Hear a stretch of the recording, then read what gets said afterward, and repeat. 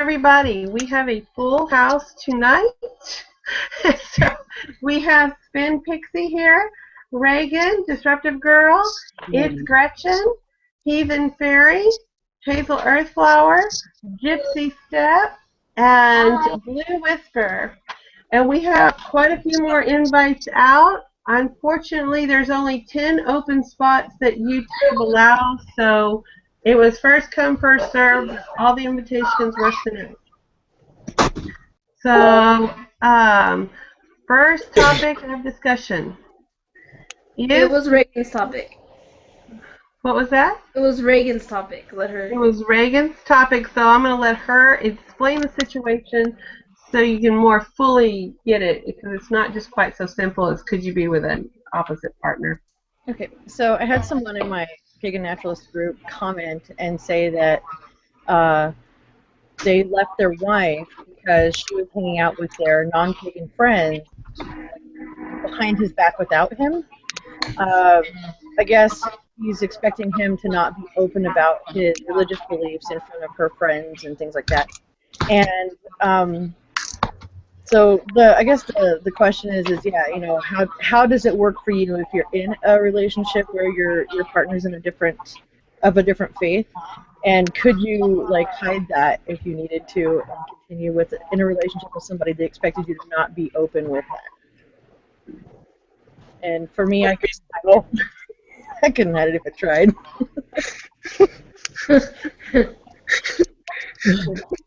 I'm gonna be single forever. Well, I've hidden it, and then I've not hidden it, and I can't go back to hiding it. So, no, can't. No, they're gonna have to accept it. Sorry. It's like installation. Once you spray it out of the can, you can't put it back in because it. Yeah, it isn't. Yeah. It isn't gonna. Yeah, no.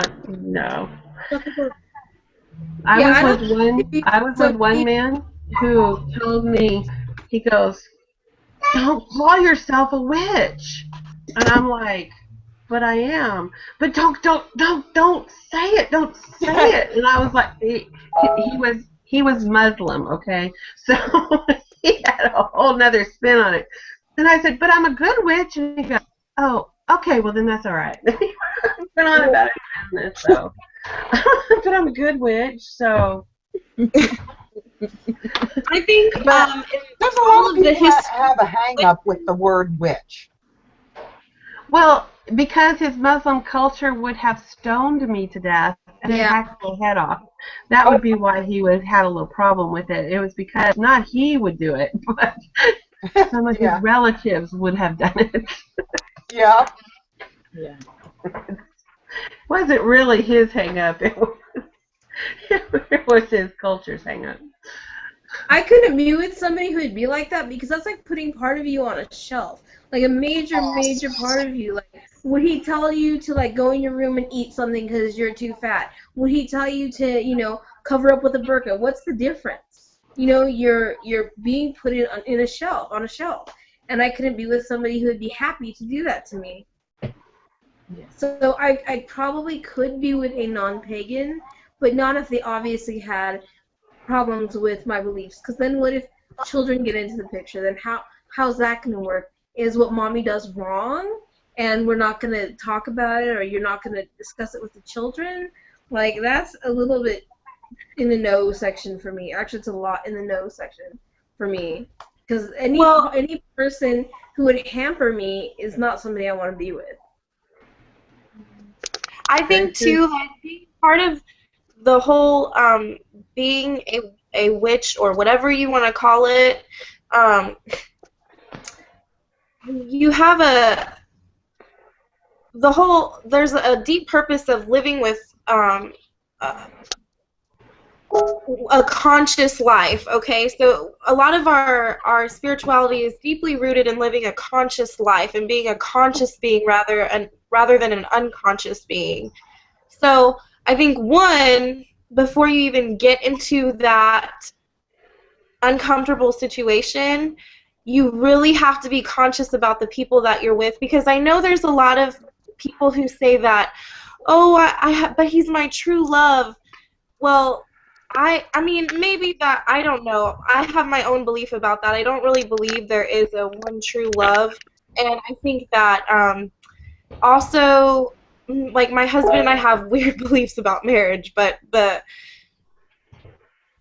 I mean, throughout, as you grow, you become a different person, and sometimes you grow out of a marriage, or sometimes you grow out of a relationship, and that's good and healthy. I think in some circumstances, it's good and healthy to grow out of a relationship that no longer serves you or the other person. But I think we need to be conscious about who we are falling in love with, and don't go there if they're not going to let you be who you are. One. Two, if you became a witch after you started this relationship, that means that you've hit a paradigm shift in your spirituality, which is a big thing, and that happens to a lot of people, where you just hit this paradigm shift and you've awakened to something else and you're becoming a different person. And it's perfectly natural for your energies with your spouse or the person you're in a relationship with, for your energies to not sync up. And it's really hard for two different kinds of energies to exist in the same environment.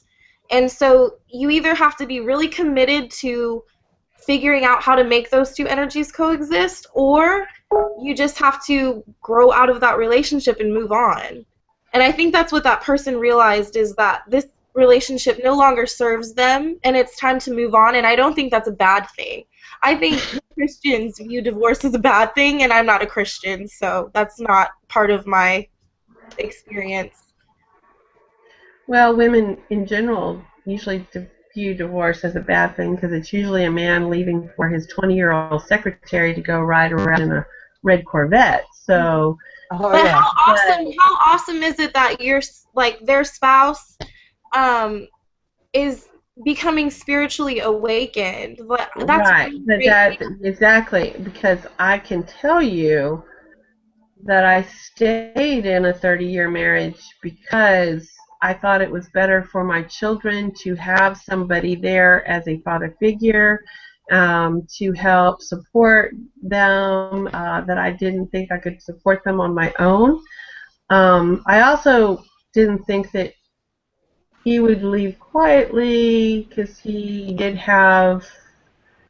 he would have been the one that would have blown the mailbox up, or blown me up, or shot some man coming into my house. No matter who that man was, he wouldn't think. He would just think it was something else, and he would do it. He had that personality, and he had the skills to do it, and he had access to oil-filled explosives. So it's not like he did not have this. I mean, he really, literally could have done all this. But at the same time, the stress of living in an environment that you can't keep a certain way is detrimental to your health, and I can attest to it. I have an autoimmune illness from extreme stress, and the stress is how I wasn't allowed to express myself as to who I was and to create the home environment the way I saw that it needed to be. So it causes a lot of damage on the person who's trying to be one way and the person is living a different way. It happens. It happens. Usually we pick our partners when we're much too young and we don't even know what we're going to be yet. And that was me. I picked my partner long before I had fully developed into what I was going to be. Mm-hmm. Anybody else? Yeah, I've got an opinion on that. I believe that your soulmate, no matter, your true soulmate's going to accept you no matter what and love you unconditionally. So if your partner isn't accepting of it, chances are maybe that isn't your soulmate. Yeah. Maybe that's not the one you're supposed to be with. But, I mean, sometimes they may have a little bit of a hard time adjusting. They may say something like, well, can't you call yourself a spiritualist or an herbalist or whatever? Okay, fine. But then eventually they're going to get into it and they're going to say, hey, have you got a spell for this, or can you do something for that? So if they truly love you, they're going to accept you. They're not going to ask you to change as long as you don't ask them to change. If it's true. Yeah. I My think husband people can and do I it. have I do different. think. Yeah. My husband, he is he's a Christian, and those of you who know who I am know that my father was a pastor, and my children, they have an altar in their room. Daddy takes them to church on Sunday, and sometimes they spend the night over at Pop and Cece's house and go to church with them on Sunday because part of my um, coming out of the broom closet, as it is, was stepping back and away from the church um, for my own spiritual growth. And there's other things that I do, but part of that was getting out of my comfort zone and stepping back from the church. And the church was very much a comfort zone for me. And so so they know that I'm not going to ghost, but my kids, you will see, and I'm a preschool teacher, and I see this in almost all children. They just love to love. That's about as spiritual as they get. Is they love to love, and they know that there is something big out there, and that it loves them, and that they love it. And that's as spiritual as it gets, and almost absolutely enlightened. It's an enlightening point of view, almost. Well, it's So like I was talking to Toy about earlier. I don't think that we've evolved. I think we've sort of devolved. The more yeah, that we have technologies that make our lives easier, the more that we have people telling us how to be, what to buy, who to, how to act. I think we sort of devolve as we get older and as we've gone on further down the line in society. I think we just kind of, have went from that place where we were open, like children are, and to enlightenment and embracing that enlightenment to having everything made so much easier that our mind doesn't think in the way that it used to before. So I think that that's what happens is that when children are born, they're very primitive and they're just learning, but they're still tied to that spirit world. They're still yes, tied to that divineness, and the more that we indoctrinate them with different things, whether it be the school system and how to learn and technology and TV, we're taking all of that away from them. Like, I would love to meet a child who's never seen a TV before and who's only been taught, educational things, not with no bias, and see what that child can do. Like a child who's just been taught pure magic all its life. Like, I would love to see what that child could do. yeah. That's really hard though too, because even just walking out your front door, you see billboards everywhere. You see posters and ads on cars, on buses. It's really hard not to impact children or to keep them sheltered from a lot of that, unless they live off the grid or out in the country, which I'm all for, because I lived in the country off grid for a while. Now I live in a little community, but before I lived off grid and out in the country for a long time, and that is, seeing kids grow up in that is really cool, because they have, one, they have no fear, and two, they're wild and free. That's all I can say about it. I mean, here, if I told you that the two kids that I babysat out there would take snakes and stick them on top of the trampoline and bounce it to make them fight, they thought that was fun as shit. And, like, if you told that to a city parent, they'd be like, oh my god, CPS, what are you allowing them to do? Well, the problem, though, living in that small community like that rurally, is that they are still exposed to ideas, and usually it's backwards. Oh, yeah. Backwards Christianity, because the community that I came from before I came back to town even still had the KKK active there. So they're exposed still to ideas, and these ideas didn't come from TV. They came from your social network, and believe me, it's still very, very prevalent in the country. Matter of fact, more so. With what you will and will not allow them to get away with. Like, my niece is a total city girl. She's got her phone glued to her hip. She answers every single text message right away. She's always doing stuff, watches Netflix and whatnot.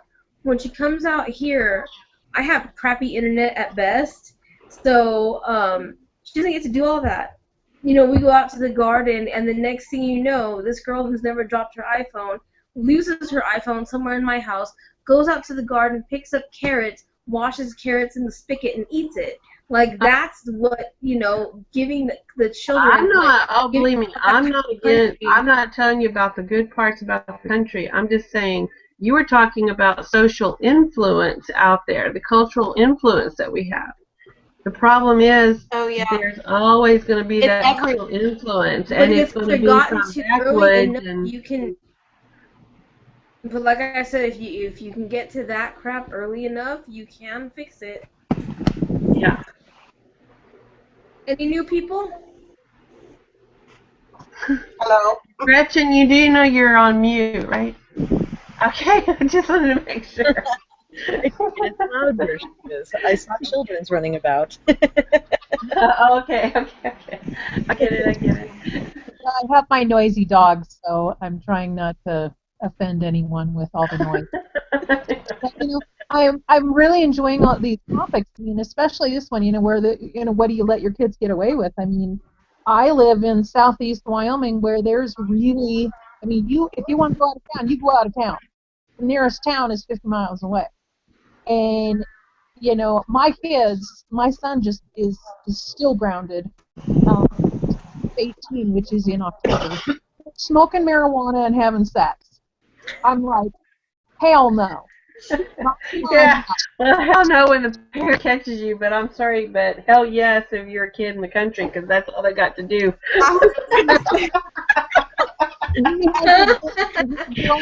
They get tired of bouncing snakes on trampolines. This is what I mean. When you raise kids in small communities in the country, there's some great benefit, but there's also a level of boredom and other things that can sometimes get them in more trouble than people realize. You know what my husband's favorite activity was? This is what drunk rednecks do because they're bored. Their thing was to become a man. They went into an alligator-infested part of the river and had to wrestle an alligator into the boat and kill it. Now, let me tell you, they were drunk when they did it, so that was number one against them. Number two, there was a 22-foot alligator that came out of that lake, okay? So there's a big mother in there, and then they're in this with all these alligators, and they're drunk off their ass, and they're trying to kill an alligator without a gun. Oh, yeah. That's for fun on a Saturday night, okay? For fun. Just where it's not hitting me. Yeah, thank you. Yeah, I used to go out and I used to get the meat trimmings from the grocery store in the little town I used to live in and throw them in the back of my truck, and this was my whole teenage years, and drive down by the riverbed and feed the coyotes. Because if I fed them down there, they wouldn't eat all the cats and dogs, because I lived in a house that had like 150 cats. So, I mean, I went back and forth between Las Vegas and Needles, California. So I got a little bit of both. I got the good and the bad from both worlds. And with my kids, I try really hard, even though they're very city. I still I do my best to try to get them out as much as I can, out of town and out doing things that aren't just sitting at the computer playing video games. And they're pretty well adjusted. They'll unplug. That first couple hours is a little sketchy, and there's a little bit of bitching going on. And then once they actually get out and they find something to do, they're like, "Oh, this isn't so bad." They actually love it and thrive on it. The country life is great about actually what it can offer kids. That part is wonderful. My girls did not like it when we moved them to the country, and they thought I had ruined their life. And I told them, I even turned on the country music and said, "This is what we're listening to now." They've known. Oh, see, I would have hated you then. I was doing it because they were on this roll that I had ruined their life, and so I just said, "Oh, yes, I did. Number 70s rock. We're going into country. Listen to Garth Brooks. Isn't he great?" My kids were like, "Ah, where's Madonna?" But then they got out there. And then they got ducks and chickens for Easter. They got real ones, and they learned how to raise them. And they had ducks that lasted for. They learned that the 3 ducks, one had a crippled leg. Well, the other 2 ducks died eventually. Eventually just died. The one with the crippled leg is the one that ended up living the longest. She not only did she live the longest, she ended up having a long-term relationship with a goose who had lost his mate for life because they mate just they're monogamous. And this male goose took to her and didn't let nobody touch her, defended her to the end, and they learned what undying, unconditional love was. They learned about the birth of twins when the goats had babies. They learned how to garden. They learned all kinds of great things and loved it. They were very active and all that kind of stuff. So there are things that they can't learn in a city life, but yet, but they're also exposed to a very Republican, conservative, Bible Belt type philosophy, and some are crazy. Not just regular Bible Belt. Some are actually crazy.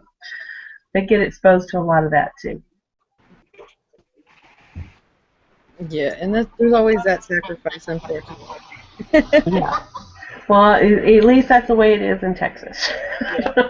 I don't know where the country is in other places. They might be more progressive, but in Texas, no. It seems like the country is where the Republican conservatives all live. Yeah. Here, they're not so bad in the smaller communities around here. I think it's just because of the proximity to Vegas. Because like Pahrump is a small town, but they've got legalized prostitution there. They have brothels there. They're not very not very conservative at all. I think you might have it there, Reagan. I think that might be. Yeah, there's a difference in where that country is.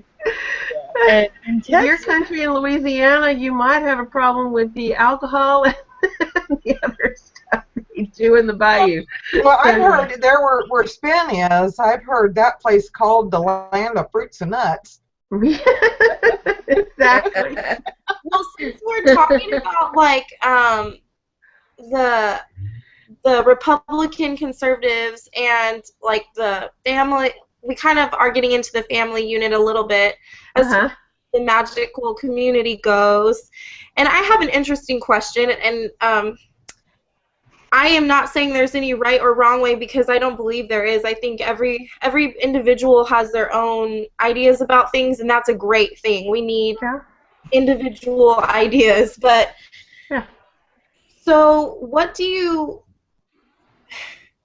Since we think outside of the box, obviously. Do you teach your children to live in a? Do you teach your children to get married and stay committed? Do you teach your children, those basic moral values that you find a lot in the Republican conservative families? Like, for example, Gretchen said, her son was smoking weed and having sex. Well, is that an issue for other people? Because for me, for example, I have 2 boys, and I have a husband, and I know how he thinks, so I'm pretty certain about how my kids will probably think as they get older, but They're gonna do it anyway. Teach them to use a condom. So, I do believe that we need to be safe and all of that, but even for I'm not really conservative at all, and so I don't actually. This is gonna sound insane, and somebody's probably gonna call the people on me. But I actually, if my kids grew up, everything in moderation so that it doesn't control your life. You need to be in control of your life. That's what my belief is. There's my moral values. You need to be in control of your life, and if you are in control of your life, or you allow God or your spiritual higher whatever be in control of your life, then things are going to line up, and you're going to be able to figure out what's right and wrong for you. And so, okay, so one, yeah, I don't want my son to come and live off of me while he's out smoking marijuana and having sex. But if he's older and he is taking care of himself and he chooses to smoke marijuana or chooses to have sex, I really don't. I don't have a problem with it. And so, especially things like marijuana where it comes from the earth, and if you're not allowing it to control your life, I don't see a whole lot of a problem with it. Or like meth and cocaine and things that come from chemicals and just like tear your brain up and all of those things, I don't agree with them, but I do believe we have to learn from our own mistakes. And sometimes it takes being really stupid in the world. Learn. So I don't know. Does anybody else have any ideas as far as? I do. Hang on. I'm like, something's happening here, and I'm like, what the hell? Kim is gonna be able to come on tonight, so we can send out one more invite. Okay. Did we lose somebody? Yeah, I saw somebody come in and then go. Looks like Bobby's gone. Okay, hang on. Oopsie. Yeah, she dropped. Okay. I just had the phone call going on, and I was like, what's going on? What's going on? What's going on? It was like taking over. I understand what you're saying, but at the same time, I've actually raised 3 teenagers, all girls. Girls' perspective different than boys' perspective, because the girls bring home the babies, honey. So marijuana smoking and sex is not always safe at that point. They go hand in hand, though. Yeah, oh, they sure do, and so do babies. So my point of view was, and I'm not conservative at all, and I had a baby at 17. And I told my girls, each and every one of them, you get pregnant, I believe an abortion should be legal. Fine. My grandbaby isn't going to be aborted, though, because there's someone who will raise that baby. But as I'm going to get up at 2 o'clock in the morning for that baby to make sure that baby has everything it needs, I'm going to get up with a 2 before, and I'm going to be beating their ass to get them up to make sure they do it right. That was what I presented to my girls. You bring home a baby, you will have that baby. You will raise that baby just like I raised you, but you will be getting up at 2 o'clock in the morning, and you will be doing it with a smile on your face. Or I will be slapping you upside the head, making sure that baby's getting everything it needs. Because that's the way it's going to be. And you can be in my house or not be in my house, but that baby's going to be taken care of. My children did not give me my first baby until my baby gave me a baby at 23. Okay, I've got a quick question. I'm getting a ring from somebody trying. Just press the X button. The what? Just press the X button. Okay, who's Tara? Tara, she's calling. We're losing. Oh, hang on. Let me send her an invite. Hang on. Okay, because it looked like somebody was trying to call me on this. And then somebody else said, hey, guys. Oh, that was Heathen. Heathen still with us? I don't know who Heathen is. Okay. Tara, is this sent? Okay, so I can close out of this one, this extra one that was sent to me? Yeah. Okay. Somebody said, can you Somebody else is trying to call, but I couldn't figure out who it was. I don't know. Maybe I should send repeat some of those invites. Hang on. Yeah. Some of them may not have gone out. Yeah. But sorry, I missed the call. Oh. No problem. Let's see. Yeah, for me, I was hearing ringing all over the place, and I'm like, what the hell? It was like blowing up. Yeah, for me, as far as my kids go with all of that, I was 16 when I had my daughter, and I didn't have another child until I was 20. How old was I when he was born? 24. You know, I told my daughter, it's like, you know, same with my stepson who has his first baby on the way, which is exciting. You know, it's like, live your life, do what you're going to do, you know, be happy, be safe, be responsible, you know, be accountable for your actions. And she got pregnant at 17, had my first grandbaby at 18, and now she's got baby number 3 on the way. She works 2 jobs.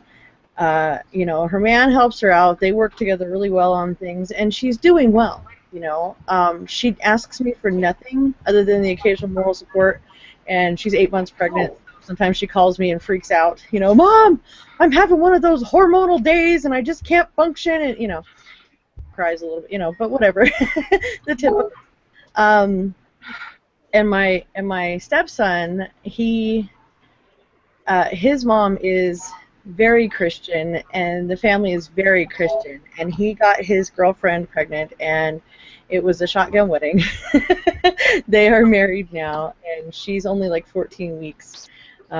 You know, panic struck, and you know, I mean, that's his. You know, his side of the family, they're really pushed for them to get married. They had to get married right away, and for me, you know, I don't take that as big of a deal. Yeah. See, I live around a bunch of hippies. Like, I'm in the middle of the Bible Belt, but I live in a small little community, and so everyone here is like very artistic, and everyone kind of works together, and kind of like my kids, because spirituality is kind of the root of everything that we do. They kind of appreciate responsibility in a different, but it's in a different way. It's not like they're like, yes, I get to take the trash out, but it's a different, it's more like, oh, I'm doing this because I love my mama. And, you know, like, there's a different kind of responsibility that comes because we centered everything around spirituality. I mean, my kid huffs and puffs and, like, marches up the stairs if he gets angry. He's just a normal kid, but he has this underlining sense of responsibility because I love Source, because I love God, because I love Goddess, because I love one consciousness, and he sees it on a daily basis. He's grown to understand. If he gets older, if his beliefs and values start to change, like, because when they're younger, they're all, you know, they go with what they know, and what they know is what their parents believe. So what would you do if his values and ideas started to change, and it was totally different than yours, and not acting under the morals that you set forth? I'm really glad you asked that, because I actually have been thinking about this a lot lately, because my oldest son is starting to become a preteen, and he's starting to get to that point where he's starting to notice the different beliefs in a way where he understands rather than just sees it. And so I've been doing a lot of reading up on parenting techniques and stuff like that, just to wrap my head around this before it really happens. But with that, you, as a parent, we are not in control of our children's lives. We're merely here to guide them. And this is my belief. I don't know what anybody else believes, but for me, I can guide my child, and yes, I want the best for him. And it terrifies me to think of all the crazy things that could happen to him, and all of the things that he may choose to do, just because he's my son and I know what's going on up in that head of his.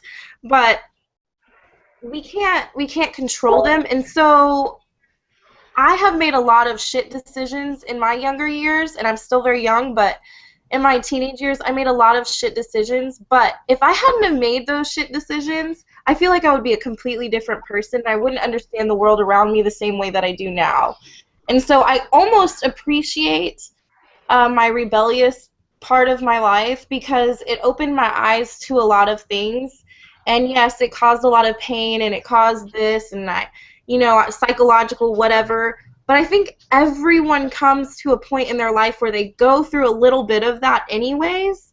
And so you kind of just have to let them play that out. And would it kill me if my child decided to become a meth head and was homeless? It would freaking kill me every day, but I don't have control over it. All I can do... I can tell you that if your child started down that path, you are going to eat your words there. You're going to try to save them. And the other thing is when you're in that rebellious path, you're doing it behind your parents' back. That's part of the rebellion. It's not openly in front of your parents. You'd have done that crap with my dad, he would have beat the living crap out of you. Did I do it? Yes, I did. It's made me more clever about doing it behind his back. And my children the same way. Well, that's what I'm saying. I let them know the consequences of their actions. Yeah, that's exactly what it is. They have to learn from the. It's kind of like my son the other day. He had to climb stairs that were way too big for him to be climbing, and I'm telling him, if you climb up those stairs, you are going to fall. And so he would not listen to me. He wanted to throw a fit. I said, fine, climb up the stairs. He climbed up the stairs. He fell. He hurt himself. He climbed up it one more time, fell up and hurt himself again 2 times. That's how smart he is. And then he was done. He was like, okay, I'm not doing this anymore. But then do you let them play in the street? And with sex and drugs, it's like letting them play in the street. I am not saying I don't believe in rules. That's what I was saying is I believe you have to guide them, but you don't have control. Like, you can't. No, you don't have control. I can tell you don't. You don't. All you can do is get them. I told them my job was to get them to a certain age to where they could understand and really take in account the consequences of their action. Because when they're 12, 13, 14, they don't know the consequences of their action. So that's how you get a Drew Barrymore that is already an alcoholic and a pill popper at 8 years old. You know, she's doing E.T. the movie, but they're not paying attention to her. And she's drinking all the alcohol at those parties, Hollywood parties. She's doing all the drugs because no one's watching her. So there's a balance, and you gotta learn to breathe a lot. And the closer they get to 18, that's the point of the pushing out of the nest. And but you still got that power struggle, because if they're in your home, they should respect your law until they move out and have their own law in their own home. Right. But when my child gave me a baby and she did not have a husband, she called me, terrified of what I was going to say, and she said, Mom, I have something to tell you. It was on a one-night stand. It was all this stuff. And she told me that she was pregnant. And she was distraught, didn't know what to do. So this is a girl who is in her 30s. She has 2 homes she owned. I told her, this is a blessing. I was happy. And she goes, she was so relieved in hearing my happiness that I was going to accept it. I'm going to accept it because I'm getting another grandchild. And I don't care who in the world has any opinion on my grandchild. My grandchild is pure love, and that is how I see him. She also has a history of endometriosis that she's already had pulled out. It is a blessing that she is pregnant. And I don't care if there's a man or not. So, and I also know, though, that she has got all of the necessary skills to be that mother. But the thing is, I can pull it out of a 17-year-old to be a good mother, as well as a 30-something-year-old to be a good mother. So you can be that. But is it harder at 17? Hell fucking yes, it's harder at 17. But, so you try to prevent the same mistakes you've made. However, is it the end of the world? It's not the end of the world. Do you love that child just the same? Yes, you love that child just the same. And it's just a struggle because you don't have the money resources and all the other stuff that you could have had. You put your life on hold.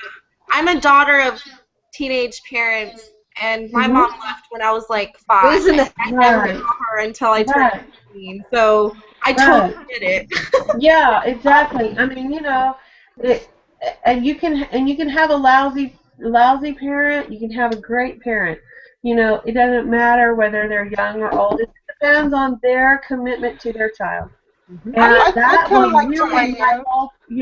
really my whole point with the 2 before my kids. They needed to know that I was going to be there as a committed grandparent, to be a committed grandparent, not parent. I wasn't going to raise every child. I told them, you better be in a coma or in a casket if I'm raising your children. I'd kind of like to weigh in on this if I can. Okay. As far as, rearing children, and, being all natural and everything. As a parent, I was 17 when I had my first baby too, inexperienced and wasn't all that great. But, she turned out, well, we won't get into her adulthood, but she was a good kid. Of course, she had colic until she was 30. But and my son was a good kid too, and they messed up as an adults, not kids. So I'm, pat myself on the back. However, I really believe that we do have a responsibility as parents to our children to sometimes control them. Yeah. If if you raise them all natural, that's fine and dandy. But certainly, sometimes when you see that they're headed for a dangerous situation, you got to stop, and you got to stop them in any way possible, because it's going to come back at you, or if it affects other people, then you're the law looks at you being the child's parent. You're responsible, and if the children keep doing things in a wrong way, and you're not teaching them right from wrong, howbeit, even if you have to be controlling and say, look, I'm taking your damn Nintendo away, or I'm going to swat you on the ass. You got to, because it's going to come back to haunt you one way or another sooner or later. It will. So you do sometimes have to it's okay to sit back and say, go ahead and make your own decisions. But when it comes to, being a teenager and they're out running and doing stuff and whatever, and you're like, oh, okay, well, whatever, they're the free spirit. It's going to come out your wallet. You're the one that's going to have to run them back and forth to the probation officer. You're the one that's going to go visit them in the pen or wherever. So, we do have to teach them right from wrong, and sometimes you have to take an authoritative stand. That's, sometimes you have to, and it depends on the situation. Well, I merely meant, like, are your parenting views Republican, conservative, or are you? Hell no. I'm neither. I'll tell you, I'm just a mama. Yeah, that's exactly that's that. It don't matter if it's yeah. It has nothing to do with Republican and nobody's dictating to me what is right or wrong, because am I worried that they smoke for politics? Let me tell you. Yeah. Here's a good question. Here's a good question. I used to listen to a podcast that had a pagan Republican as a host. And I was like, well, wait a minute. Isn't that a little hard to do? Because if you're a Republican, chances are you're very conservative. So how are you a pagan Republican? Like, any thoughts? I know some very, very, very conservative Wiccans. I was gonna say, yeah, especially. I get the Wiccans, yeah. Okay. You wanna go one step further? I know a couple who it's a male couple. They are in an interracial relationship, and they're both gay. They're men, and they are very, very, very Republican. I mean, they can't even stand. What's this guy that was just on the stage that become a woman here recently? Oh, they were all over that. They can't stand them. It's like, oh my God, self-hate. But it's everybody has their own path, and it's not up to me to question it. Mm-hmm. Well, I just don't get it, because to me the Republican and the conservative values are so anti-different what pagan values would be. So like I just don't understand is how do you make the two play nicely? Okay, so I have a question for you then. Which part of being a Republican do you think is counteracting being a pagan? Okay, well, the Republicans are very conservative, first of all, and their views on abortion, which is basically taking away someone's choice to keep their baby or not. That's one thing. Their ability to criticize people on policies that are for helping other people. I know a lot of Republicans who their entire lives are all about charity work and taking care of others. That they're progressives. It doesn't necessarily mean that they're straight. They're not conservative. They're progressive. Well, because my father, he is a Republican, and I'm sure that Monsanto has charities too. Is all I can say to that. Well, so I don't. Okay, so I don't know. Bilderberg has charities. Okay, well, first of all, Republicans are against gay rights of any kind and did not like that gay marriage thing going in. Okay, so if you're a pagan, do you have to be for gay rights? No, but my children are gay, and I openly accept them instead of reject them. Okay, And right. I openly also say that God didn't make a mistake, and that's their viewpoint. That that that Another you're not. God didn't make mistakes, so you just need to go to therapy, and you won't be gay anymore. Hey, I They got you. have a God problem with these things, and that as a mother of a gay child, I take unkindly to that view. I was just saying, if you No, are, I mean, you don't I'm just saying them. I'm not saying you, of course. right.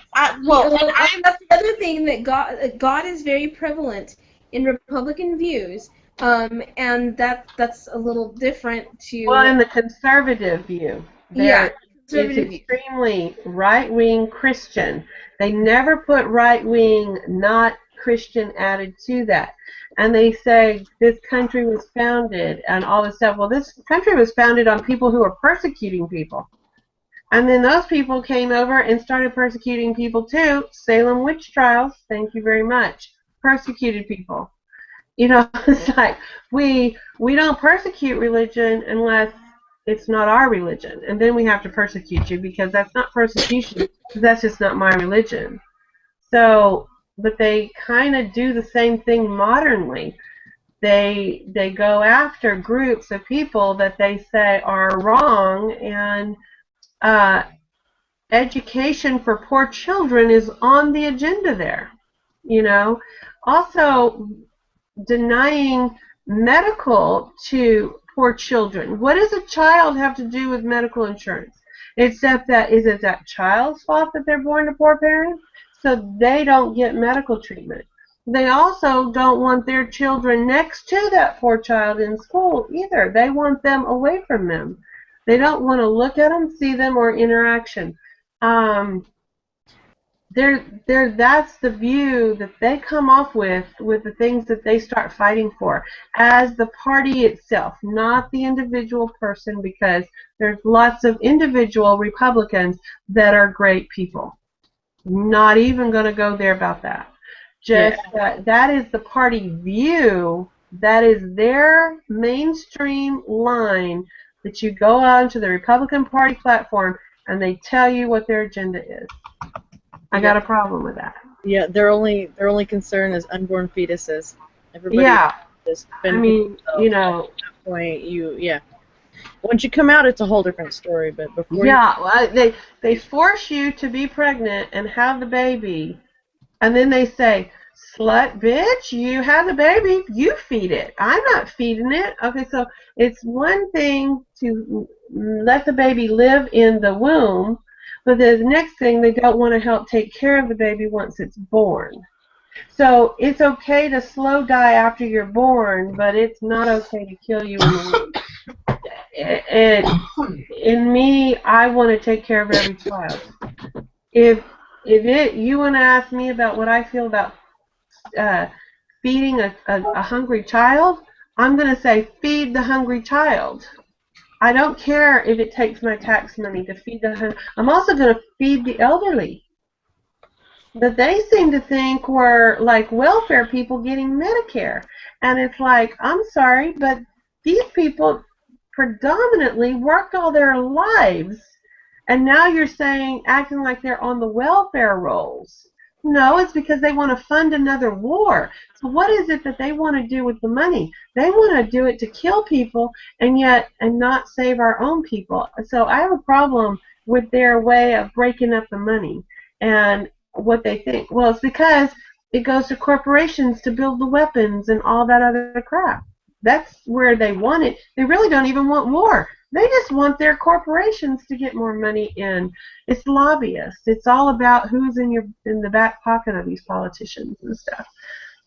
it's really not the people that follow or not follow. We're all pawns in the system when it comes to the political parties because they've got their own agenda up there and they just need to be propaganda to get you to be in line with one of the parties. The problem is the corporations are in all their pockets, so it doesn't really matter what party you belong to.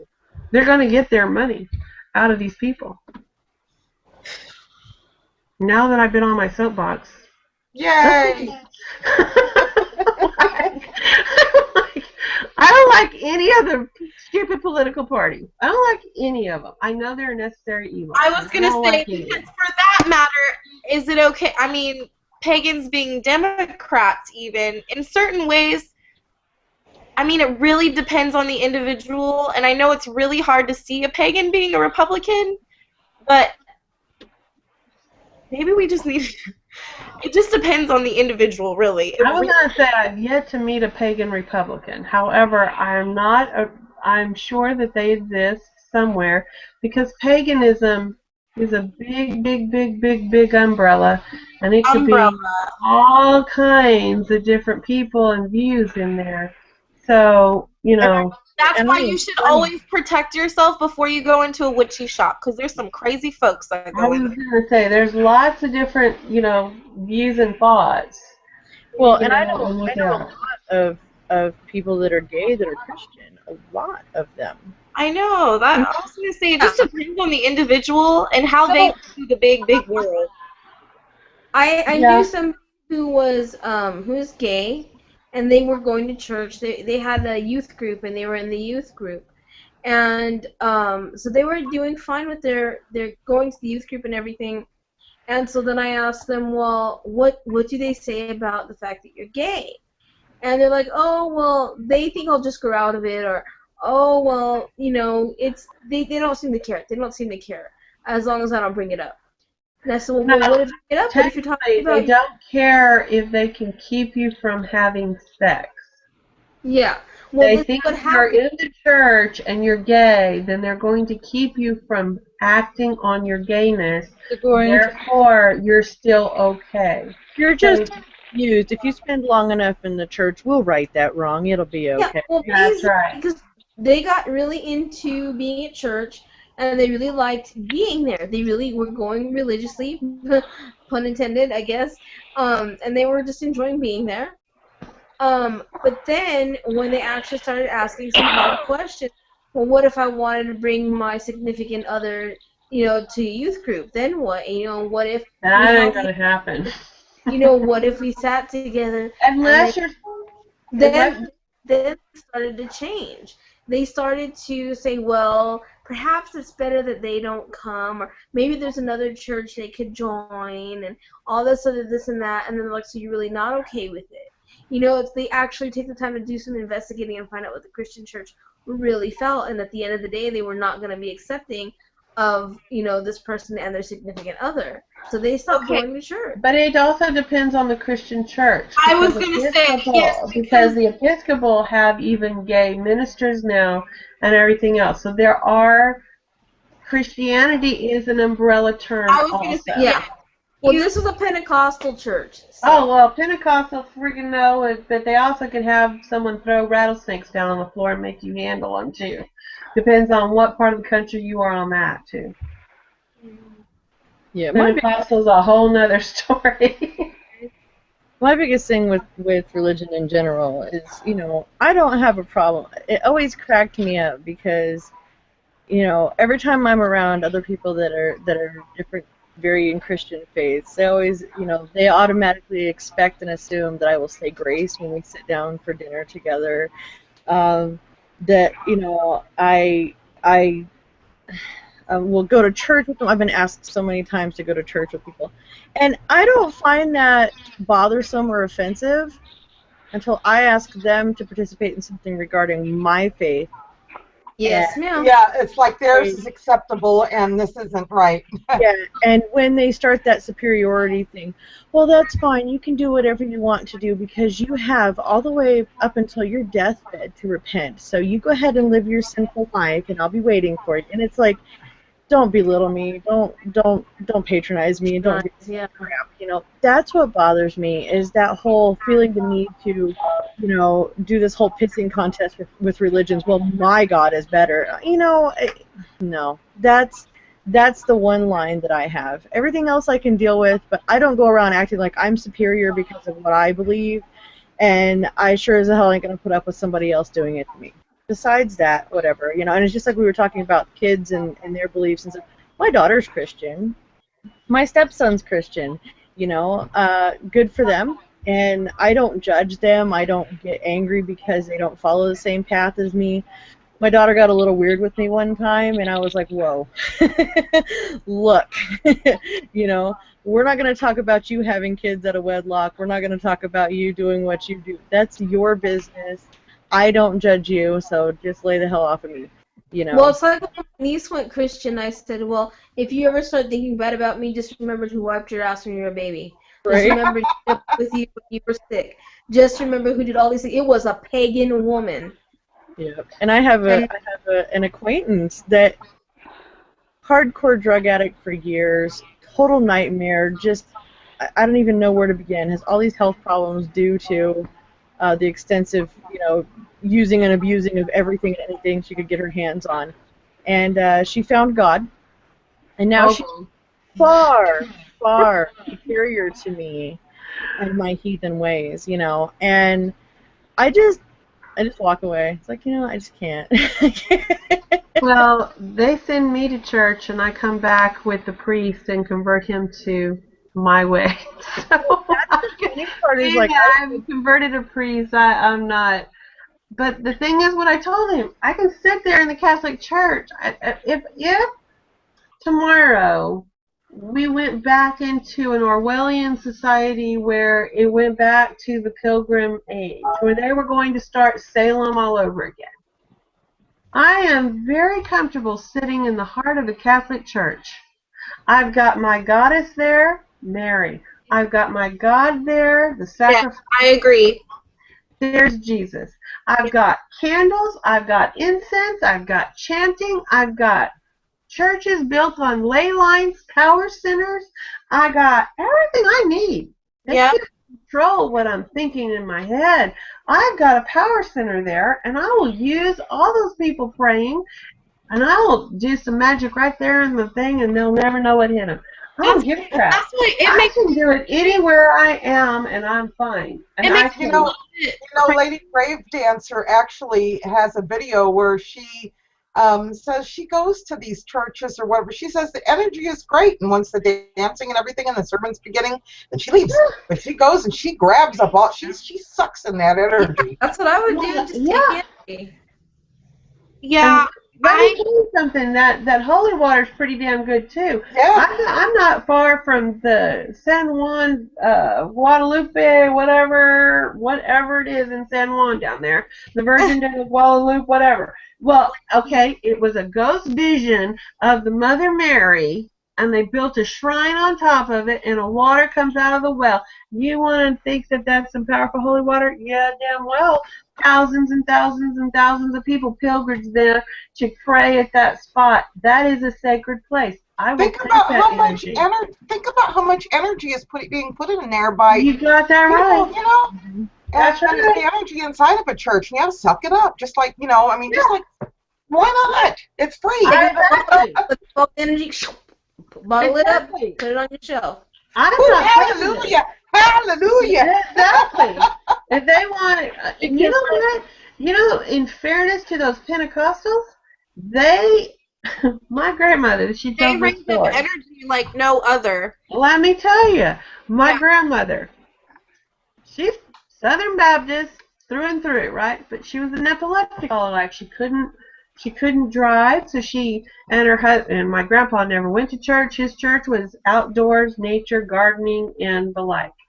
So she's sitting there. She wants to go to church, and she can't get a ride to the normal one that she was going to. It was too far away. So she walked into this Church of God.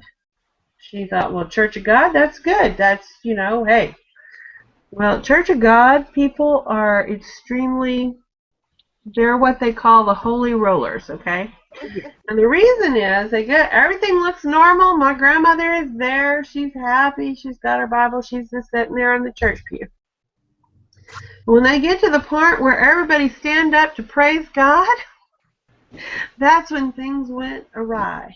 She goes, they all started getting up. They started shaking and dancing and doing their own things. Some were talking in tongues. Some were rolling on the floor having epileptic fits. Some were, and she didn't know what the hell. She thought we were going to sing a song. She did not understand that everybody did something different. But you know what? That's some powerful friggin' energy in that circle, I just have to tell you. That might have been a pretty good place to be at the time to raise some power. So. You know, and the thing is, it's like picking a football team when it comes to religion, you know? Yes, thank you. That's what I tell my kids. I'm like, man puts their own spin on it, and then you get people that are these extremists that, you know, whatever. But when it comes down to it, you strip away all the crap, all the BS, and you get down to the basics. It's all the same energy. It's all the same thing. You just put in a Thank different you. recipe. Hallelujah. Yes. and also, if you notice, like there's different points on the earth, and they're almost identical to our chakras. The earth has its own chakras, and so what you'll notice is in each one of those chakras, you'll see a very predominant different belief system, and it's just that flavor of that part of the world. And so you're right. That's what I teach my kids is. We call it source. I don't say God and goddess and all that stuff usually, unless I'm talking to other pagans just to make it so that they know what I'm talking about. But source for us is like the all-inclusive in everything. And the different deities are just different faces of this one source. And they have that's how you channel your energy and your mind into a certain aspect or into a certain angle or whatever you're trying to manifest, and it's just and it's your own flavor because like Toy, what you said, paganism is such a big umbrella term. My flavor of paganism is completely different from Toy's flavor of paganism, which is completely different from Spin's flavor of paganism, because we're also from different parts. Like I'm Hispanic and Native American, and so I may include things in my ritual that someone else doesn't include in theirs, and it's just because it comes from my own heritage and not from theirs. And so it's just too big to wrap our little minds around, and It is. it's silly to try to do so. Yeah, Well, and it goes down to all of those religions, and it doesn't even have. It's not just Christianity. You know, we can throw in all the other religions of the world too. You know, I always found that I could find something that I could learn from every religion. Yes. And I look for the common thread, not the thing that drives me apart. If somebody says grace, I'm going to bow my head. Am I going to accept their Jesus Christ, amen? Well, you know what? It really doesn't bother me because I can use that energy as much as I can use any other energy, so fine. But in my brain and in my mind, my energy is going up the way my energy goes up. And I don't think there's anything wrong with, you know, I don't need See, to... here's the thing where I differ just a bit from you, Toy, because my grandma used to make me get in there and say grace with the family every Christmas. If you don't, if you don't say grace, you don't eat, basically. Well, okay. I don't want to be forced to do anything. If I'm going to be forced, then I'm going to have another attitude, but that's a different story. I could sit there and let them say grace and be respectful because that's me. That just shows that I'm a bigger person, that I can be respectful of their religion. But my thing was, okay, yes, our religions differ. But what makes yours more tried and true than mine? Is it because more of you believe your religion? Because it certainly isn't that there's more proof for one over the other. No. Like, so I felt like, well, what it comes down to is not about it's better, it's more of the fear of hell. They're afraid of you going to hell, and because that's the biggest thing with my family is they have a giant fear. Oh my God, she's gonna go to hell. Like, well, see, the thing. I could have a fear that they're going to get swallowed by the earth. It don't mean it's going to happen. I know. It's a matter of having control over your beliefs. Like, do you have control over your beliefs, or do they have control over you? I don't even think it's about whether they're worried about hell. I think they're worried about somebody showing them that they might not have it right, and then what are they going to do? And nobody seems to ever think about the simple fact that all of it, regardless of what the path is or whatever, it's mortal man's word. Yeah, that's what I'm saying. How are you going to stick your tiny brain around the person that created tiny little cells inside of your body? Like. And I've had other pagans get angry at me and tell me, well, you're not a pagan, you're just an atheist. And it's like, no, I fully believe you're an atheist. Oh, my God. Based on it, you know? I don't feel the need to put it in a box. As human beings, it's our nature to put everything in a box so that we can wrap our head around it. And I don't feel the need to put it in a box. I just accept it for what it is. And do I like the colorful stories from all of the different religions? Absolutely. And as you said, Toy, I can find something in any faith that I can take away as a lesson, as something that has enlightened me further. That's what I did. I mean, I've spent, I don't know how many years studying different religions. It's like what I do. It's, you know, what I do in my free time when I have nothing else to do is go on the internet and research, go to the library and research, talk to people from different faiths. I've traveled all over the country, talked to all kinds of people from different, you know, walks and faiths. I find it fascinating. Do I have a problem sitting down in a Catholic church? No. Do I have a problem sitting down in a Baptist church? No. You know, do I have a problem, you know, being around people expressing any faith? No. I don't like when I'm asked about my faith and then treated as I'm like subhuman because I don't share the same faith.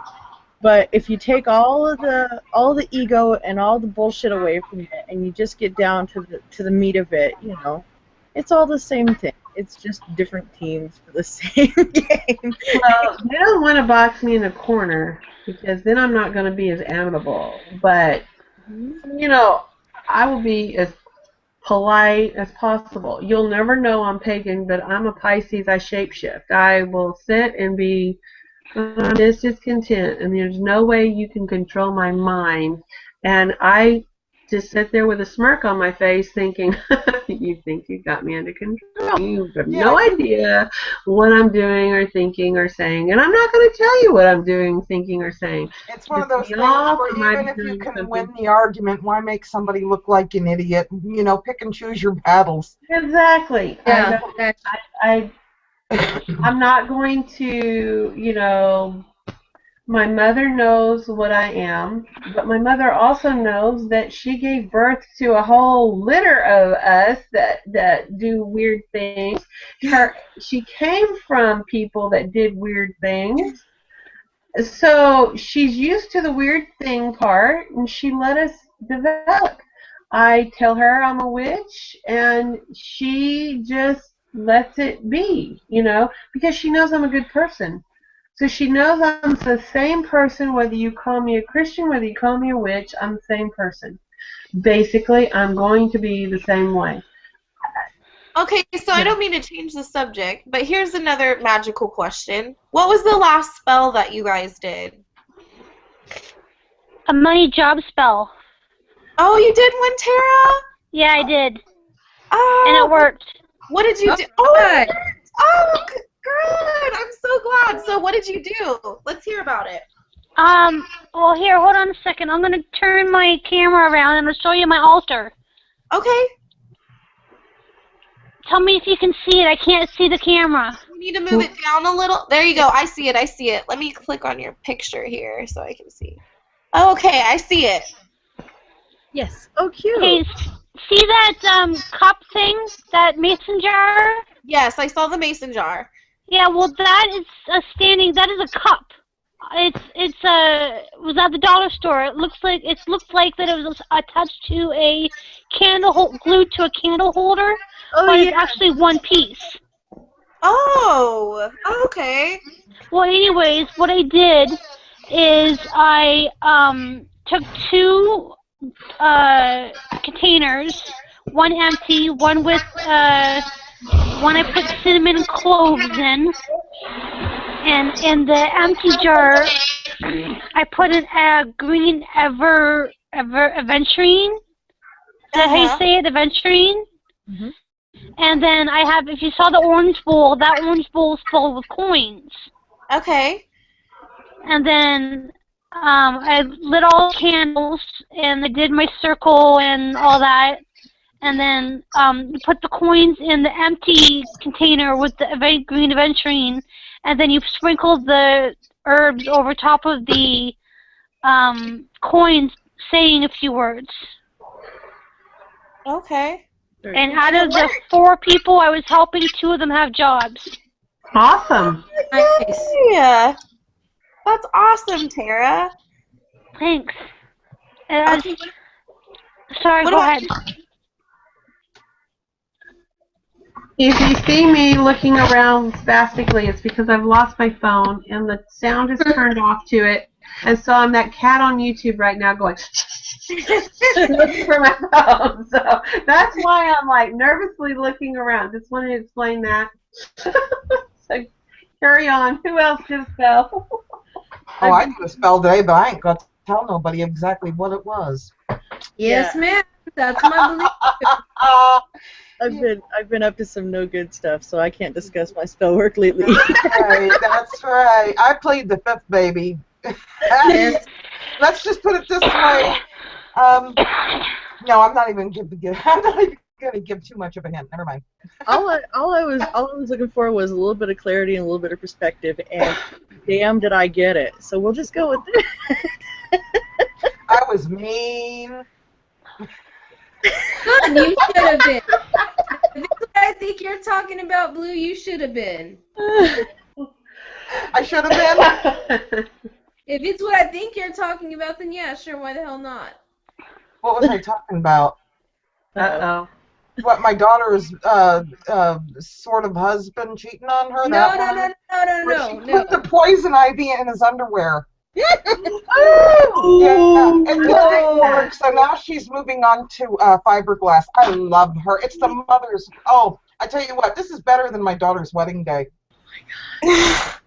That sounds so familiar. That's hilarious. Oh I super glued my husband's butt crack one time when he was sleeping. My ex-husband. I like you. I knew I liked you. What did you do, Reagan? Super glue.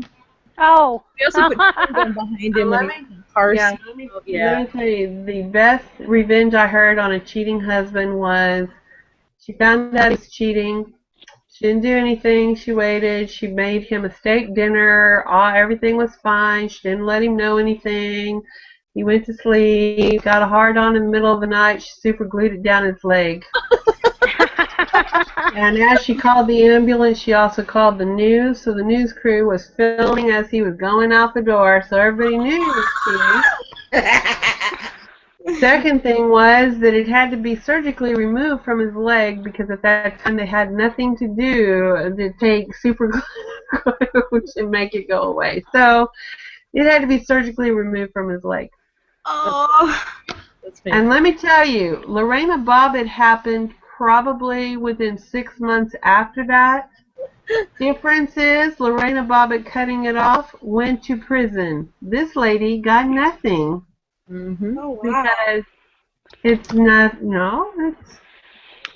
The best thing that I've heard was that my friend, her boyfriend, fiance, was a big alcoholic and always went out and go drinking. So one night she decided to fill a popsicle holder and freeze it with her baby's poo. And when he came home, she asked him if he wanted a chocolate popsicle, and he said yes, and he ate it. Oh my God. Oh. I used to collect these things up, and I would leave them on my husband's dinner plate.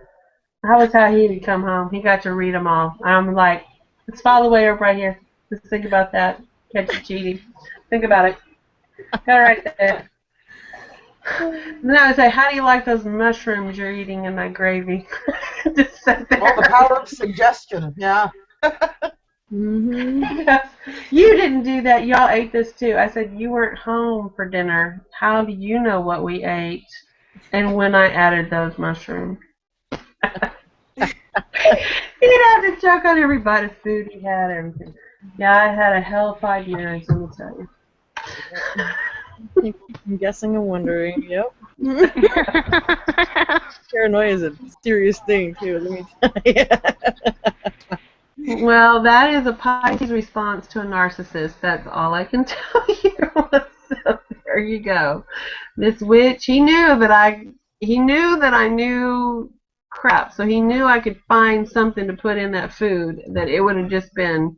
I foraged some food. I didn't know it was not the right kind of mushroom. I don't know what happened. So speaking of spell work, what are you all getting ready to do during the dark time? Oh my god. The dark time is so hard for me because I dedicate the dark time to shadow work. And it's really amazing to me that the last day of shadow work is the first day of spring. And some of the coolest stuff happens. Like, I met my mom for the first time on my last day of shadow work. And that was something that was very deep in my soul. And so, winter can be a little bit tough for me because I don't like shadow work. Okay, let me ask you. I do not like Who likes shadow work? Nobody likes shadow work. No. Brandy I've said, never done it. Whenever Who likes I get a shadow work? My shadow work just happens. It's like I'll be in the shower and then I'll be thinking of something and then, oh shit, gotta do some shadow work. I'll be like walking down the street, reflecting upon things. Oh crap, time to do some shadow work. Like I don't get to choose. How do people get to choose it? Well, Spin doesn't get to choose it it's not because that I choose it. It's that it happens. I mean, that's part of the ebb and flow of life. But I really dedicate that time during the dark time because that's when the energy's good for doing shadow work. And so I like dig into the deep parts that I'm putting off. That's what it is. It's not that I don't do it all the time. It's just that it's the parts that I put off. I'm like, okay, I'll wait for winter to do that.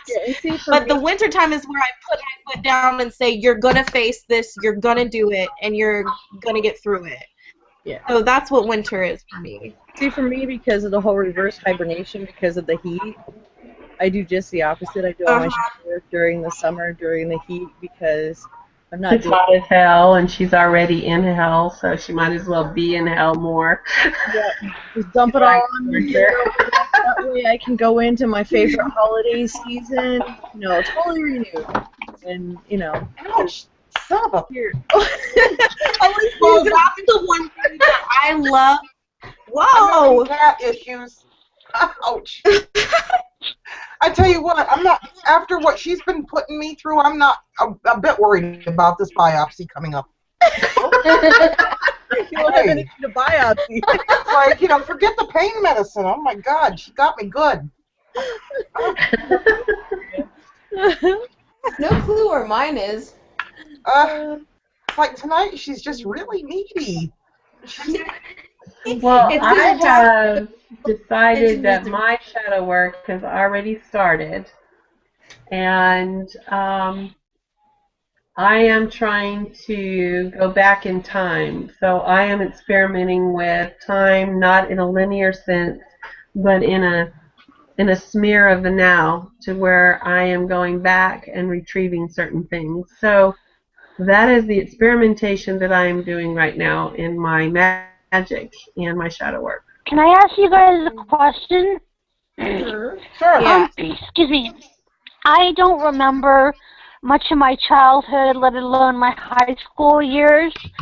So to do shadow work with me is very hard because I don't know how to pinpoint certain things because everything is stuck in the subconscious and I don't know how to release it. I don't even know if I want to release it. Well, that would be shadow work. Honey, It's releasing the things that you're afraid of that are holding you back. Because if they're all in your subconscious, they probably play out in subconscious patterns that you do.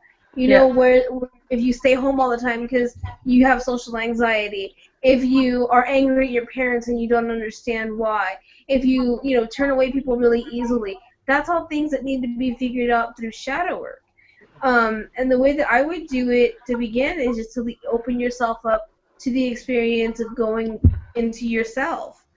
Shadow work is all about. Well, and part of, if you really wanna see, if you want to get into your subconscious, the way that I started doing it was when I started experimenting with mugwort a little bit, and I started keeping a dream journal, and I started the lucid dreaming, but I did it with a purpose. And trust me, when you get into like your dream world, that shit is crazy, like weird, outrageous stuff. So it does get kind of weird, especially if you're experimenting with mugwort. But I started keeping a dream journal, and then lucid dreaming started getting a little bit easier for me to do, and that's how I started, just to understand what's inside of my subconscious, so I could see it, and then I could tackle it during the day, because I'm not good enough yet to tackle it while I'm lucid dreaming because I don't quite understand that world very well yet.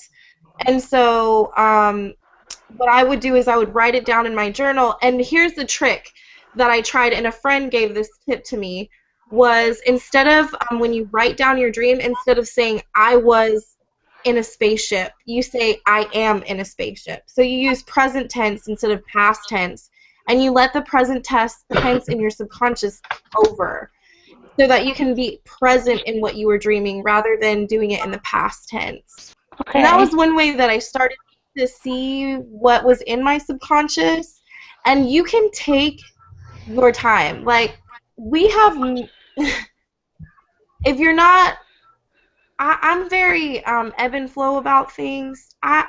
You have plenty of lifetimes to do a lot of things. It's completely up to you whether you want to do it in this lifetime, and if you want to grow in this lifetime, and if you want to be at a certain point in this lifetime, or it's up to you to wait. It's completely up to you. Like, no one has control over it but you. So you can, if you need to take your time, if it's too much. For me, my issues with my mother was extremely hard for me, and so I knew it was going to take me a couple of years, and it took me a couple of years to get through my mother issues. I think this year I finally gotten to where, I was able to meet her, so that for me was a huge step. Right. So it can be very scary. So if you need to take your time, don't be afraid to take your time, but also know where you want to set your goals, know where you want to be and where you want to go, and so that you're not just wasting time, but it's completely up to you what you want to do with it. Well, how do you use mugwort? There's a bunch of different ways, and you can probably use the big giant World Wide Web to learn about it. Well, you might not, Tara, you're on a lot of medication, though. Yeah. Oh, that's right. Tara's on medication. I didn't even think a lot of medication, and also make a dream pillow. Make a dream pillow and stick it in your, put some mugwort in a dream pillow, just a little one. I've made some of them. I think I've got a video of a couple of them that I made. And just stick it inside of your pillowcase. Okay. And if you're doing it externally, it might take a little bit more time to get your energy. No, just put your intent. Really? Because I tried to do a dream pillow. It took me a couple of days, to receive. But you're also about a lot wiser than I am. Well, no, but it's also about opening up your crown chakra. It's about a lot of different things, but put your intent into it when you're making the dream pillow, and you will, and with all of your heart, with all of your soul, with all of your emotion, and you'll start having dreams right away. Yeah, and Hazel, I do it. I I ingest it, but you I was gonna also say I ingest it too, but I wasn't gonna say that. yeah, So, exactly. But and it's a completely different experience. yeah, exactly. But she's on some medication that it might interfere with, and we don't Right, want so any she problem, can't. you know. Yeah. But you can also burn it. Yep. So you can burn Oh, it, that's a good idea. and I burn a hell of a lot of it. I burn woodworm, wormwood too. I burn bay. I burn anise. I burn a lot of different things that actually open up the psychic center. So I don't just depend on this mugwort. I will throw bay for visions. I will throw anise. I throw star anise as well. I throw also mugwort and wormwood. There's lots of other herbs as well too that you can psychically do. But you Taking know, dandelion and honestly, stuff like that can also open up psychic centers. rather than also using herbs and doing lucid dreaming and stuff, if none of that is available to you, like right offhand, the easiest thing to do is to try and realize the patterns in your life that you don't care for, and try to find the Yeah. reason where those patterns stem. If you know, like I said, if you're turning people away left and right, if you're afraid to trust people, it's about trying to go within yourself and find where that pattern stems from. Did someone hurt you really badly? Is that what you're trying to avoid? Like, that's the easiest way to start doing shadow work. And well, and also let's talk about this. What is the trigger when I eat something when I'm not hungry? What is the trigger when I go hide in a bad habit instead of, facing whatever it is? Whenever you find yourself running to your addictions, that's also where the Mm-hmm. shadow work needs to be. You've substituted food, drugs, alcohol, cigarettes, I mean, gambling, bad relationships, sexual addiction. I mean, Depression. all of these things can be triggers, and you run into the safety. But those things that you're addicted to generally stem from something that is the trigger, the emotional trigger that needs to be addressed. And that is the subconscious saying, pay attention to me. This wounded child is saying, I will not be neglected forever.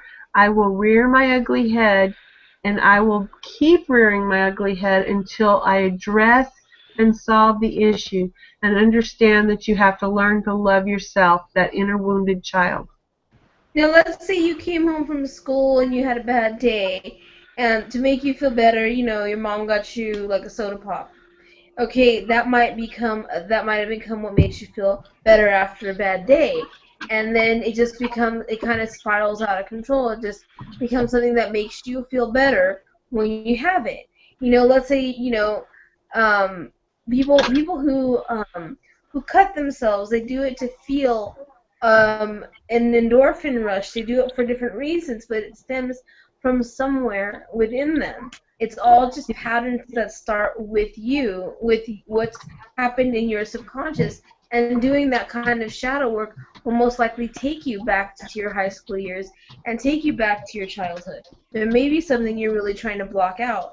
I would, if you could, be using a lot of white, blue, and black candles. Try and unblock, the communications, unblock yourself, undo the blocks, and allow that emotion to come out and be worked through. And then there is the God and Goddess that is prevalent in your life at the moment, the one that is speaking to you the loudest. Because there's something about that God or Goddess's theme that is an archetype to you that's running through your life. And you need to overlay your story in your life with that God or Goddess that has chosen you or you've chosen them, and try to see the similarities of how you can work through your shadow work using the archetype story. So every archetype out there, so that's the differences between all the gods and goddesses, is the different type story that they tell. Now you got to find out who is your adversary in this story. The god or goddess may have some evil villain that works against them. Okay, well, who is that evil villain playing out in your life, and the same kind of theme that's going on in the God's life, so that you can start to use the energy of that God to heal yourself. Generally, your God or goddess has some kind of major theme running through it, and those gods and goddesses will have either a sacrifice, an abandonment, or a descent into the underworld. And sometimes they have all three, and sometimes they have other major themes like that. And now you got to figure out how you're going to follow and use that god or goddess's energy to bring you down into the descent into the underworld and back up as a new person, reborn and retrieving part of your soul that you felt was not lovable, ugly, not acceptable to society, um, anything that you may feel guilty or um, something that is causing great pain in you because you felt for some reason someone told you it was not acceptable, or you chose to bury it yourself. And that's the pieces of you that you're trying to retrieve in shadow work and make as one whole person again. It's the splintering of ourselves, and our subconscious is where it holds it.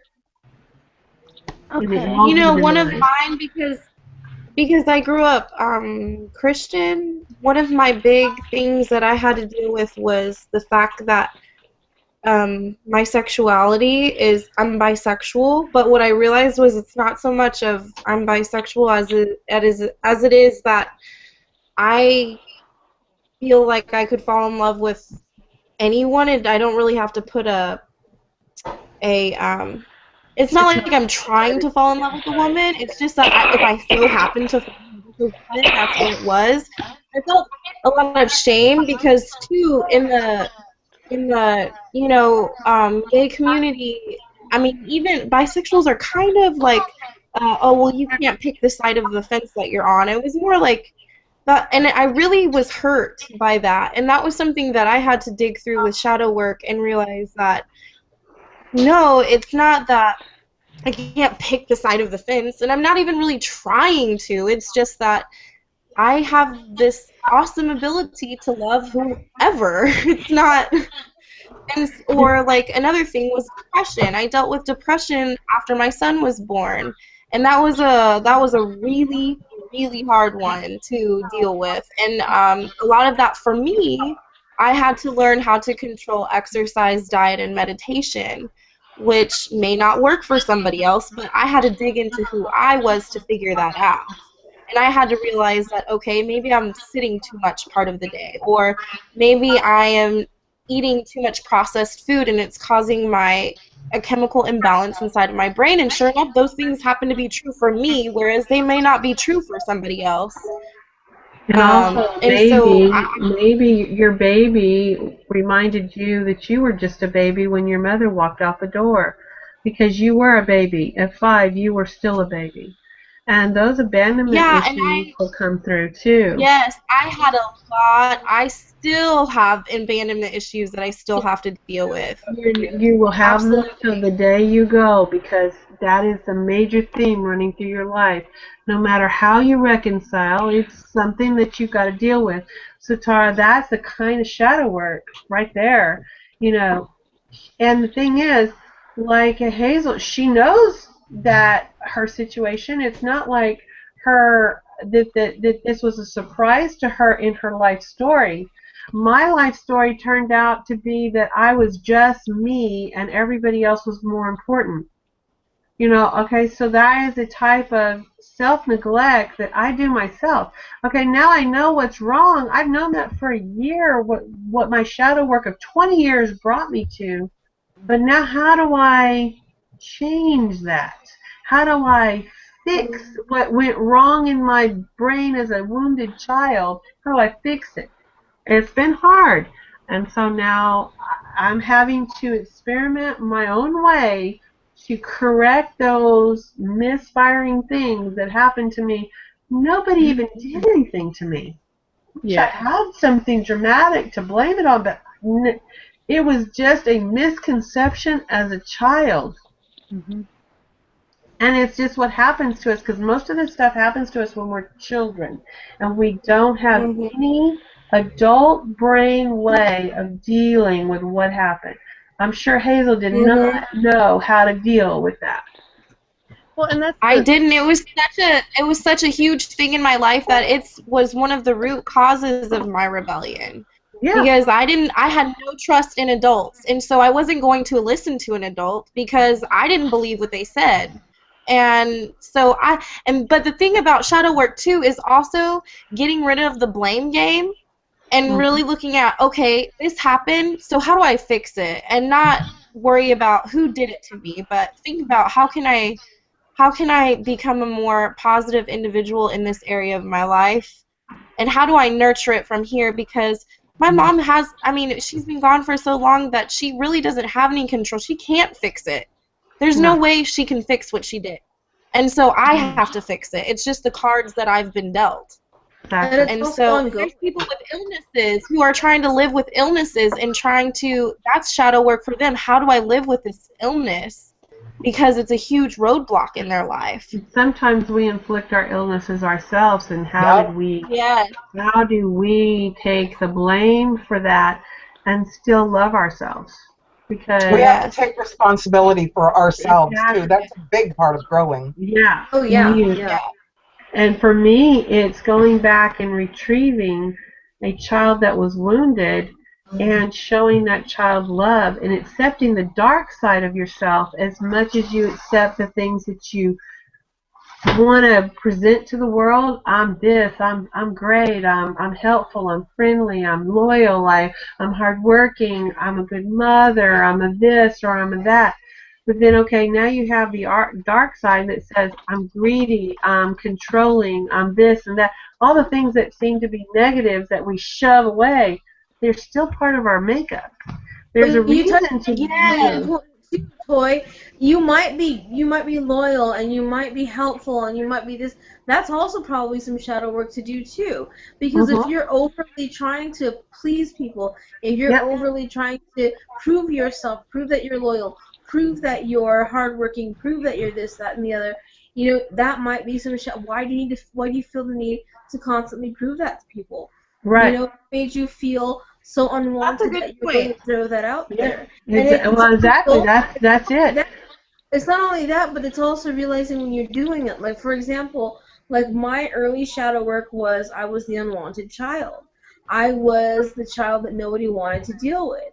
So what are those patterns that, how do I act that out? How do I act out the wounded child trying to get love? Well, I'm overly helpful. I'm overly, loyal. I'm there, and it kind of becomes cumbersome to the people that I'm actually trying to prove myself to, because that's not what they want in the beginning. Wow, that makes so much sense, Ben. It's exactly. Yeah, that was really.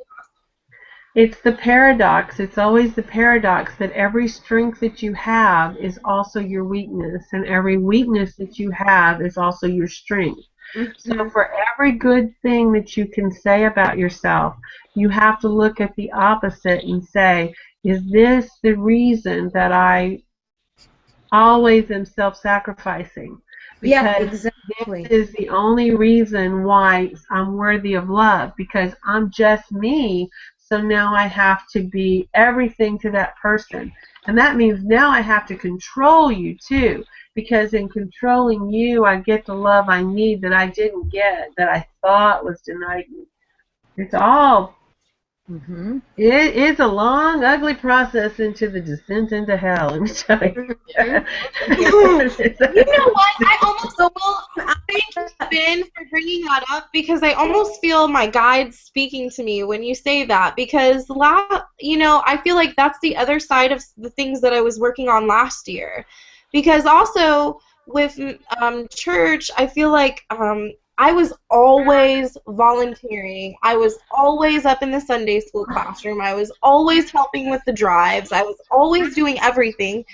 And nobody even supported what I believed. I didn't know how to do it because my father's the only person in my life, and I just wanted to support him, but he's not showing me support. And I had to learn how to, I realized that I was overcompensating, I'm trying so hard to get my parents to look at me, and I can't. Like, I just have to accept that, and I have to be a grown-up, and I have to learn my own way. And I can't fully be who I am if I rely on everyone else's acceptance. And the other And so thing I love is, that. Thank you so much. they can accept you all you want when you're giving them everything that they need from you.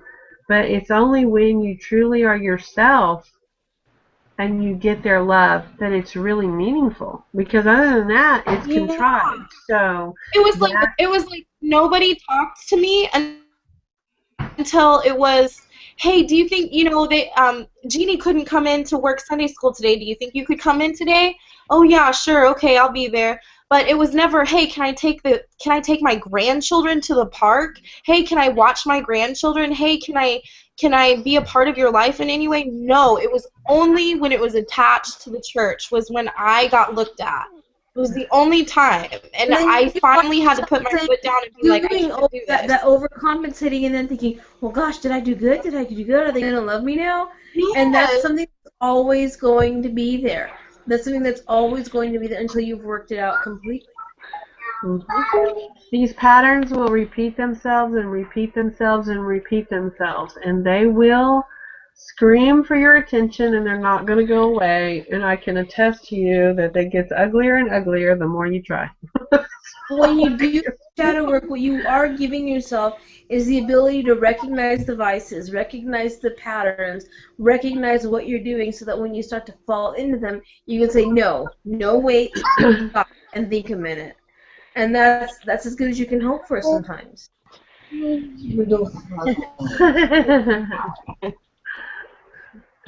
would you get out of here? Would you get out of here, Charlie? Hey, it's my cat, her kid, right? Mine scratched me.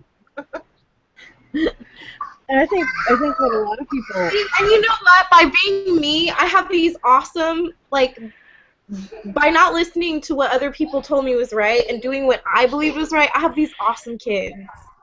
It's so cool to have kids. You know what? My family. To do your shadow work gives you a freedom. We think it's going to be facing our worst fear, and our worst fear is going to rip our world apart.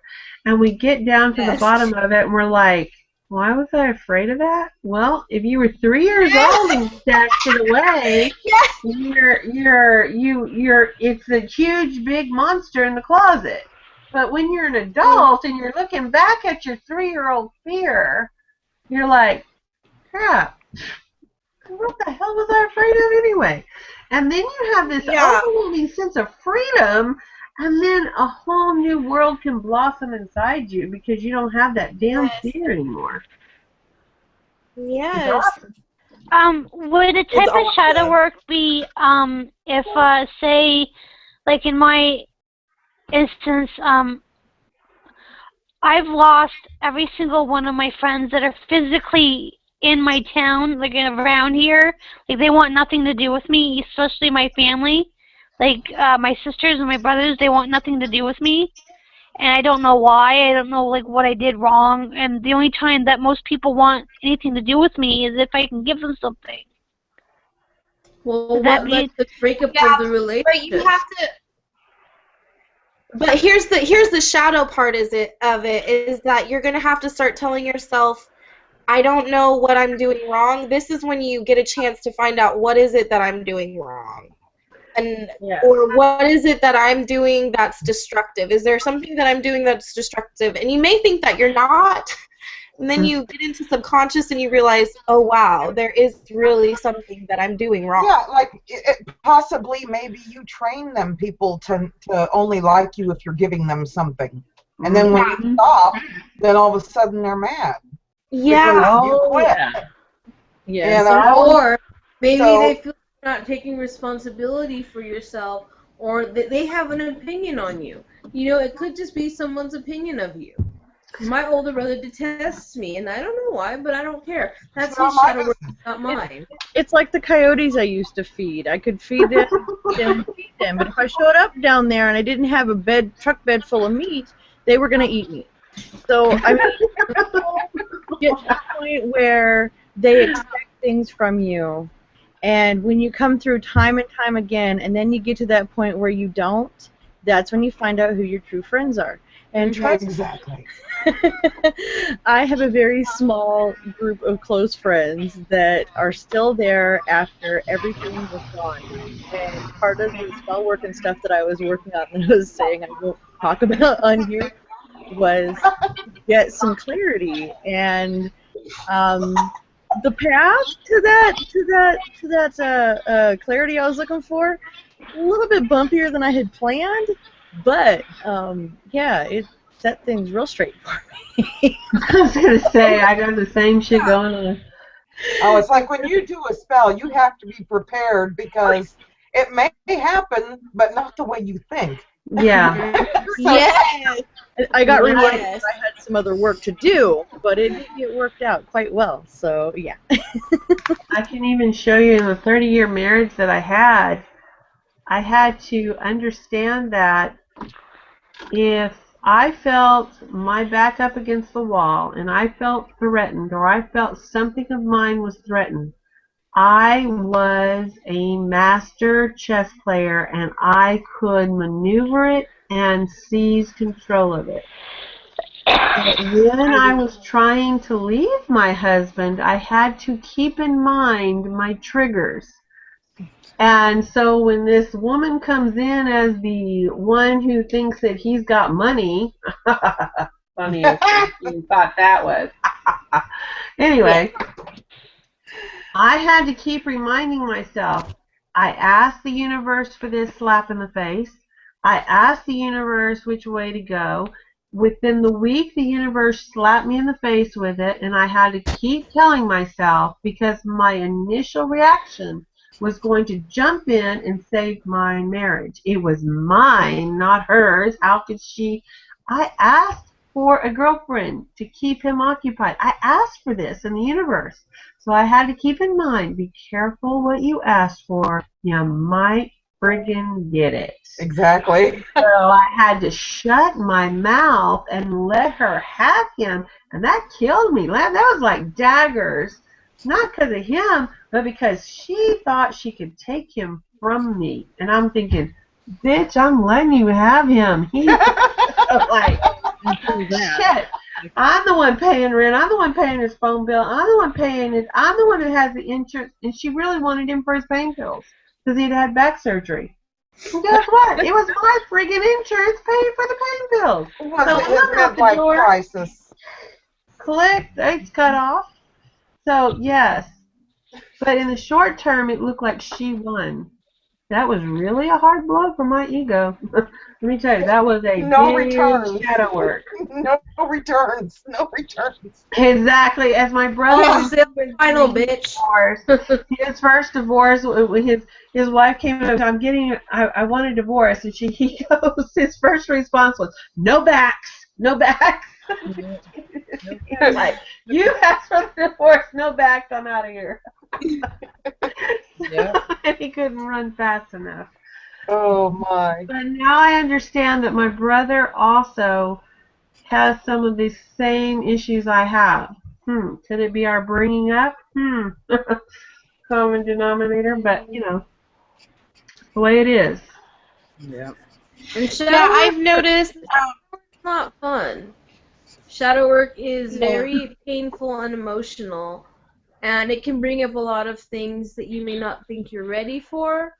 But the thing of it is that you discover what you're ready for when you're ready for it. And whether you know it or not, sometimes you just have to trust in whatever deity or source or what have you, your path, that you're being led down the right avenues at the right time.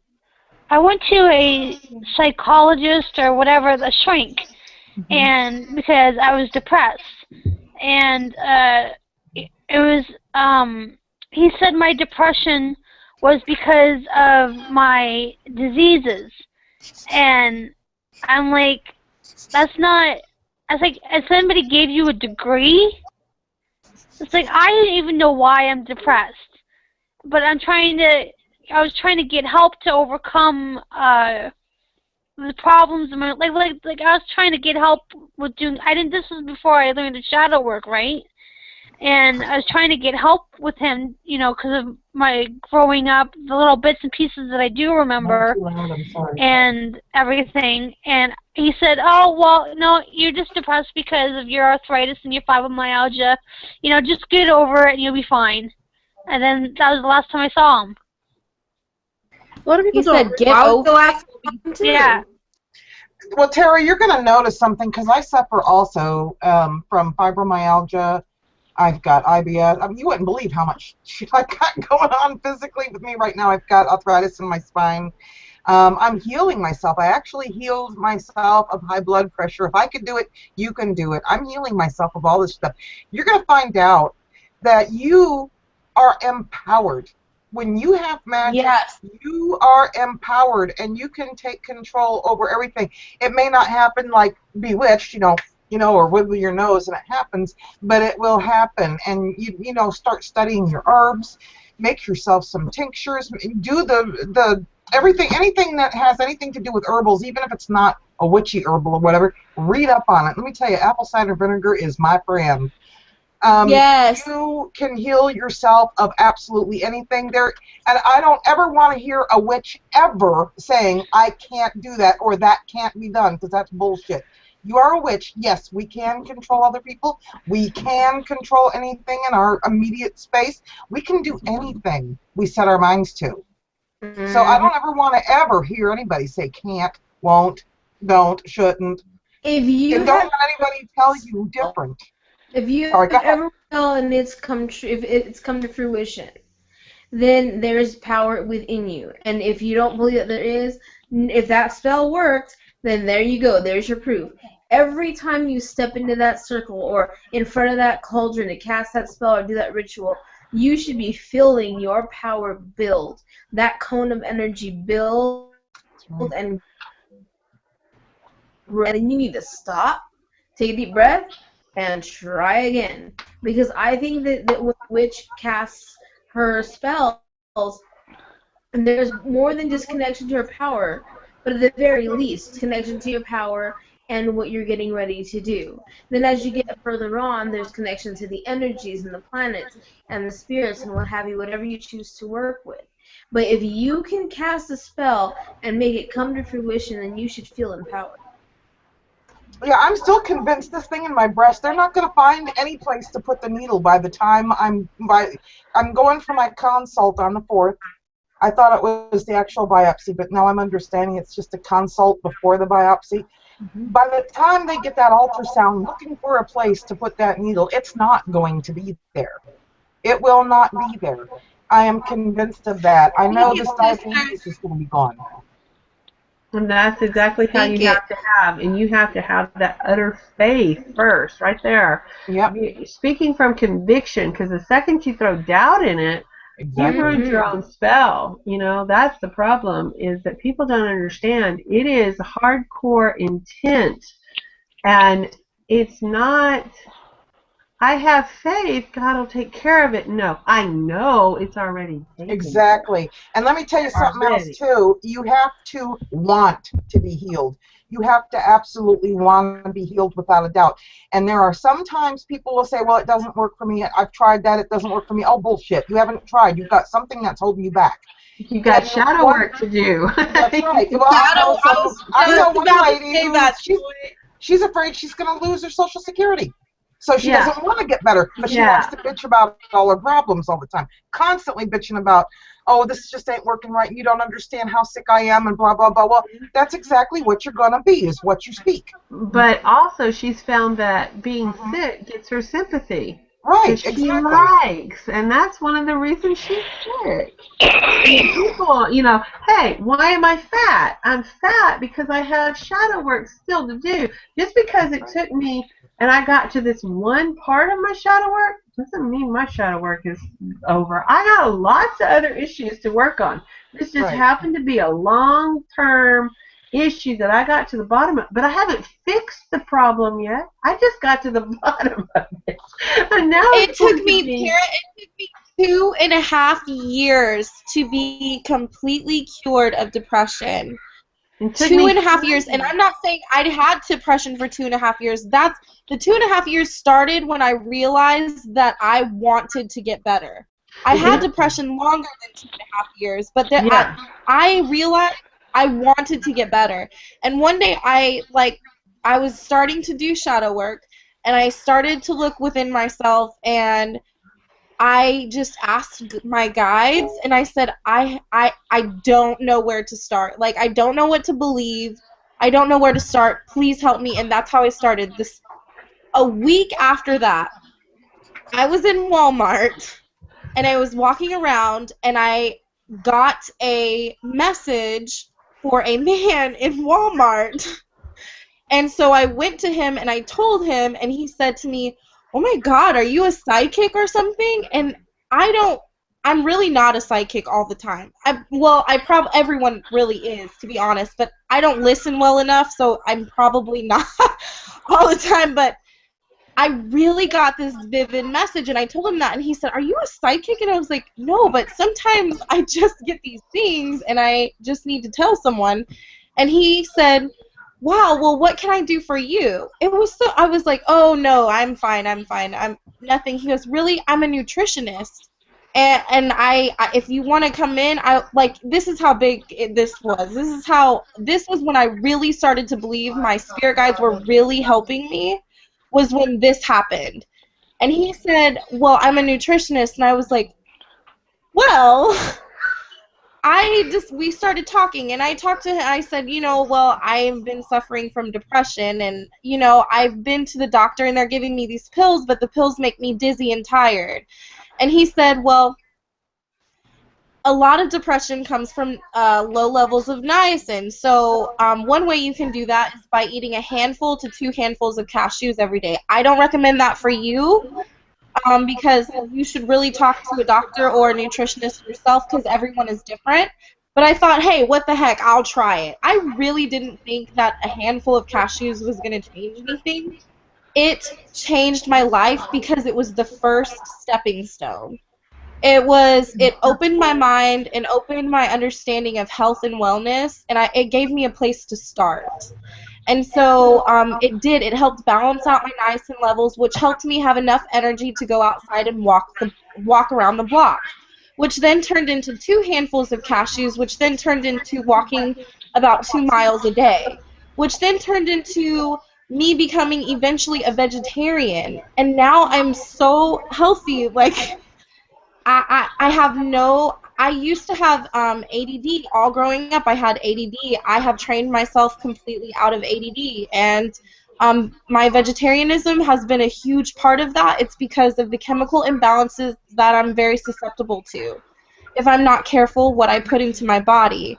But it was just that first step of, this is it. I'm done living in a prison, and I'm going to do this today. And it started with asking my spirit guides, it started with meditation, and it started with believing in myself and not wanting to be in this situation anymore. So you can use a lot of herbs, like in a wet potpourri. Did we lose Tara? No. Did we? She was coughing. I wonder if she muted herself.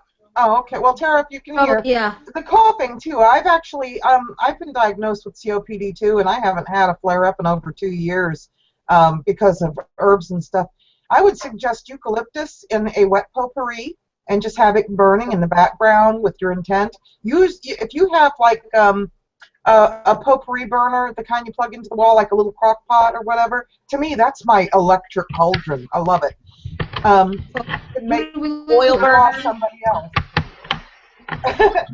Yeah, eucalyptus oil, eucalyptus leaves, whatever. And that was really helpful to me. And I haven't had an episode, and I was getting real bad there for a while. I thought if I'd get sick, I would die one more time.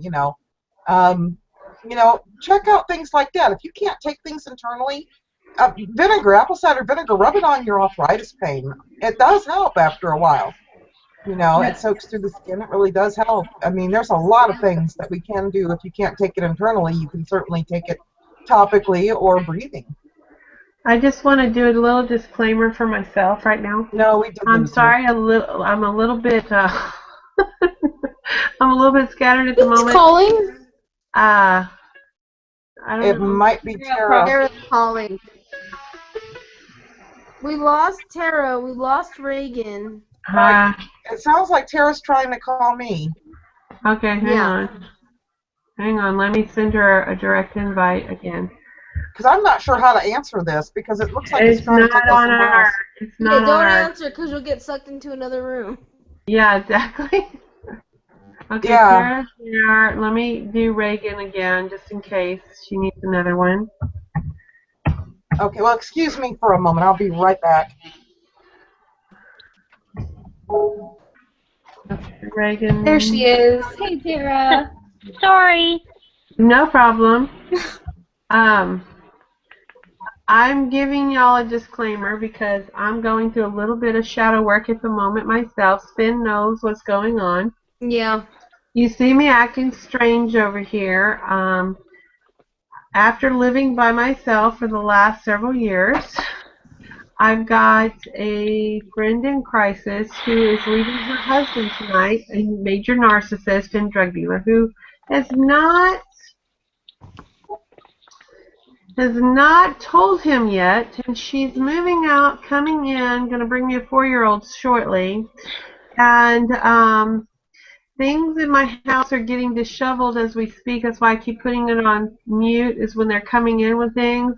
They have just found out that the sister of him saw them moving out, has texted him probably, and is now... Drama is fixing to happen, and this is why I'm drinking my wine, and, you know, my shadow work is I'm losing control of my life, okay? I'm just trying to breathe here, not revert to bad ways. Okay, so now Reagan's trying to get back in. Hey, Reagan, I sent her a text. I sent her an invite, a new one. Well, she called. Well, I just sent it, so it may not have reached her yet. Oh, I have a fun tool. You know how I never use tools? Well, I did use tools, but not like witchy tools, remember? Well, I got a new toy, and I'm super excited about it, and I need to show it Here's your to you. tool. As long as it's not a ritual hammer, we're good. I'm not sure if you've seen our other past. I'm not sure, Hazel, if you've seen our past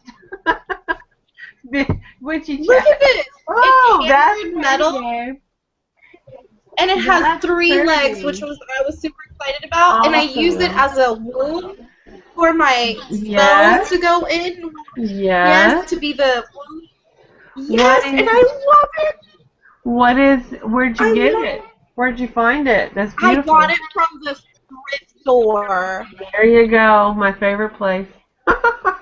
I got it from the thrift store, and I cleaned it and smudged it and all that stuff. And how much did we pay for that beautiful object? I paid $1.50. Awesome. It's beautiful. It's like hammered brass. It's beautiful. I love it. And it fits, it's not too big, and I have a cauldron, but it was tiny, and I used it only for incense, and I would like to get a bigger one day, but this was perfect because it fits on my altar, and it does what I need it to do. That's awesome. That's so beautiful. I was like, yeah. So that was my little find. Blue has some pretty a new cauldron find too. That was an awesome cauldron you had on your video. She just showed her a new one that she found from the thrift store. Show her yours. Oh, can I see it? Okay, I want to see yours first. I'll get it. Show her, Hazel. She was walked away from the screen. I had the party. I'm sorry. Yeah, sure. She did. She was walked away from her screen, so she didn't see it. My stupid internet keeps restarting. It has the 3 legs, and it's hammered brass, and it has my little workings inside of it because I use it as a womb to create what I'm manifesting. And I got it for $1.50 at the thrift store. Oh, Awesome. really? Okay, well, let me grab mine. Be right back. Yeah, let Blue show you hers because hers was beautiful too in her video today. I'm still using my tiny one. I have this tiny little one. It's like dinky. Okay. Yeah, that's like I what don't I have. have- Mine's big, but I have a little one. This is actually. I have a little one. I have a 3-inch one and I have a 6-inch one. I like it blue. Thank you. Oh, I've got You're to show you my mini gorgeous. ones. Hang on. Oh wait, let me make you big, so I can see it. Where's the other mini one? There we go. Yeah. Oh, so- Okay, and this is a glass one. Ooh. Pretty. And this was at the Goodwill for 99 cents. And Awesome. this one is this one here that's ceramic and it's got the 3 feet on the bottom. This was $5 at the antique store. Awesome. I never thought of going there. Yeah, sometimes you get a bargain. I know. there. I didn't think about the antique store because they have all the cast iron stuff at the antique store. That's brilliant. Yeah, they've Yeah. got a lot of that too. But you know, this one called to me because I was actually looking for one. Mine too. Yeah, mine too. I'm So- using mine for a binding spell right now, and it actually has human blood in it. So, and it has worked very well. You say that like So- I wonder. Like, is it your first time you put in a spell? I'm sorry. Hey, well, You at what? least you didn't say it was Yeah. somebody else's skull in there or something. You know, I hey. understand there's human blood in there. Yes. The person that I'm binding had a tooth extraction, and they had gauze in their mouth, and I used a glove because I'm a preschool teacher, and I have gloves for, like, if kids have accidents. And so I used a glove, and I pulled it out, and I put it in a Ziploc baggie, so I look cute and innocent, but I'm not. The way that you said it, it was like a childlike And woman. and I think that is another thing for some shadow work, but what up? I look like such. Yes, I why look like do such you a feel the sweet need to little old cover up lady your with dark my bun, you know. I got my bun. I'm a sweet little old lady. Boy, I'll tear your balls off magically. Yeah, I could be quite innocent as well, but I could be quite deep. I'm Yeah, we absolutely know how innocent you look are. as evil as Oh, yeah. So maybe pull that We know how black innocent candle you out. are. I know I'm not freaking innocent at all. what's that? Yeah, what is this? Innocence, yeah, no. I lost my innocence a long fucking time ago. Hey, I'm trying to retrieve it. I am trying. I'm doing everything I can to try to. Sometimes what we lose is not the good, bad part. Sometimes it's the good parts too.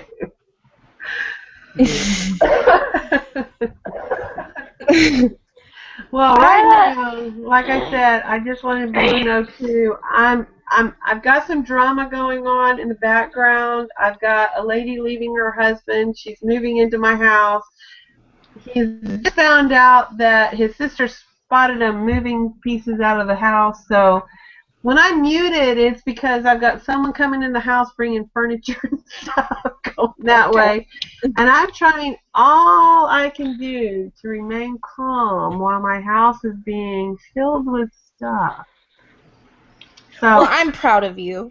I'm maintaining well so When far. she brings out the vodka, we're gonna have to go off the air just so y'all know. Have you seen I am doing everything in my power to breathe and keep it in. Yes. Yes. Okay, so what's y'all's? I want to. If you have a tool that you really like that you don't mind showing, or if you want to wait till we're off air, that's fine. But if you have a tool that you really like to use and you don't mind showing, can I see it? Yeah, just wait a minute. I'll show you my wand that I found. Sure, why not? Oh, yeah. I just gotta. Yeah, because Reagan, what are you laughing about? what are you laughing about?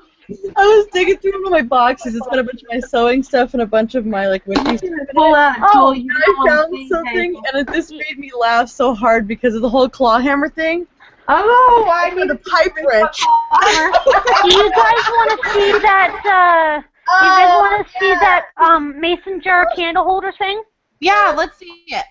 Okay, hold on a second. Let me just pick it up. Oh, shoot! I'm just knocking everything over. Sounds like me. Okay, there. Monkey wrench. Do you see it? That's awesome. Oh, that's cute. Dollar store. It's a redneck wine glass. It's adorable, though. A redneck wine glass. Heavy.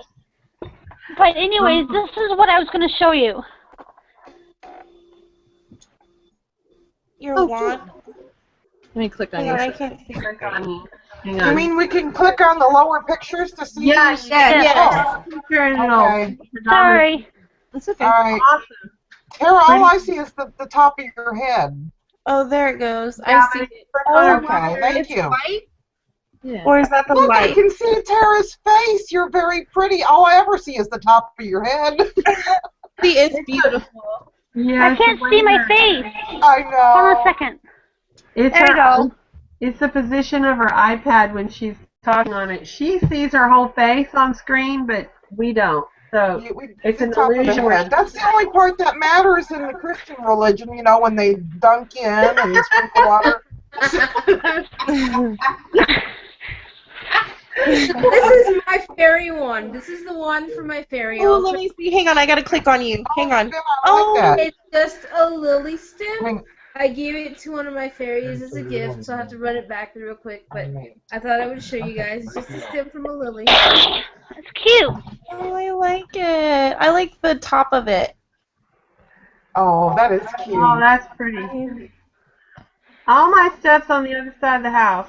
I'll go get some in a little bit. I've got a staff I'd like to show you. It's hand carved. Hold on. I'll be right back. Awesome. Yeah, let me see.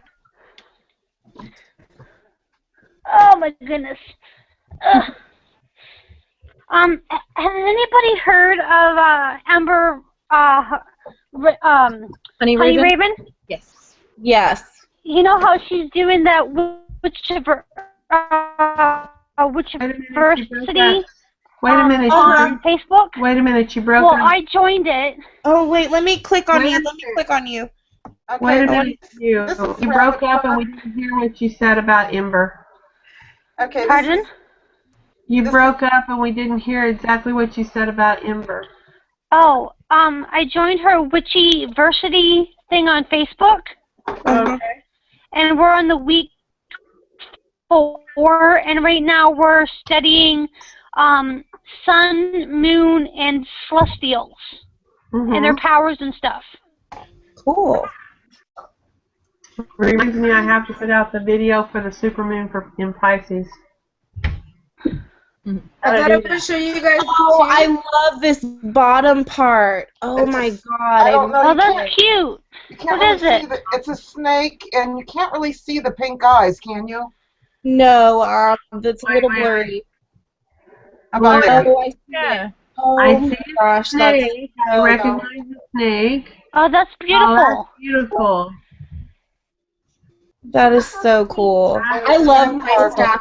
I don't mind my staff. I found it completely stripped of its bark, and we found it by the moonlight. And there was a little praying mantis that like waddled over it, and he turned and looked at us, and then kept on his way. And I was like, "That's the one." And I picked it up, and I love it. But one day I'd like to get it carved. But I love my staff. I don't use a wand. I use a staff. I have a wand, but it's not finished. It's. I'm still deciding My on an friend end. made this in ceramics class, and this is what I use for my fairy altar. Oh, they did a great job. Wait a minute. Can you put it back up there? Okay, there we go.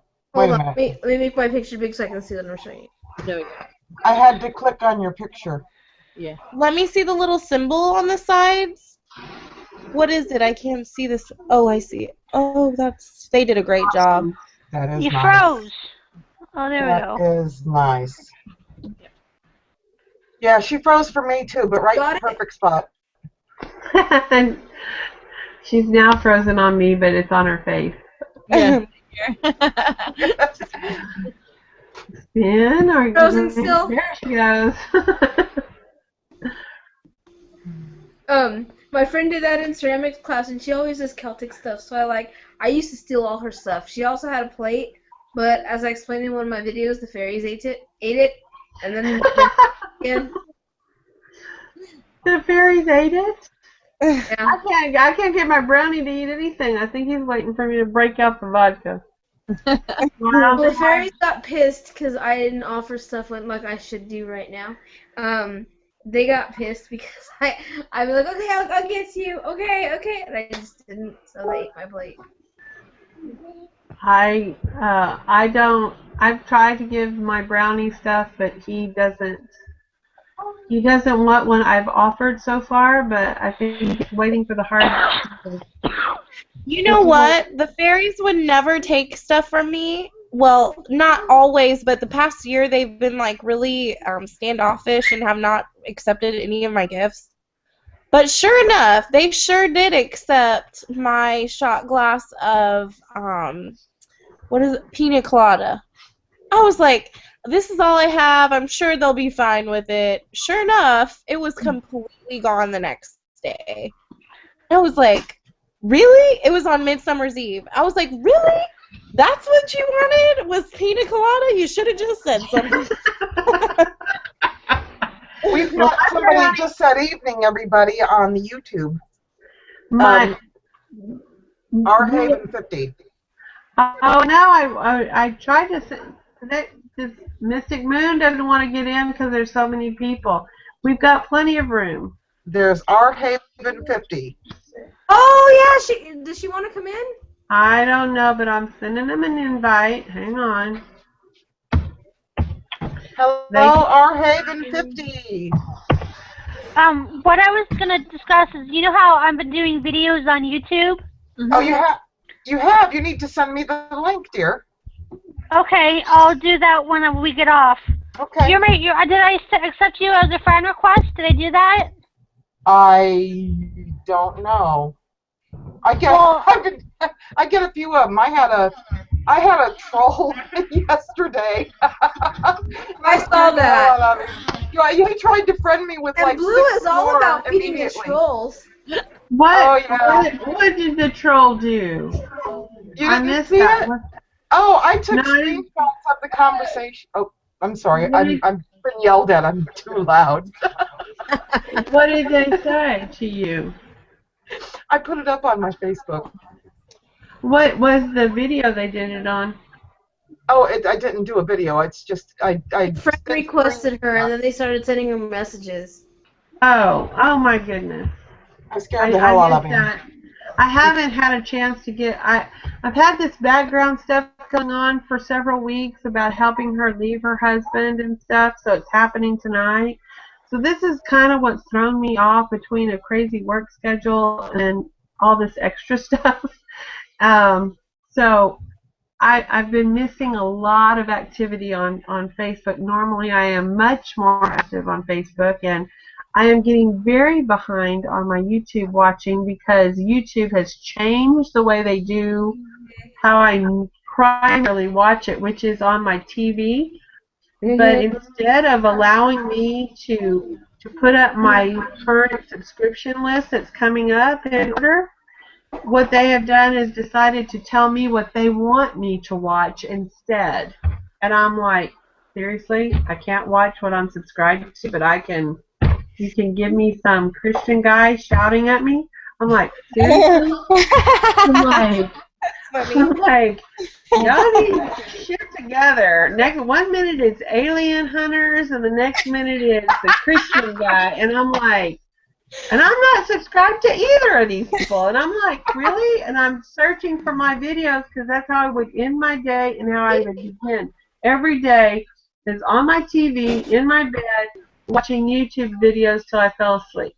Not anymore, because I get some whacked out shit now because they've decided to tell me what I need to watch. Yeah, I won't be doing any more YouTube videos till the end of summer, and then I have an editing program now, so they'll be much more edited instead of just me talking at the camera because I have kids, and so I'm always interrupted.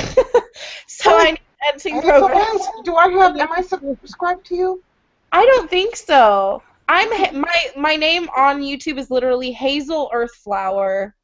Okay, Yeah, and I'm Tara Wellington. Okay, I need, well, you know what? If you've got the YouTube opened up in the background, maybe you could put your link right in there and I can subscribe right now. Here, let me see if I can do it. Why don't I we need all my do that? tablet in order to do my link. I'm sorry. If not, I'm on my tablet. Well, I'm sure if one of you other, somebody might have it. I gotta open up another Guys, YouTube I'm tab. plugging myself in. That's where I've gone to. My iPad is low. Sorry. What? I ask for so much, don't I? Blue, Yes. your name on Facebook, is it Blue August? Same thing? Blue Whisper. Blue Whisper. Yep, different blue. Oh no, on Facebook. No, it's Catherine Blue Jay. Okay. They wouldn't let me be Blue Whisper. Here's Hazel's channel. They wouldn't let a lot of people be a lot of people. I know. For It's some really for reason, Native Americans. It will. and Facebook has become a homeland security thing. It's stupid. Whatever, you know. Exactly. Yeah. I'm surprised. I can't hear a thing. What? I didn't hear a thing. I'm Not on me. sorry. I found you. That one. There you are, Catherine. I'm gonna friend you right now. Add friend. On Facebook? On Facebook. Okay, as soon as I get on Facebook, I'll accept it. Okay, and I'll just send you a message and it'll have my YouTube name. Oh, okay. I'm doing everything on YouTube right now, and Okay. my connection with AT&T is very slow, so I can't open too many at one time. Oh, no, that's okay. I don't mind. That's the one thing about my channel, and I talk about it a lot, is that I'm not there for subscribers or to make money. Like, you won't get commercials on my channel, which is fine if you do. I just don't, because it's more of a way to connect with people who are in the same umbrella and same belief system and be able to chat with you like this. Yeah. Okay, well, it wouldn't let me do it in the chat on here, so I'm going to have to open up my Facebook. So if I all of a sudden disappear, I'm sorry. Hey, before you disappear, Blue, you said you're on YouTube, you're Blue Whisper? Yeah, on YouTube, I'm Blue Whisper. Is it BLUE? Yeah, and then WHISPER. Uh-oh. Found Need you. more wine. Who's that owing? Me, I need more wine. Oh, I took half a bottle, baby. Half a bottle. I'm gonna go pour There, I another just glass. subscribed to you. Here So you we should be go. able to find my link on, or me on your YouTube. Okay, this excuse is my me for a moment. This is my new product placement advertisement. Blackstone Merlot, baby. Blackstone Merlot. So if these people would like to send me some fine wine, that would be great. Thank you. I'll take some Moscato. I like some Stella Rosa Moscato.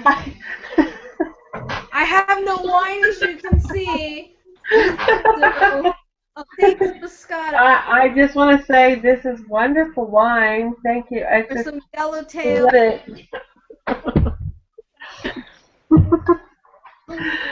I doubt that they'll send me a damn thing. Reagan, you're awfully quiet this evening. Oh, yeah. Well, I'm sweating.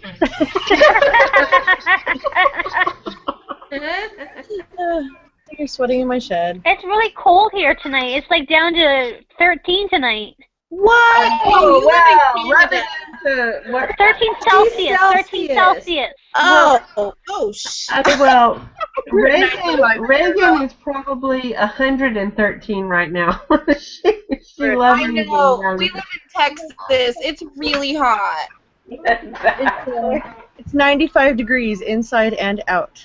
95 Fahrenheit. I am in California, and the weather here is 86 degrees barely, but the humidity is like 90% humidity. Yeah, ours, we have so much humidity. Oh, hello there.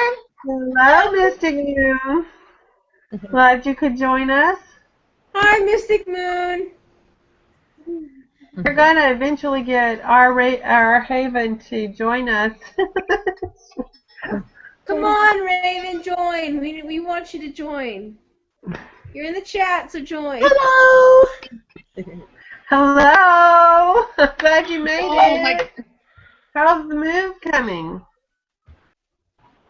There's a it says it's not loaded. You're here. Can you hear me? You're Yeah, there. we can hear you. You're in. You're in, and we can hear you.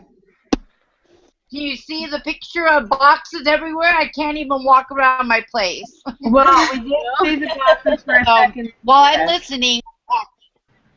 Hey, Mystic, how are the fires where you are?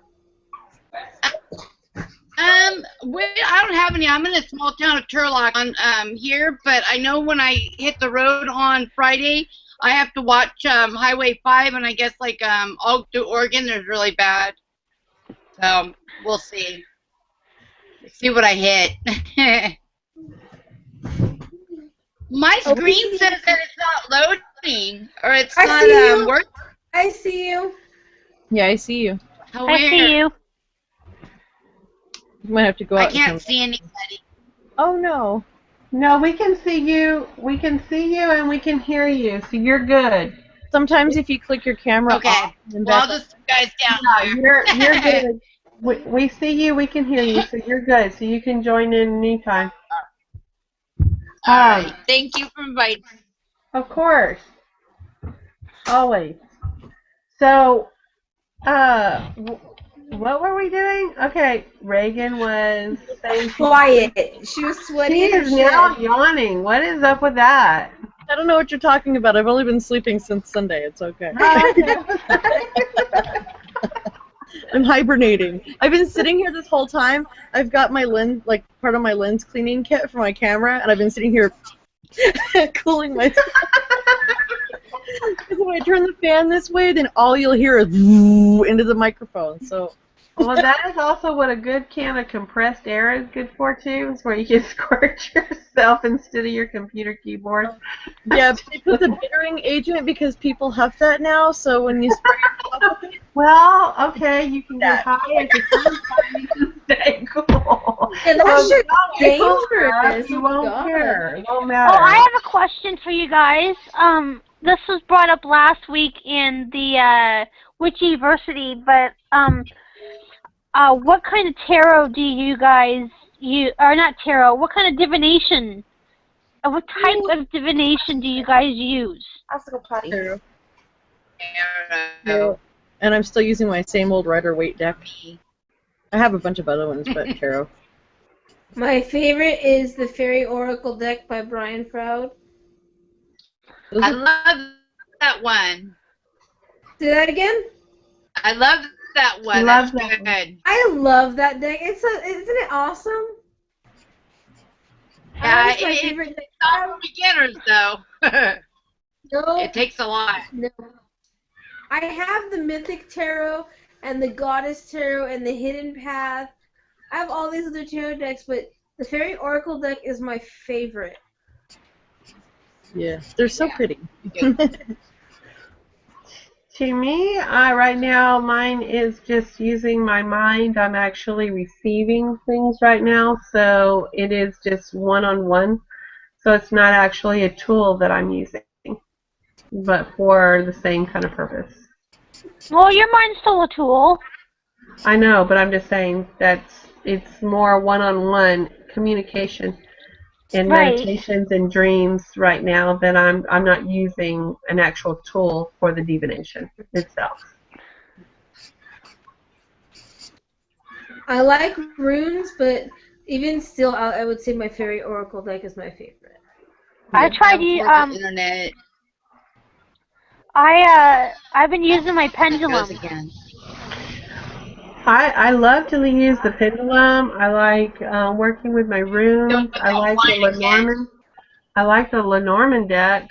I like my tarot deck. Last night I pulled a spread to go along with the meditations I was doing to get affirmations, and so my tarot deck is also. I'm back. Can y'all hear me? Yeah. Yes. Yeah. We can hear Okay. you. I had to answer my phone, and I know I looked because my phone has a headset as well. She's got all the equipment going. I need to get the thing that Reagan has so that my sound quality is better. Like, how much is that microphone that you use? $100. Yeah. You know, I got a new tarot deck today, the Hidden Path. I have that deck. I don't like it. No? You don't like it? No. I haven't opened it yet. I liked it. It looked good. Well, from It what I looks think. good and the art is good. I just can't connect with that. I have a tarot deck. It's Golden Tarot.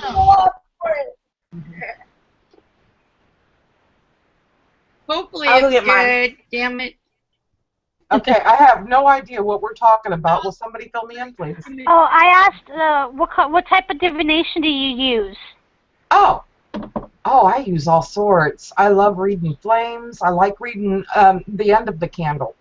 You know, The whether end the of a candle? yes, Candle. the end, like the flame at the very end of my candle. I Oh, like to read the okay. flame, especially at the very end of, like, I use the tea candles a lot for quick spells, and I can read the flames and know exactly if the spell's working, how fast it's going to work. If there's more than one person, it just depends on the spell, and I like reading the flames. You're gonna have to teach me that. That's pretty cool. Who said that? I'm sorry. Me. Spin? Sasha. Spin Pixie. It's an intuitive way of reading it, and it's like you dress the little. You know what? Do you want me to do a video on one? Please? Yeah, I please. love that.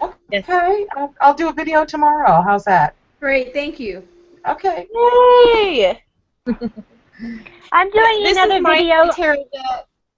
Oh, I like It's my that. first ever tarot deck, and it's totally my vibe. I'm such a hippie. This is totally my vibe, and it's so just a plain old tarot deck. It's like my good old tarot deck, like a good old boy. This is my one, and then my oracle deck. This is my good old oracle deck. I love it. It's the let's see, can you see it? Earth Magic Oracle deck. It's my favorite. Those are my two ones that I go back to over and over and over. It doesn't matter how many I get. I always go back to those. I have to get a beginner's one in order for me to learn. One of my Yes, friends well, had this one. the cards were oval. Does anyone know which one that might be? It was like really like had elves and Oh, fairies on it. I haven't seen the oval one. The But oval tarot is oracle. Say it again. Oval oracle cards. I don't know if it was Oracle or Tarot, but I know they were. I think they might have been Oracle, but they were like an oval Google shape. search. I'll do it. Well, I know my computer's slow, but I can open up another tab and do a Google search. I just know that they were oval shaped, like elves and fairies and stuff, and they were really, really good cards. That's strange. You know what's another really great oracle deck is the Good Fairy, Bad Fairy, or the Fairy Oracle by Brian Froud. I have the. That's Fairy another great one. Oh, the other divination I do. I read eggs too, by the way. Eggs? You read eggs? Eggs. No, I read eggs. Well, yeah, you read eggs. I've got a couple videos up on those already. It's like spiritual diagnosis with an egg is one of them, and Cool. hoodoo in style. Blue Whispers, old school, man. Yeah. I use a lot of eggs. So speaking of like not typical stuff, my friend who I'm car sitting for right now just went to Burning Man. This is what he has on his dashboard in the place of Jesus. I hope you can see it. Hold on, give it a second. Hang on. Let me click on you. Is that Frankenstein? Ah, it's Hercules! I can't see. I see a green face and I can't. Can you see who it is? It's Hades. It's Hades. Oh my goodness. He's from Hercules. It's James Woods. I love Jesus. And Christopher Walken's character would be better. That would be the ultimate. We were driving down the street, and I whipped out my camera real fast, and I took a picture, and he's like, "What are you taking a picture of?" He goes, "Do you need me to stop?" And I'm like, "No, it's right there." And he's like, "What?" And I'm like, "Your dashboard." And he goes, "Oh my god." You're so random. I never thought I would see that. Wait do you see some of the pictures, the rest of the pictures of this car? That thing is like.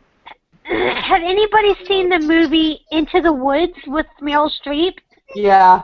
Yeah. I didn't like it. No. No, I thought it was cute. I thought it was boring. I wanted to shut it off halfway through. Oh. I haven't seen it. I've watched it. I think it's awfully cute, and it's something that I definitely want to watch with my granddaughter. Yeah. Oh, What's it about? It's a musical. It's just a redo. You can watch it free on thedarewall.com. Different fairy tales involving Rapunzel, Cinderella, Meryl Streep plays the witch. Red Riding Hood. It's like, that you know, kind of I'd do the thing. same thing if somebody stole my beans. Hands off my beans. Hands off your beans. Okay. Off my beans. I promise I won't take your beans.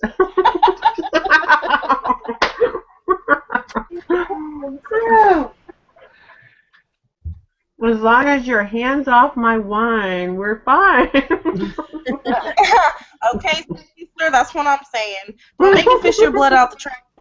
What are you drinking, Hazel? White Zinfandel. Mm-hmm. It's my like after work have a glass. That's what I drink. I'm not like a heavy party like drink. Like that's not me. I get funny when I drink like that. I'm like, because I'm so loving, I start loving everyone, and it's not a good I have a whole collection of different cans of different alcoholic beverages that my friend Cameron keeps buying, and he's like, "Here, I got this for you," and I'm like, "Oh, thanks." Because he's an well, he's not an alcoholic, he's a drunk. There's a difference. But he's always wanting us to drink with him, and Scott can't because of his heart, and I just don't like. I don't know. I don't drink very often, you know. And the stuff that he buys, I'm just like. What are you doing? It's not, you know, I mean, I don't know. No, it's not my style. I drink hard liquor if I do drink, because it's like, if I'm going to do it, I might as well do it, you know? And so he's always buying, got this whole, like, little shelf back in the corner that's full of, like, just cheap canned stuff. Well, you guys see my my recent painting that I did with the Jack Daniels bottle, right? Oh, you know what? I hate to interrupt, but we've got Nikki's pagan pad. Yeah, man, milk does wonders. Oh. On Hi, we've got like 6 people watching right now. Hello, everybody watching. Hello. Hi. So, Magabella, where's she at? Oh, she must have. Here. I don't. There you are. Okay, She must have went to go whatever they're doing. No, I'm here. Hang on. Okay, well, I said I'm hello, and Mystic Moon said hello back, and it's like 1, 2, 3, 4, 5, 6. Nikki's pagan path. There's room for a couple of people. Hang Well, on. and Mystic Moon. I'm doing. I think Nikki. Hey, if you're watching this, what's your favorite tool to use? Pagan. Anyways, we should see something. Okay, how do you spell Nikki's pagan path? Because I am trying to find her. P-A-D. PAD, pad. Pad. She commented in the comment section. You should be able to see it. Hang on. Let me go back. Yeah, and then we've got our Haven 50. I'm waving at everybody. Hello, nice to see you. I'm being attacked by animals, but hi, everybody. Your turn. You're always being attacked by animals. I know. They're her gifts. Cheryl, hi Cheryl. I love Cheryl. She's amazing. I'll be right back, guys. Okay. Let me see what everyone's posting. Is it because I'm annoying everybody every week by promoting? Who do I know? You said somebody need to slow down there. I missed all that. Something about promoting and what? I said, is it because I'm annoying everybody with all the promoting I've been doing of the chat? Hold on. That I'm posting in the chat. I can't get back to my chat. Damn it. Okay, hang on. That's how I did it. Okay. Let me tell, I think Nikki's Pagan Pad, if you go to Google Plus and add me to the circles, that way maybe I can get you up. For some reason I'm not finding you. It's not coming up. I think it was maybe how I typed in her name too, so let me see again. Nikki's. I think they're separate words. I don't think it's. Well, she's got I didn't put the apostrophe S. Oops. Again, if you don't do it exact, it won't pop up. Tell me if you don't go to sleep. They're gonna put a spell on you. Did you hear that? My kid is here trying to go to sleep. You let me know if he moves when I go to the bathroom. No move. Who's not supposed to move? I missed some of that. Oh, Cheryl Coyote. Come on, Cheryl. You'll come on. Hang on. Hi, Cheryl. Nikki's Pagan Pad, I cannot get you on, so I need you to friend me if you'd like to get on. If you add to Google Plus, we can put you, I can send an invite. And let me get Cheryl. Also, Mystic Moon, I think she says me. Yeah. Oh, she's not. Oh, okay. I need to send her another one. Okay, hang on. Okay. Something about my fingers messed up tonight. I gotta close this here window. Okay, Mystic Moon has got another invite coming too as well. Okay. Well, I also want to tell Hazel that while we were on this call, about the time she said she had things to do with bisexualism, Brandy's brother was here, and he just wanted to tell everyone that some of the best friends he's ever had were gay, lesbian, or bisexual, and he wanted her to know that she would be more than happy as his friend. So I just thought I'd throw that out there. And then he also added, long-term use of marijuana suppresses dreams. He says he only knows this because of personal experience. So there we go. So I told him I would share it with the world, so there you go. Okay, Nikki just said I just added you to my circle. Okay, I will. Let's see. I love you.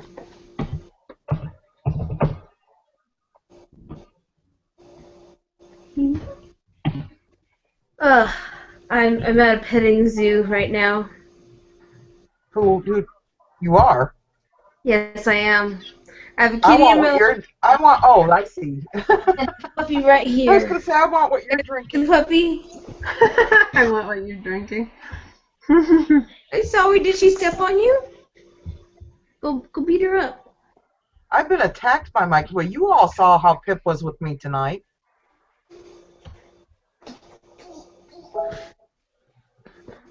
Okay, oh, there it is. It finally came through. There we go. See, we're adding people, and it's like close to 8 o'clock here. Yeah, we don't stop chatting until the last person says goodnight, I guess. What did I say? Until the wine finishes or the sun comes up? That's pretty true here. Yeah, well, let me tell you, when the wine finishes, I'm still going, so it's all right. If I get yelled at again, I might have to leave, but I'm trying to keep it down.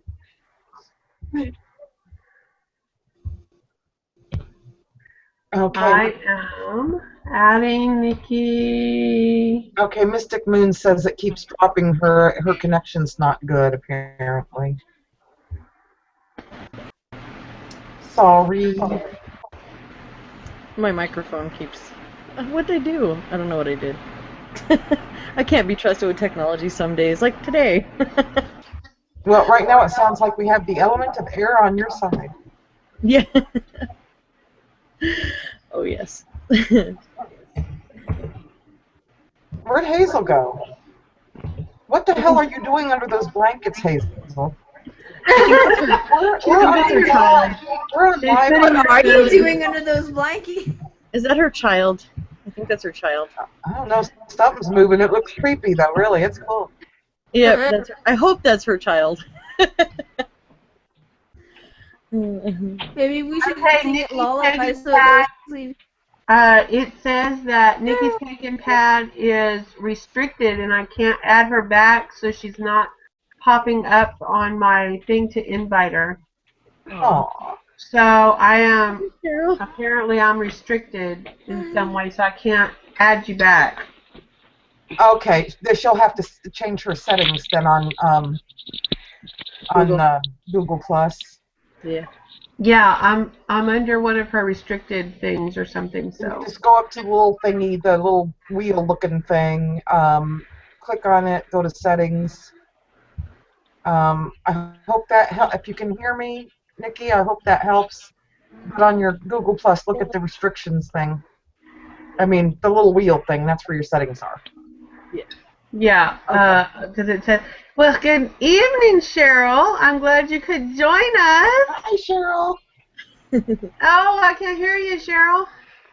Unmute your mic. She doesn't appear to be muted. No, I can't hear her for some reason. Maybe she didn't plug it in. Sometimes if you click on your mic to mute it and then unclick it, it'll come up. Yeah. Try it now, Cheryl. She's trying. Okay, you know, every time before I come into the Google Hangouts, I have to do a disk cleanup and then restart the browser, and then it'll work. So now I just hold take on. I'm trying headphones. Okay, somebody tell her the technical things because I don't know the technical stuff. Well, is she on an iPhone or Cheryl? Can you Can you hear us? She froze up. I can see her. Just a minute, I'm still chatting. Okay. Let me click on. Cheryl, we got technical issues with you, Cheryl. We can't hear you. Yep. We see you though. We see you.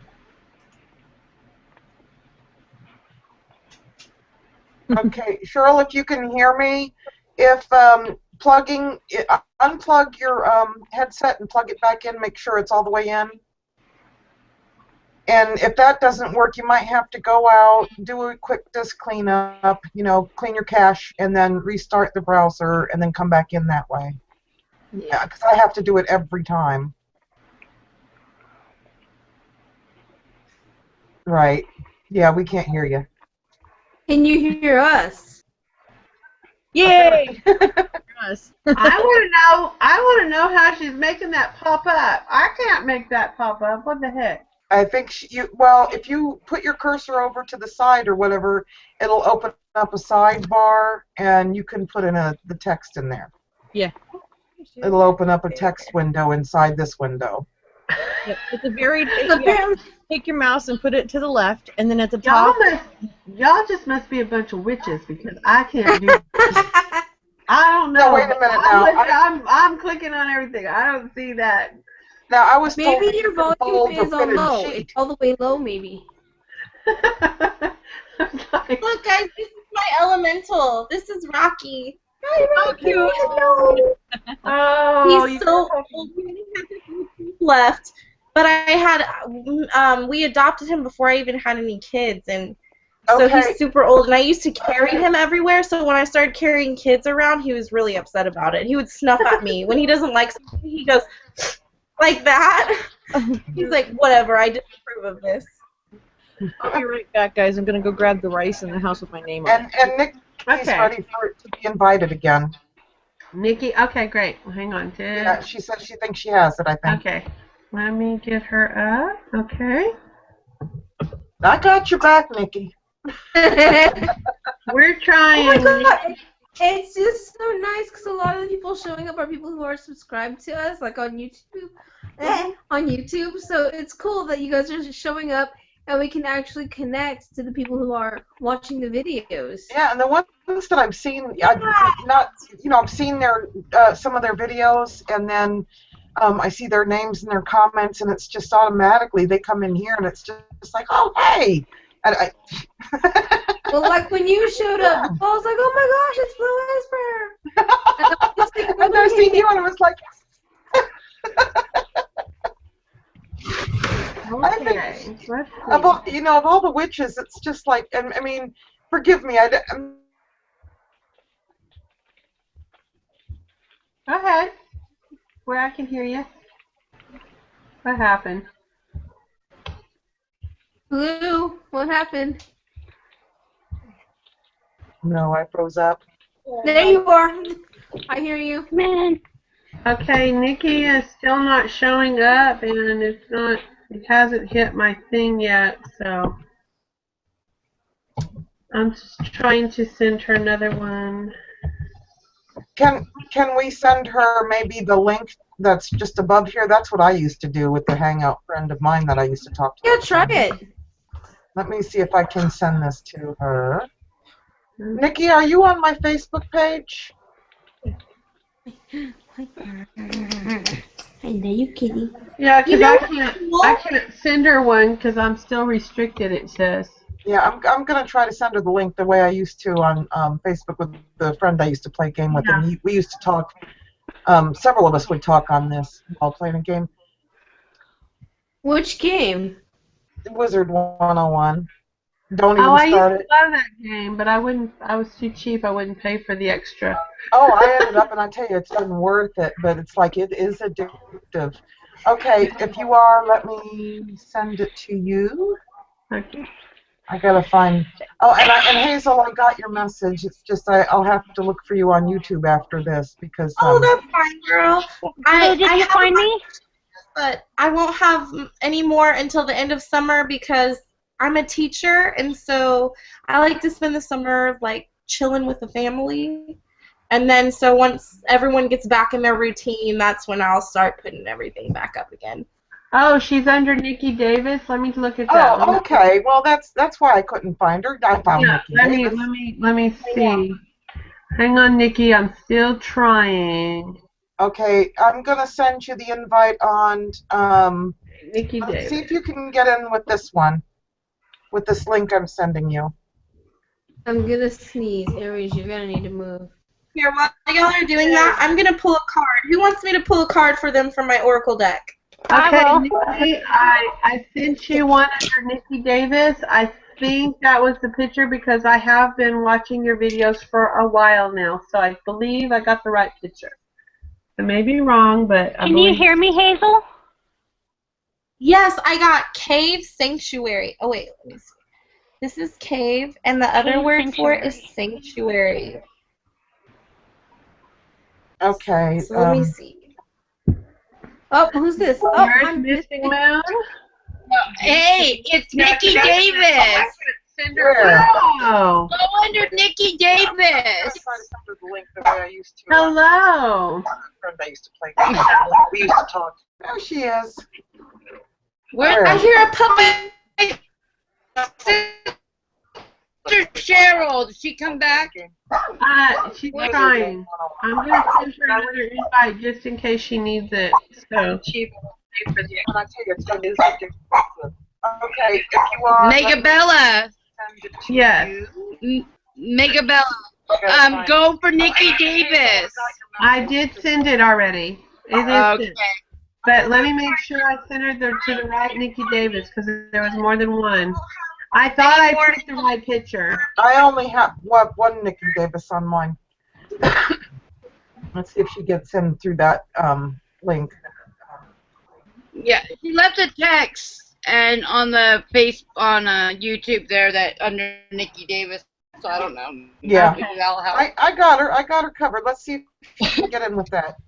She'll let me know. I sent one Nikki Davis, but there's two of them that look similar, so maybe let me check the other one. We are gonna drag someone into a chat room. Yeah, exactly. It's always they're gonna be like, "What the hell am I doing here?" Let's experiment by sending it to the Christians so they can have a shock treatment. You have been invited into the Witchy Chat, so now we want to grill you on why you're a Christian. There you go. Oh, hey, you know what? Reagan, you know how you were talking about drinks? Okay, check out my elbows. There's one little sore, but here's the big one. Oh my god. So my birthday was over the weekend, and so we went to the lake with the family, and I did have some drinks, like some real drinks. And Some in my real new birthday clothes, I slid on a rock and busted my ass. And busted my elbows and slid right into the water. And I was like, well, shit, I'm already here. I'll just float around for a little bit. I love to hear how you had some real drinks. You had some real ones. And some fake ones. Apparently, it ain't a birthday if you don't black out. Right. In my opinion, you just had a really good birthday. That's all. That just showed the I did. level of greatness that it was. If there's no blood. I have no idea what I'm doing for my birthday this year. Well, if you're not sliding down on your ass in your new birthday clothes into a lake, you have not experienced fun yet. Exactly. And it's really awesome because there's a group of strangers videoing me with their phones. Hi! Hi! Did she make it? Of greatness that it was. There she is. Hello, Nikki. Welcome Hi, Nikki. to the craziness. Ask your birthday clothes into a lake. You have I not think she's been- played. And make sure And it's really awesome because there's a group of strangers videoing. So if that video goes viral of me sliding on my butt, it's because some strangers were watching. Can you hear me all right? Look for girl eat shit at the lake. Nikki, if you missed it, Hazel had some real drinks for her birthday over the weekend, and What is a she real had drink? battle wounds from it as she slid on her ass in her new birthday clothes straight into the lake. So she, that sucks. that's what she I just No, opened up actually, that Nikki's, is- and I can see the sun behind her looking at us like this. Yay. Love that tapestry. Yeah, very nice. I think I have the same tapestry as you, Nikki. Really? That's pretty cool. Yeah. My best friend gave it to me. That's awesome. Very nice. So how are y'all doing? We are doing wonderful. I'm You're almost doing through a crazy. glass. A glass of wine. I'm almost through a glass of wine, people. That's all I've had. Yeah, That's right. the story, and I'm sticking to it. Like a He's bucket. almost I had three wine. bottles. Hold on, my cat wants out. I'll be right back. Okay.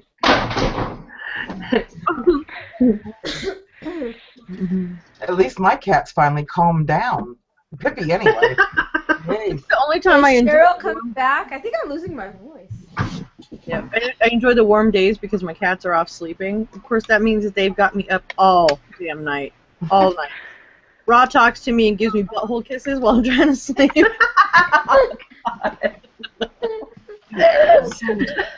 Well, that was a visual I didn't need. 4 o'clock in the morning. It's like, get away from me, cat. Get away from me. He's got this little skinny rat tail, and when you scare him, it looks normal because it's like so thin. And he sticks his little tail straight out and kisses me with his butt. That's funny. Oh, did you guys read what my cat did the other day or a couple days ago at 3 o'clock in the morning? What? She left me a little present in my bed. Oh, Ew. What A little kind of mouse. present? A dead mouse. A hairball, a dead mouse, a dead bird, poop. oh. At least it was a dead one. So it Check sets this us guy in the- out. Oh, cute! Let me see. That's Hot Dog. My son named him Hot Dog. And he's the most. No, don't grab him. Go to sleep. Lay down. And we have 3 of these guys. And they're really cool. If you guys ever get a chance to get some of these, they're really cool and very intelligent. You can teach them to do a lot of different things. They are. They're very intelligent. I had a rat once. Yeah. Her name was Amos. My sister killed her. Aww. Oh, my Oh, grandson no. had a rat named Knuckles. I loved him. Nothing. Yeah, I had a I bunch of love rats. my little mice. We have hot dog, wasabi, and inferno. Inferno. I like that. Cute. Yeah, I used to have rats. I had a dwarf hamster named Gremlin. She was really cute. Oh. But they only lived to be like a year old. Mm-hmm. So it Well, just I kind of told my died. boyfriend about my brownie in the house, and he told me I have a rat. Let me tell you about a rat. And I said, no, I know this, that, and the other. And then I told him something about my sister, and he goes, your sister's crazy, and you have a rat.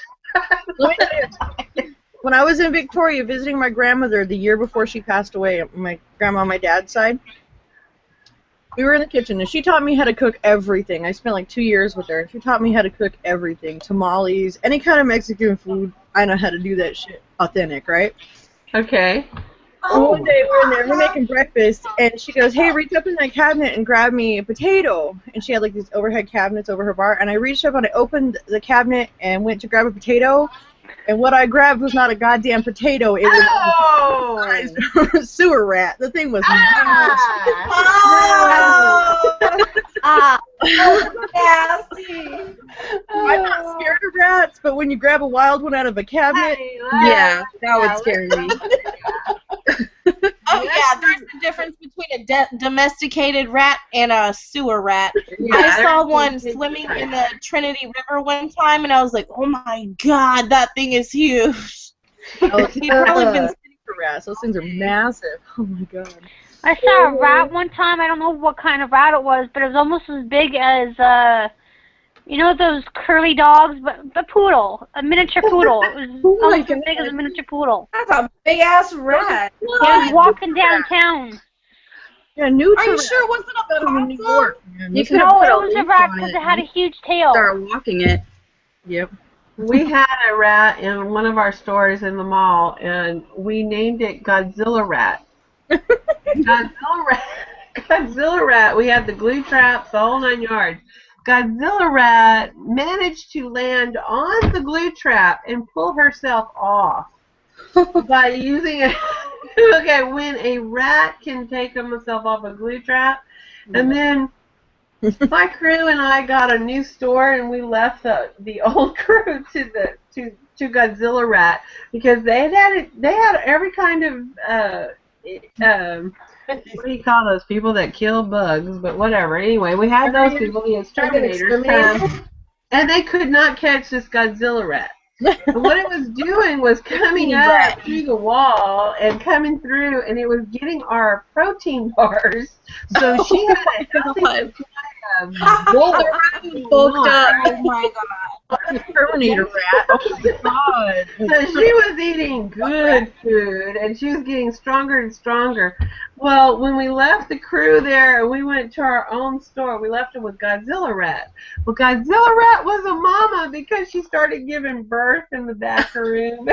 Oh, She called me, she goes, it's in labor in the back. What do That's the best time to I don't know, but I'd leave because she's probably getting ready to give you an whole army full of Godzilla rats. Leave. I don't know. Lock up and leave. That's my suggestion to you.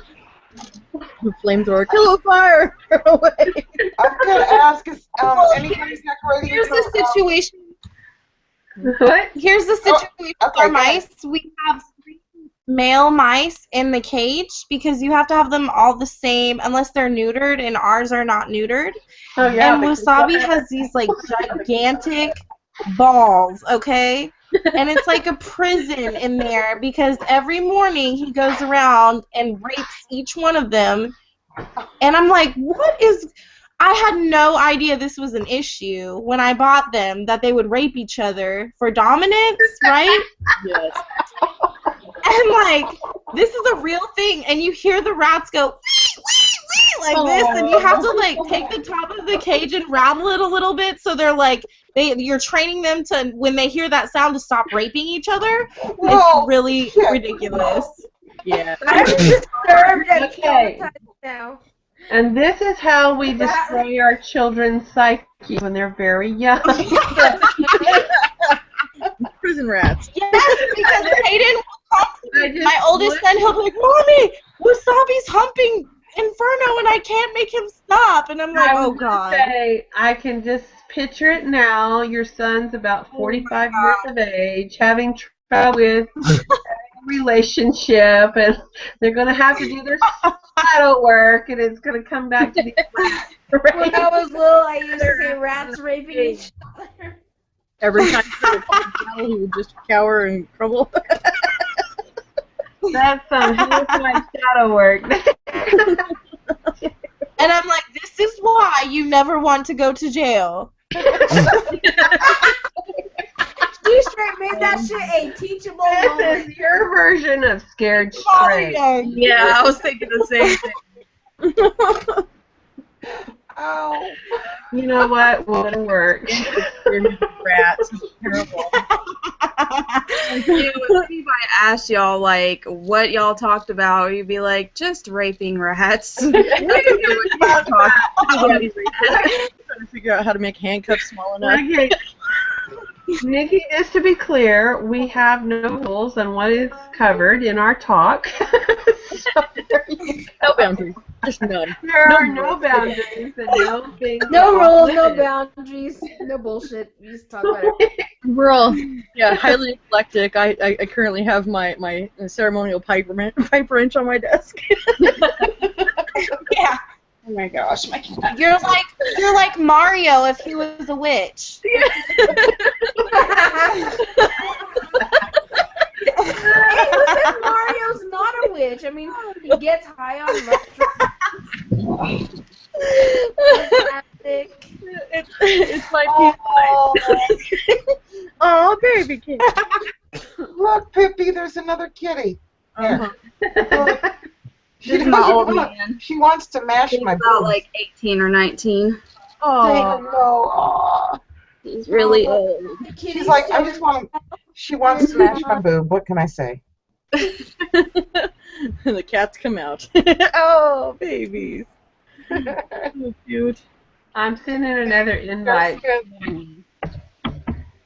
I've got Cheryl that lost the thing, and I'm sending another one to Cheryl Coyote in case she needs it. Okay. Okay. Okay. All right, guys, I have to go because my little one's not sleeping, so I need to go. But I love you all, and I'd love to join you on the next chat. Okay. Bye, everybody. Okay. Bye. Good night. Good night, little one. Oh, goodness. Well, now that we've gone through what mice do in a cage, wow. I was going to ask if you're separating for autumn yet. All I can say is you will learn a lot of things here, but it may not necessarily be useful information. That's all. True. Have we scared you away yet, Nikki? No, I'm still here. Okay. Well, I'll scare easily. okay, good. Go right through real quick. Some of the things that we talk about here, we don't even know how we get there, but anyway, probably the You one. send an invite to Ivy Moon Illuminator? I did send one. Let me send another one. Okay, next topic.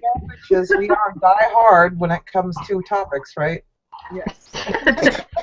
We generally only need one topic, and it just kind of morphs into 1,000 other roads that we like to go down, and that's just the way we like it. So, Blue, were you going to ask something? Oh, I was just going to ask if anybody started to, put out little bits of decoration for autumn yet, or made anything okay, interesting? I have a bone to pick with people.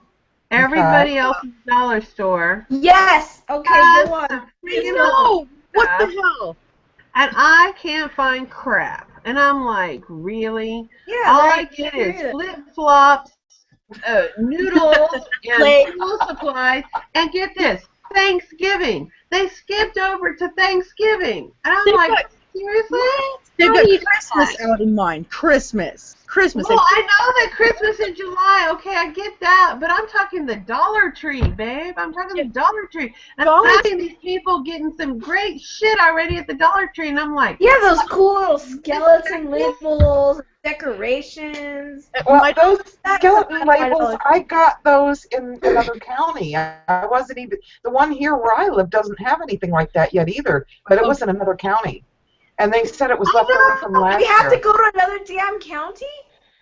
Yeah. My nearest Dollar Tree is 5 miles away as it is. Well, where I live right now, the closest, actually, in this town here, there's a bar. Mm-hmm.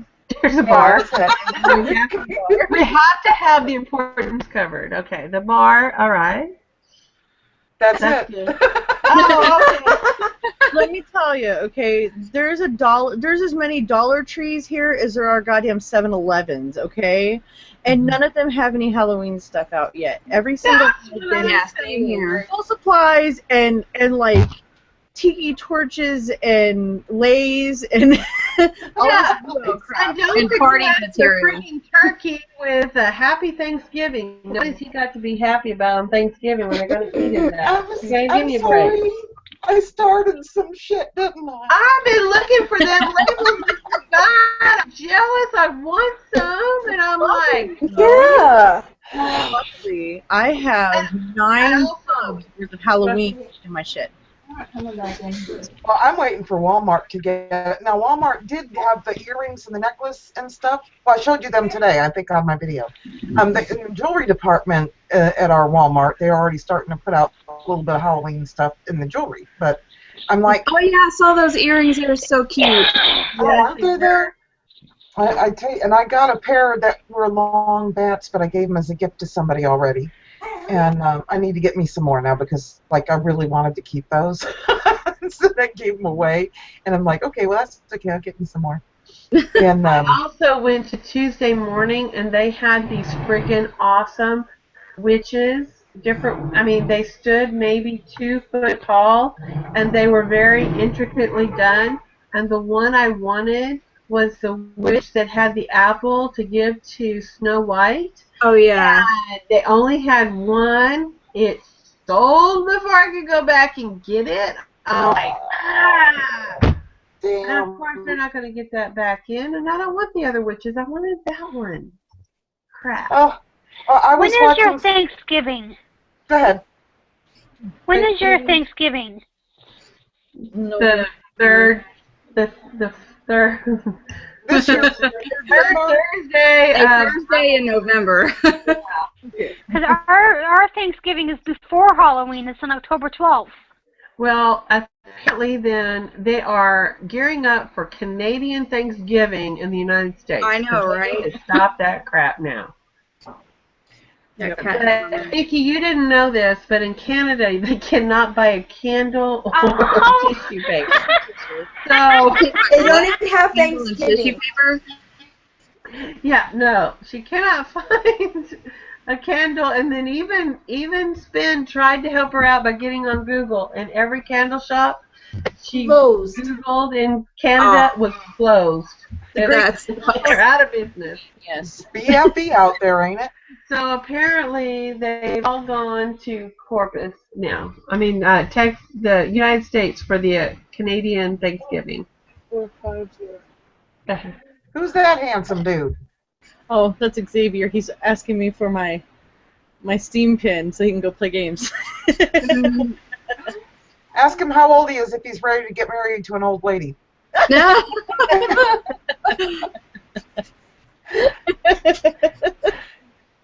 You know, kids, they, you, I love it. Stop, you ignore me.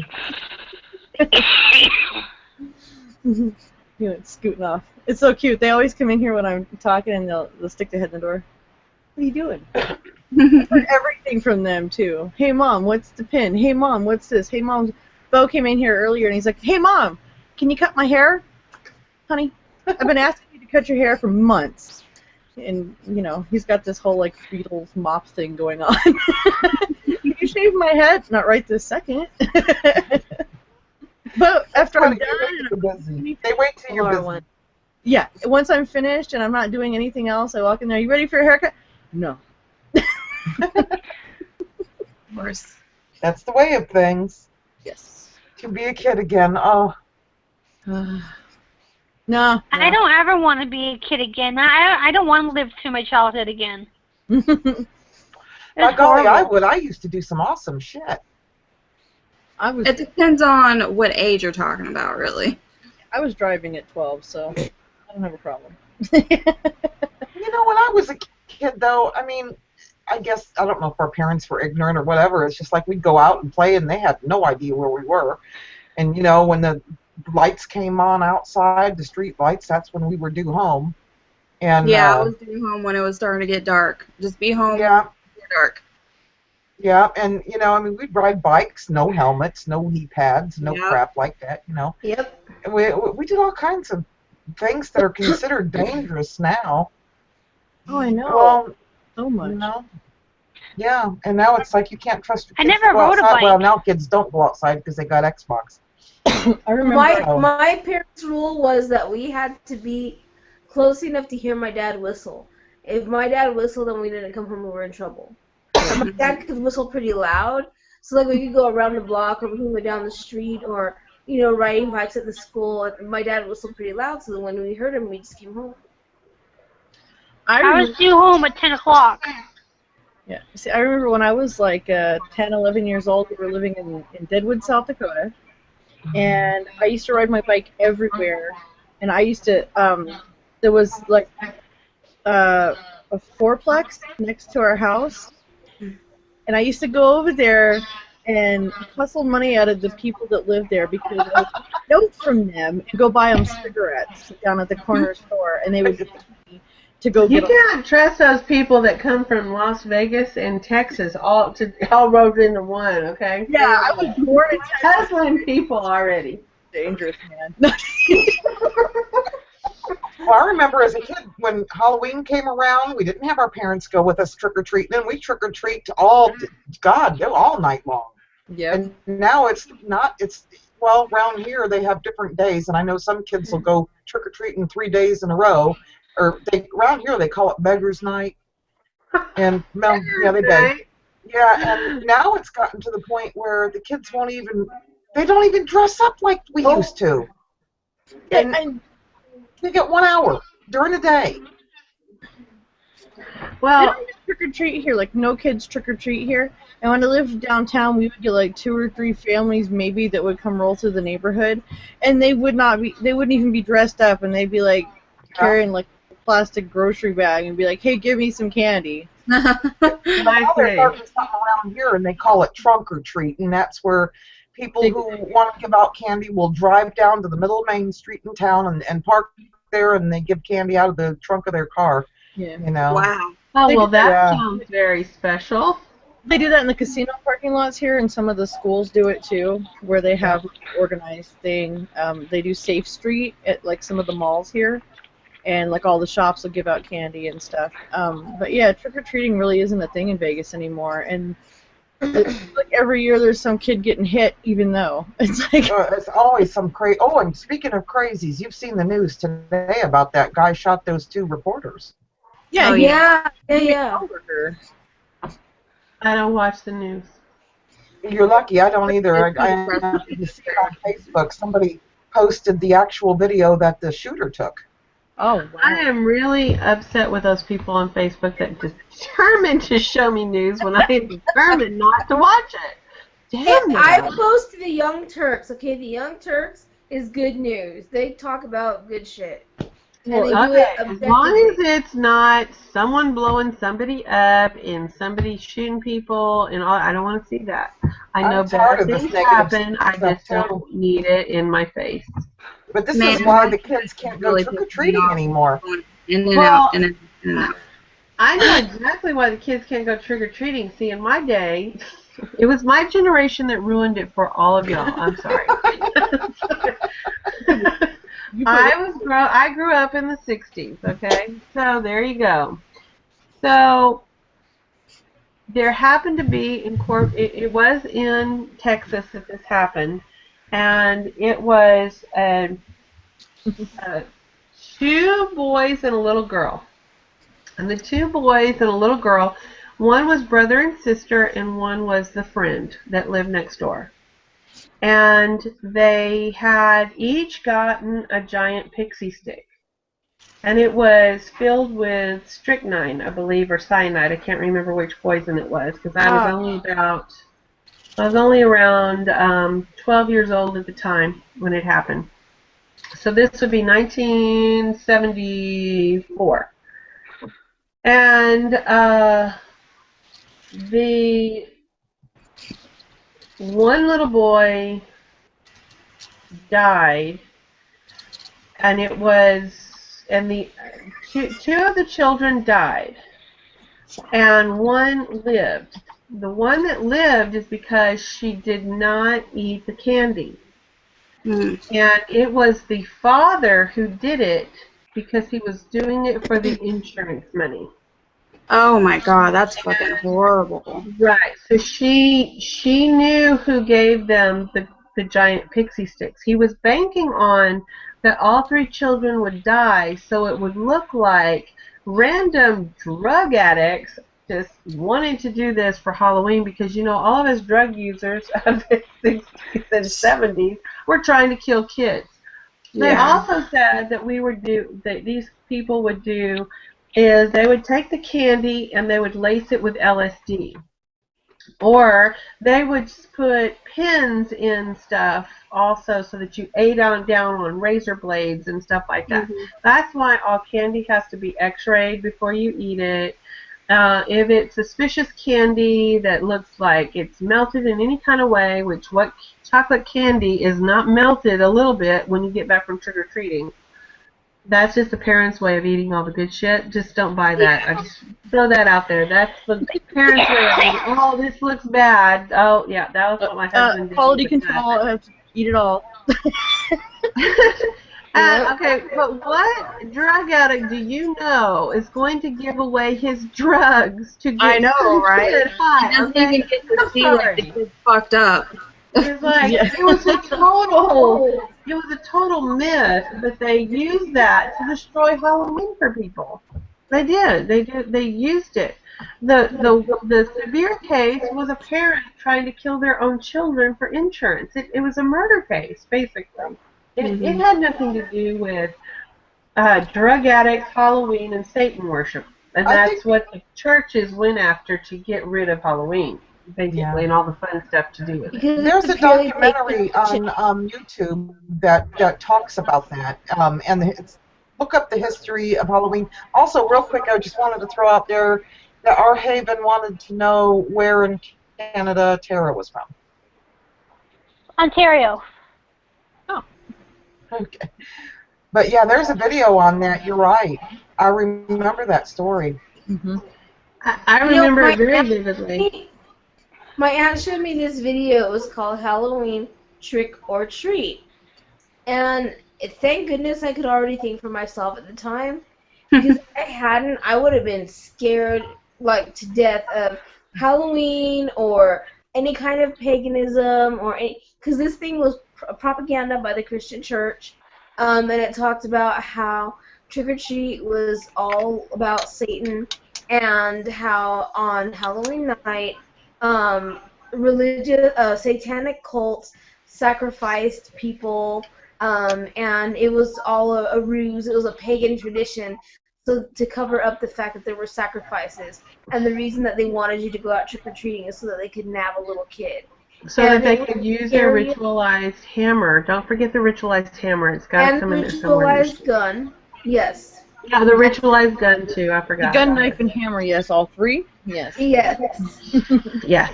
And that was like, it was like scary crap, but it was propaganda. Like, it was straight propaganda. By the You know, way, I've never heard any of this stuff. This is the first time hearing it. Well, that's because you weren't my age. How old were you? Approximately 1974. Yeah. That was 3 years before I was born. And then there was all the rumors of people putting razor blades in apples and giving them to kids. Yes, and the thing is, did anyone ever get caught doing that? Nobody found an apple with razor blades. It's just what I'm aware of. But somehow or another, the urban myth happened, and Actually, I that heard was it the end was. of that. I heard that there was one little girl, and it was her own mother that was doing it to her for attention. She See, had it's that always Munchausen It's or always something. somebody the children knows. It's Mm-hmm. always somebody the children knows. That's exactly, and cover it's actually there for other purposes. Yeah. Has nothing to do with Satanism for sure, and see, this is the kind definitely of stuff- nothing to do with witchcraft. Yeah. This is the kind of stuff I need to cover on my Pagan Maybe channel. Yes. Well, now there is some people that do worship Satan. There are some satanic groups that do believe that, but that doesn't necessarily mean all They don't pagans or practice witches like do that. Well, Yeah. the thing is, the Satanists aren't poisoning the children either. No, no. The person who did this was probably very relevantly Christian, and not Christian in the sense that he was truly Christian, just that he probably went to church, Or was not raised that he was Christian. Yeah. You know, There's a lot of he was Christians doing it that do strictly way for more. money. You know, I mean, it's always a Christian that goes and blows up or shoots all the people in an abortion clinic, and you know, and then they blame God. Okay. Yeah, I think people are going to be really pissed off. You know, they're really, when their time comes, they're going to be really shocked that, you know, heaven's full of witches. Yeah. Yeah, well, they're going to be really shocked that if they really believe what they really believe, and it was true, that God's going to send them straight to hell because he didn't tell you that he needed your help. Right. He should kill the people in the abortion clinic. He would kill them. He doesn't need your help. Nowhere in the Bible does it say God needs your help. Yes. I can't do this without it. I like that thing about Spock when Spock tells you, so you have a God that creates imperfect people and then wants you to emulate God, but when you can't because you're imperfect because of his design, he blames you for being bad. Yep. It doesn't sound like a very smart man. I'm not really impressed that he did. Like I said, I can always argue the Bible with the best of them because I pretty much know it too, and there's always, for every verse they can come up, I can come up with a verse that's the exact opposite. So it's like, yeah, don't fuck with a witch. Do not fuck with a witch. We know our shit. We study everything. Exactly. And I've learned, and I'm going to tell you, I've learned just as much from that Bible as I did from anything else. But I pulled different information out of it than they did. Well, in my opinion, it's like, you know, I mean, really, they crucified Jesus, but yet he was telling the people to follow his lead and do, and all the Christians do it. What would Jesus do? What would Jesus do? I'll tell you what he would do. He'd make a potion like a witch would, put it in the blind man's eye, and make him see. And if we do that, and if he was here today doing what, he'd be a witch, wouldn't he? Well, don't forget that raising people from the dead. Oh, yeah, and that's necromancy. Necromancy, yes. Don't forget that one. And we're supposed to do what Jesus does. So, okay, and the Christians think that we're wrong? Yes, Wait a and minute. he also destroyed that temple because they were just money changers as well. So, you know, there you go. That's what he thinks about churches that are just in it to collect money. So. And boy, aren't there. Somebody posted something today on Facebook about this super church they were trying to, this one church was trying to build. And it was like a great big, huge, almost like an auditorium. And something about, you know, shouldn't you be feeding homeless instead or something? Or, you know, it's all about money. It is. It's all about You know money. that movie with Patricia Arquette and Gabriel Byrne? Stigmata. I love that movie. Stigmata. I love that movie too. I could just never remember the name of it. But you know that saying that you break a piece of wood and I'll be there? Split a piece of wood and I will be there. Wherever 2 or more people gather in my name, that is my church. Yeah, and I relate, like, I don't relate to that movie, but I think that movie was amazing, and it speaks a really deep message that if you were a true Christian or a true God believer, You don't need the church in order to believe God. Right. You know, Yeah. that's why us as witches, we love the nature. That was from the Gospel of St. Thomas. That was not allowed to be in the Bible when they got together and they made the Council at Nice that formed the Bible. They chose the books that incorporated what they wanted people to follow, and they disregarded the books that they didn't. Not once, but twice. Yes. I would love to go to the Vatican. And the time of James. Sorry. Yeah, the time of Constantine and the time of James is when they changed the Bible, but they kept in the one important part, which is mentioned several times: do not add to or take away from. And they took away a lot of books, and then he went and changed the evildoers into the word witch. Yes. And James was a big old witch hunter. He hated women. Well, it's also the act of divination was one of the signs of a witch. However, Isaiah and many other people in the Bible, Jacob, a bunch of people, had dreams, divination. They had these things. They had the ability to, Jacob had the ability to ascertain what was being said in a dream. So that's how he got out of slavery when his brother sold him into slavery. There was lots of prophets, and prophecy was deemed a thing of the witch. So if it was a man did it, it was fine. If it was a woman doing it, let's kill her right now. Basically. Yeah. It's all prophecy. I would love to go to the Vatican and read all the books that they have locked up. Okay, well, the Vatican, I want to the Vatican. The Vatican has put online now a lot of those books, and they're putting more and more online. Just to let you know, I shared a link that said the link that they were using to put those works online now. So that is one thing that the Catholic Church is reforming itself on. We finally have a progressive pope.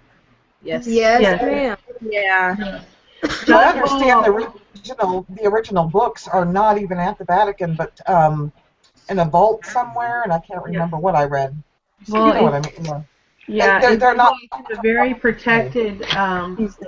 Just like in the Da Vinci Code, it is in a very airlock type things because a lot of that stuff is original works from way, way, way, way, way back.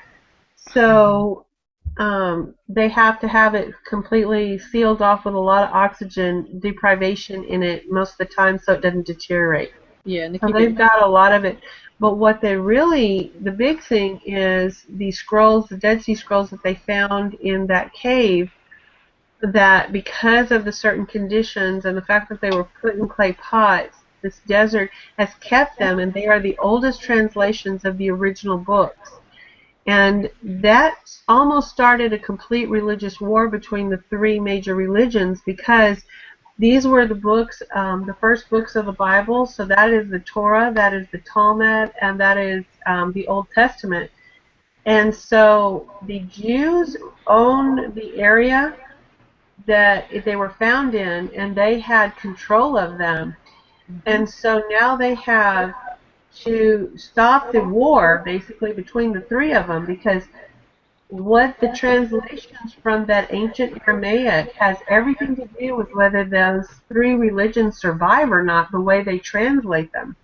And so they have a commission that is filled with scientists from all three faiths going through and putting those scrolls together. That is also very, very interesting and crucial work, too, because that is the oldest translations of those books. They were done like 1,000 years after Christ died. So they're the closest back to the true word that was done before all these other people retranslated. So that could change the face of all of it is if you read the New Testament, basically Jesus was teaching people to try. He was trying to teach us to be witches. Exactly. He was very enlightened. He was doing a lot of the three wise men, And the three wise men came from the east. They were the people that taught him meditation, all the things that he They was were the doing. Magi. He was They were the doing, Magi. yeah, Magi. and just remember that the story that he had is as above as below. So it's very much to do with the same principles that ceremonial magic works off of. The reason that the three Magi's were there was because it was three planets in the sky that night. It was Jupiter, Saturn, and Mercury. The three gifts that the Magi brought were the three gifts that relate back to those three planets. Gold related back to one, the myrrh related directly back to one, and so did the frankincense. And who doesn't use myrrh and frankincense? Come on. Yeah. And then frankincense is, okay, if you were, the reason frankincense and myrrh was given to the child to survive is because frankincense is an anti-inflammatory. Myrrh is an antiseptic. And gold is to provide food and whatever the child needs to survive. They gave the three things to ensure that child's survivability.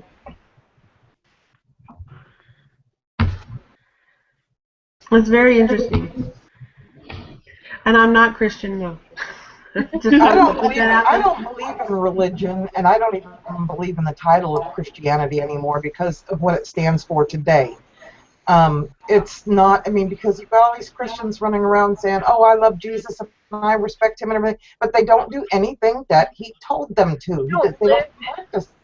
It's like they pick and choose what they want. And when I've done my complete study on that, because I've been in and out of church myself for over the years and everything, and when I started studying more in ancient things before Christianity, everything was lining up. All the stories are almost the same, and then it just made sense to me. Jesus was a witch, and that's pretty much why he was put to death. Well, he had to transform, so he had to finish out. He had to finish out the story that was above in the stars. So he had to play out. There's sometimes that people are a pawn in a sacrifice. And his story had to play out a certain way, or it would not have worked. So, and he knew that.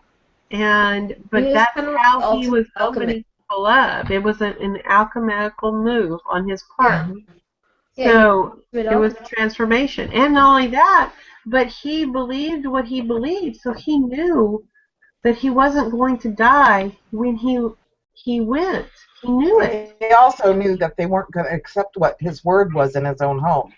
No, he knew exactly. he wasn't going to be accepted. But, I mean, the word witch was never spoken, but everything he did. Turning water into wine. Now, that's what I want to work on. He was more a high ceremonial priest or magician would probably be the term that they would have used at that time. Because if you look at the Key of Solomon, it came from supposedly the Archangel Gabriel giving Solomon the wisdom. But if you look at what he gave them, that was the magic circle, ceremonial magic. It was the pentacles, and there was I think like 74 different pentacles. They were all to planets in the sky.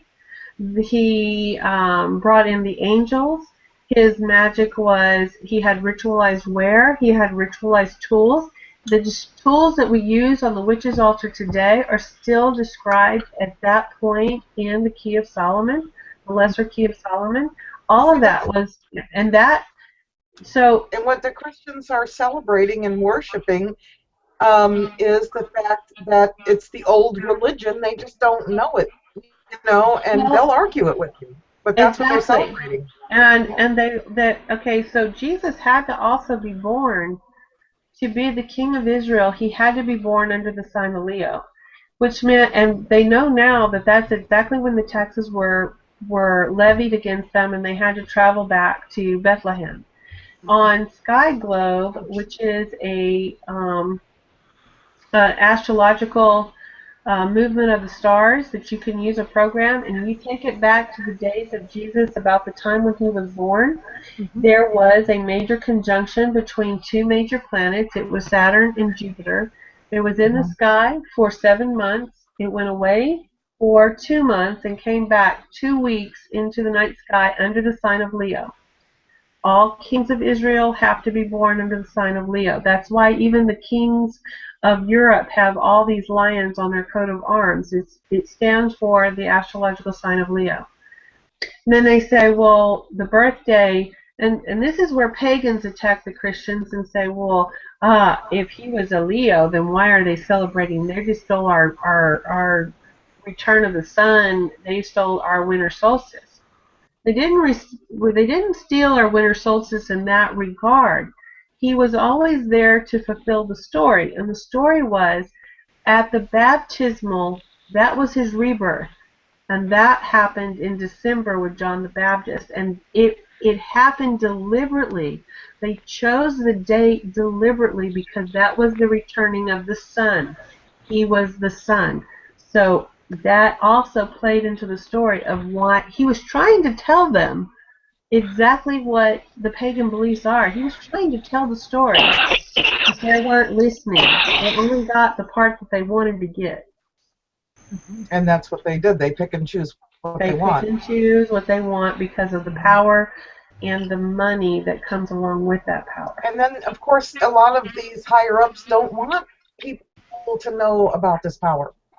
Exactly. But that's what the Masonics are all about, and that's what all of these other people that are behind the scenes, because they take it higher. But to control the masses, they have one way, and only if you're deemed worthy to know the bigger story do they take you behind the scenes, and that's why the Masonics are often attacked as being witches, when they really are not pagan in any way, shape, or form, but yet they still hold a lot of the things that the pagans do.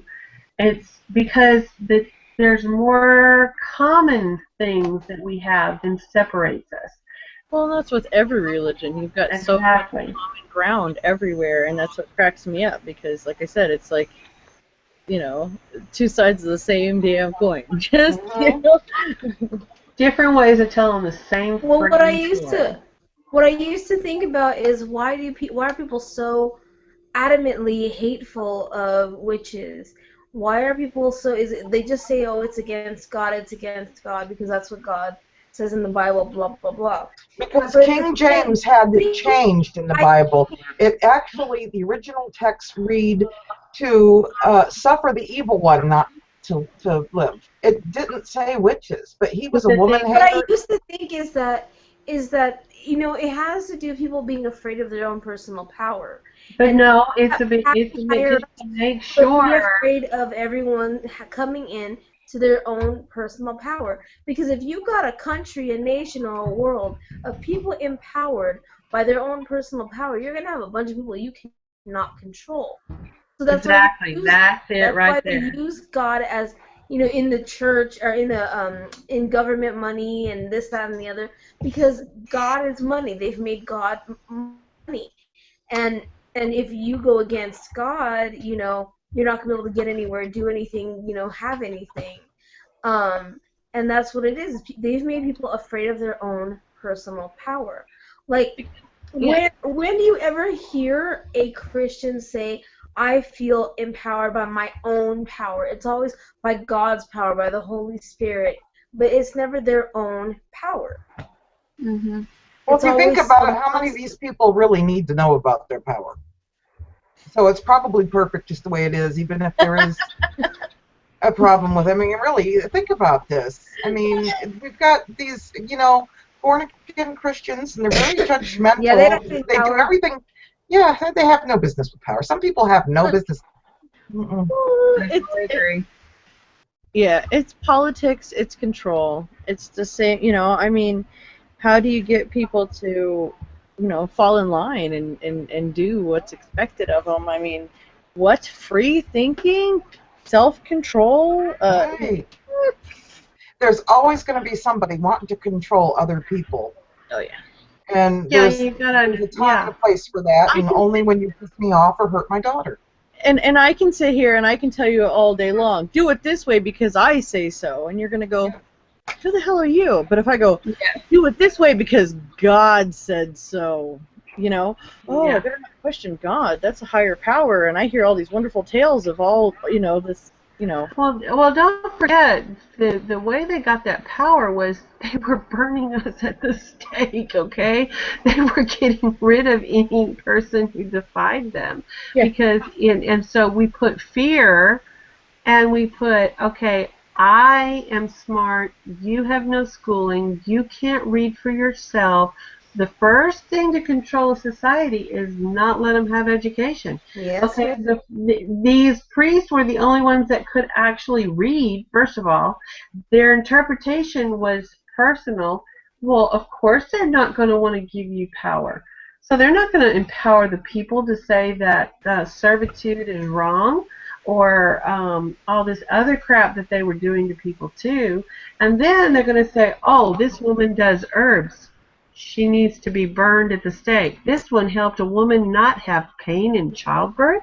Well, good God, we can't have that. She needs to burn.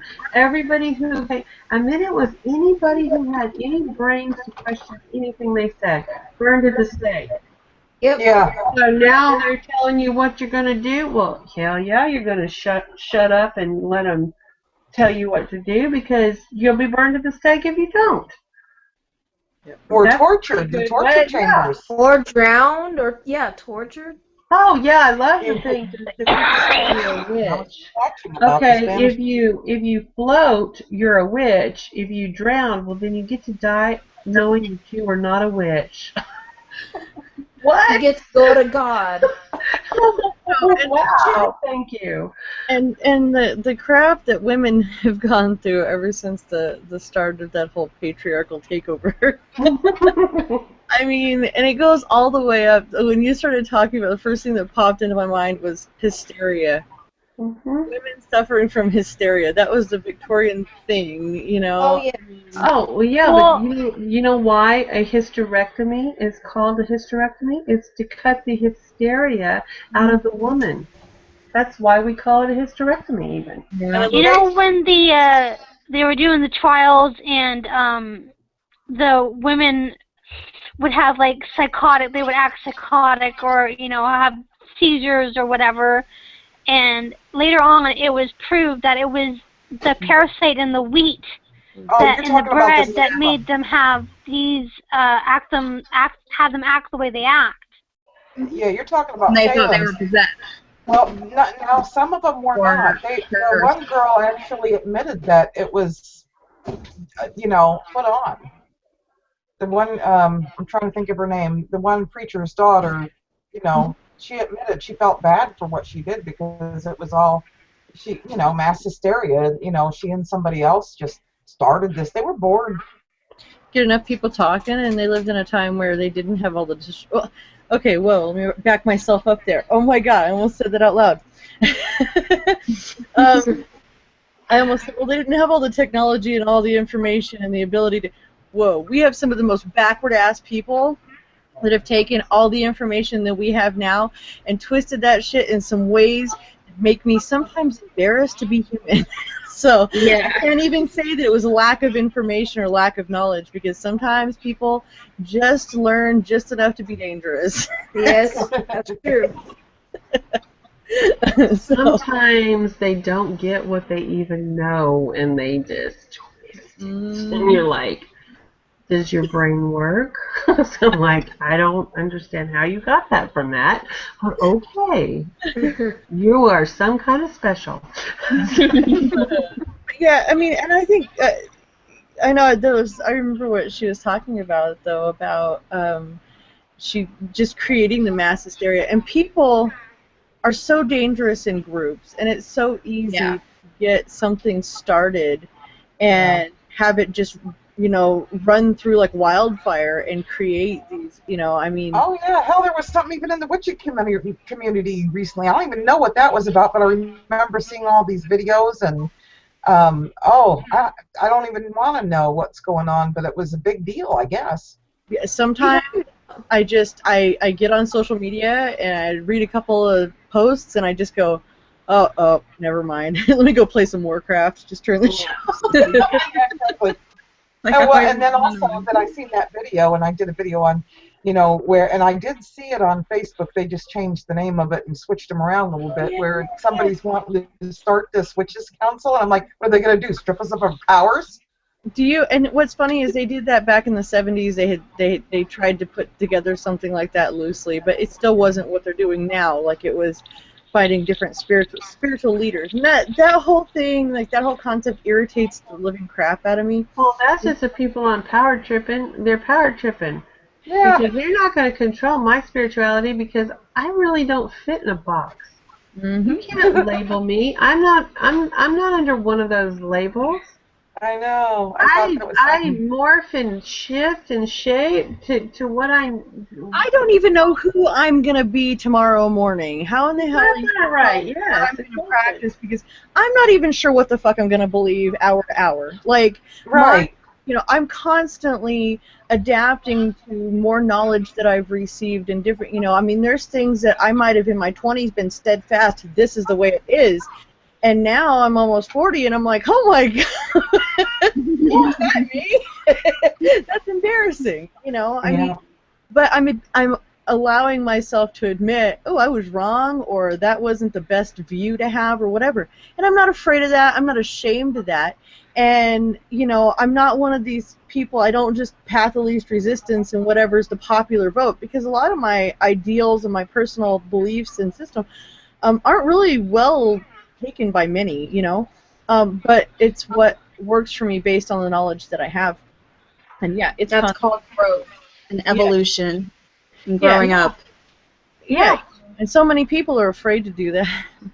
I think that's what being a witch is all about, is when you finally reach that level when you're willing to look at the other side. Yeah. You always have to look at the other side, because anything that you're steadfast against is the very thing you need to learn from, because there's something that's making you that way. That's what's going to smack you in the face. Yep. Yeah. And there's so many people won't do that because, God forbid, here we go, God forbid. We always blame God for everything. I know, right? When I was a little kid, like little bitty kindergarten, okay?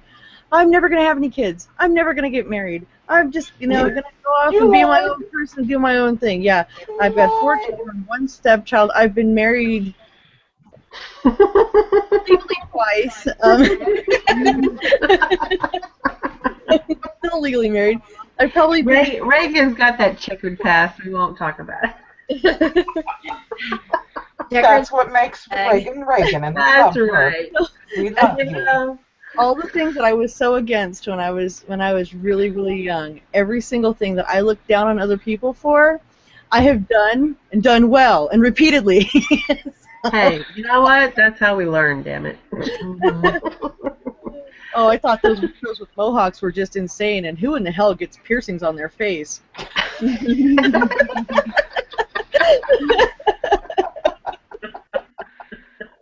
So yeah. Oh, and fat people. Oh, I used to, when I was really little, I couldn't understand why people got big. Like, I didn't understand as a really skinny little kid. Well, I don't understand why you can't show more self-control, son of a bitch. That backfires because you put it out there in the universe. The universe has such a sense of humor. I don't understand. I don't like it. Let me tell you, the universe has a sick sense of humor, but it will get you every time. And not only not only did all these things happen to me, and I do all these things that I said I would never do, and that I was so against so much, but I'm so deeply accepting of and respectful of all of these things now. They're not. I don't sit here and go, well, my views have completely changed. It's not like I've gone through all these steps and like hate myself for it either. I love myself for who I am and what I've done, and how I am, and every ounce of it. So that's the funny part about it, is it's not like I'm like this self-loathing, I can't believe I'm here. No, I'm glad that I'm here.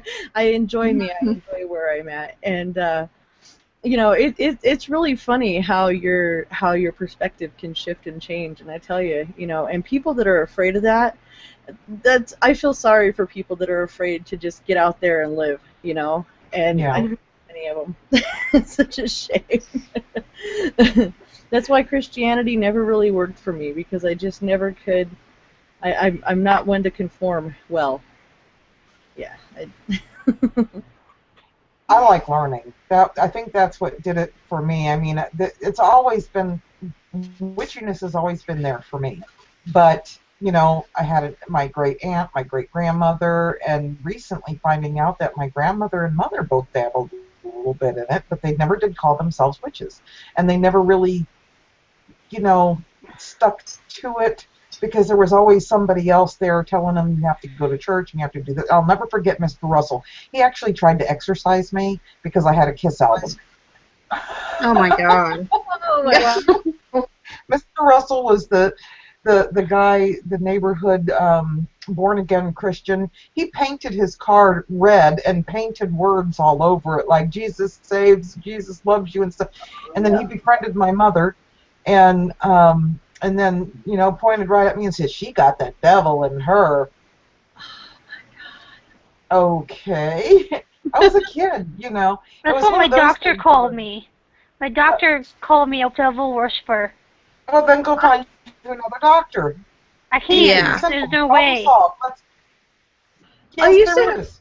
There's a way. There's a way. If there's a will, there's a way. You'll find a way. Pray about it and do a spell. Well, You'll find it. Never say never. In order to get a new doctor, I have to basically dump him as a doctor, then wait 3 months for the health board to find a doctor. It takes 6 months, and I have medication that I need. So, and the only way to get medication is through a doctor. All right, well, start looking for that next put in for a new doctor before you dump him. It might actually be they won't let me. They won't let me. You do a spell. Bad doctor. If you Okay, you do a spell. You do a binding spell. You bind the doctor. If he happens to die, oh well. And then exactly. If there's a way, I don't remember what I said a little while ago. Don't you ever say can't to me. You're a witch, dear. If you're a witch, you can. Well, this doctor, what he does is like you walk into his office and the first thing you see is a television with the Christian station on with the preaching the word. If you go to the Lord and you say that, you know, your religion don't mash up and you're being judged and you feel like you're being discriminated against, they have to. Yeah. Yeah, well, that's Canada, and they're like that Catholic state. But well, you know that's fine. What you do is you get a voodoo doll and you put his little, you know, whatever he got of his that's personal in there, and you keep stabbing it until he's not Christian anymore.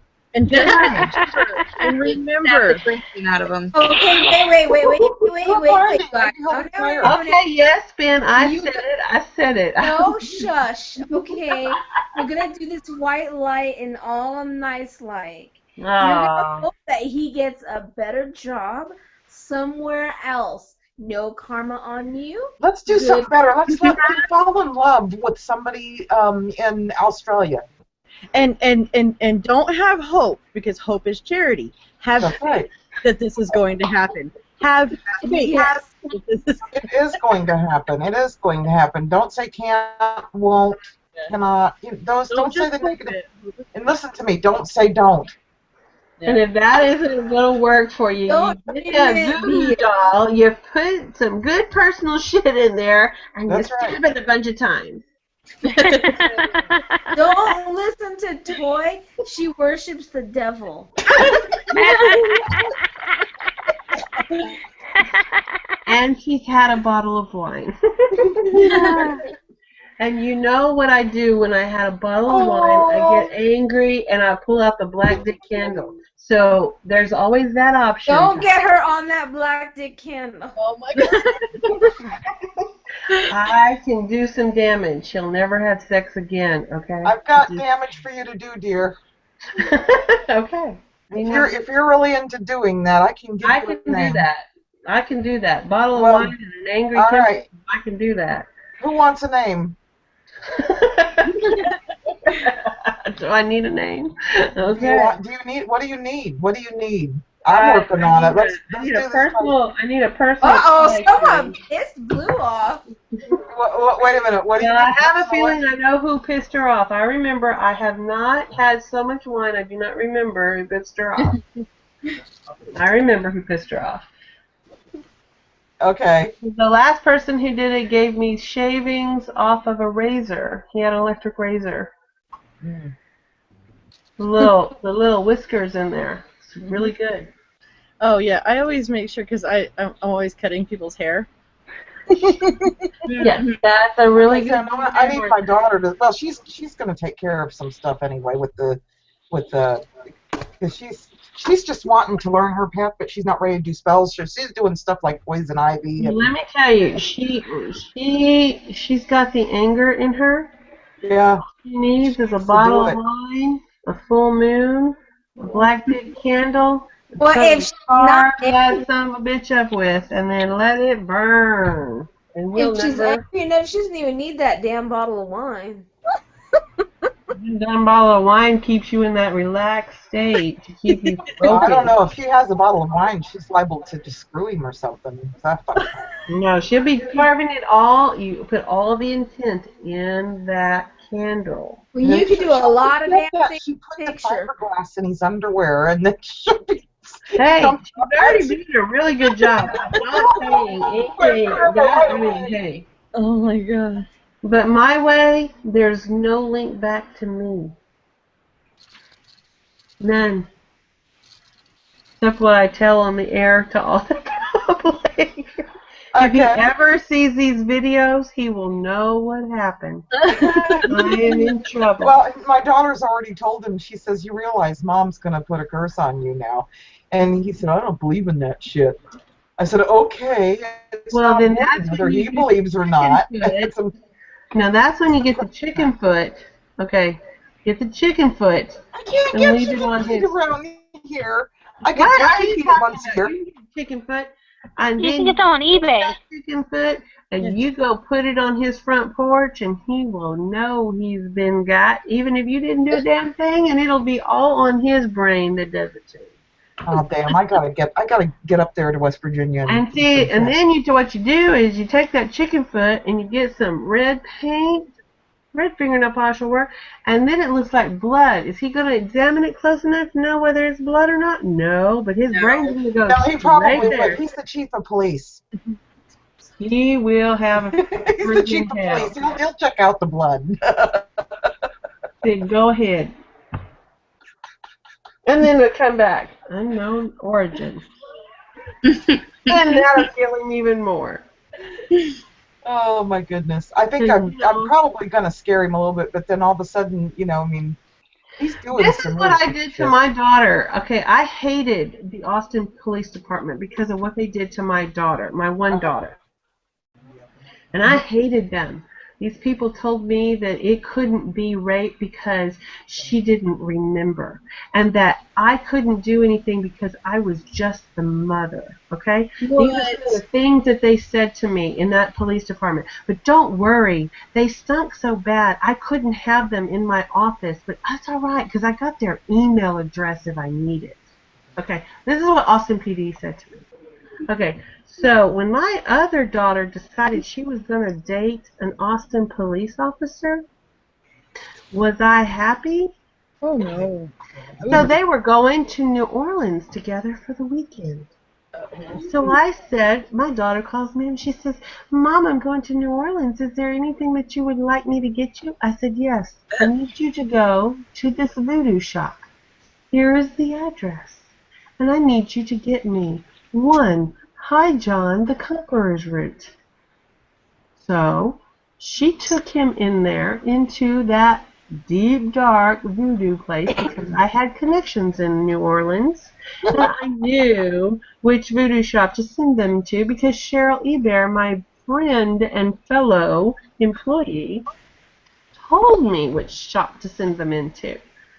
And that cop got the hell scared out of him and knew who her mother was. And he didn't stick around for long. He was gone after that weekend and never to return. Sometimes psychological warfare will get the best of him. And he was a cop. He didn't believe in any of that stuff until he was in that New Orleans voodoo shop. And Well, then what he knew his doesn't make mother sense to sent him. me is the cops will say they don't believe in it, but yet when they're looking for somebody, they will turn to a psychic. Physical Yes, ma'am. Yep. And you know, Wiccans have known to get our ritual hammer out, and then we go on those blue moons, and we'll take care of business too then. Claw hammer. Yes, yes. We'll have a ritual claw hammer, the bullet to the brain, just to control him while we kill the other people. Then we bring back to him with a ritual claw hammer. Yes. God, that cracks me up. It's now 4 hours that we have been live. Do you want us to go live longer? Well, now that I'm talking about killing people, maybe not. You're using magic. Nobody believes that, remember? Nobody believes that magic stuff. Tricks are for kids. Okay, well, anyways, before you go offline and whatever, I'm going to say goodnight to all you. And Sasha, your present should be in the mail at the beginning of September. Oh, thank you. No problem. I'll see you guys later. Okay, nice talking to you, Tara. Blessed be. Thank you all for your advice and that toy. I don't know about the whole voodoo doll, but I'll take it under advisement. She just told you to fuck off. I love you too. I told you how to get rid of a problem, okay? I'm sorry. That is just a way to get rid of a problem. Oh, for some reason, snake oil is coming to mind. I don't know why. All right, see you guys later. Bye. Okay, blessed be. Hey, I only get that way when people really, really, really, really piss me off. Oh, I do too. And this one pissed me. You know, never fuck with the daughter of a witch. You know? Yes, man. Never fuck Or with the a sisters witch of one way or witch. the other. It doesn't take much to piss us off either when it comes to someone coming after one of our own. That's all I have to say.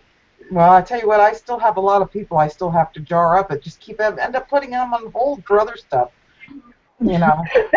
That does become a problem when you have a backlog of people. I've got a backlog, I do. Got a backlog of enemies.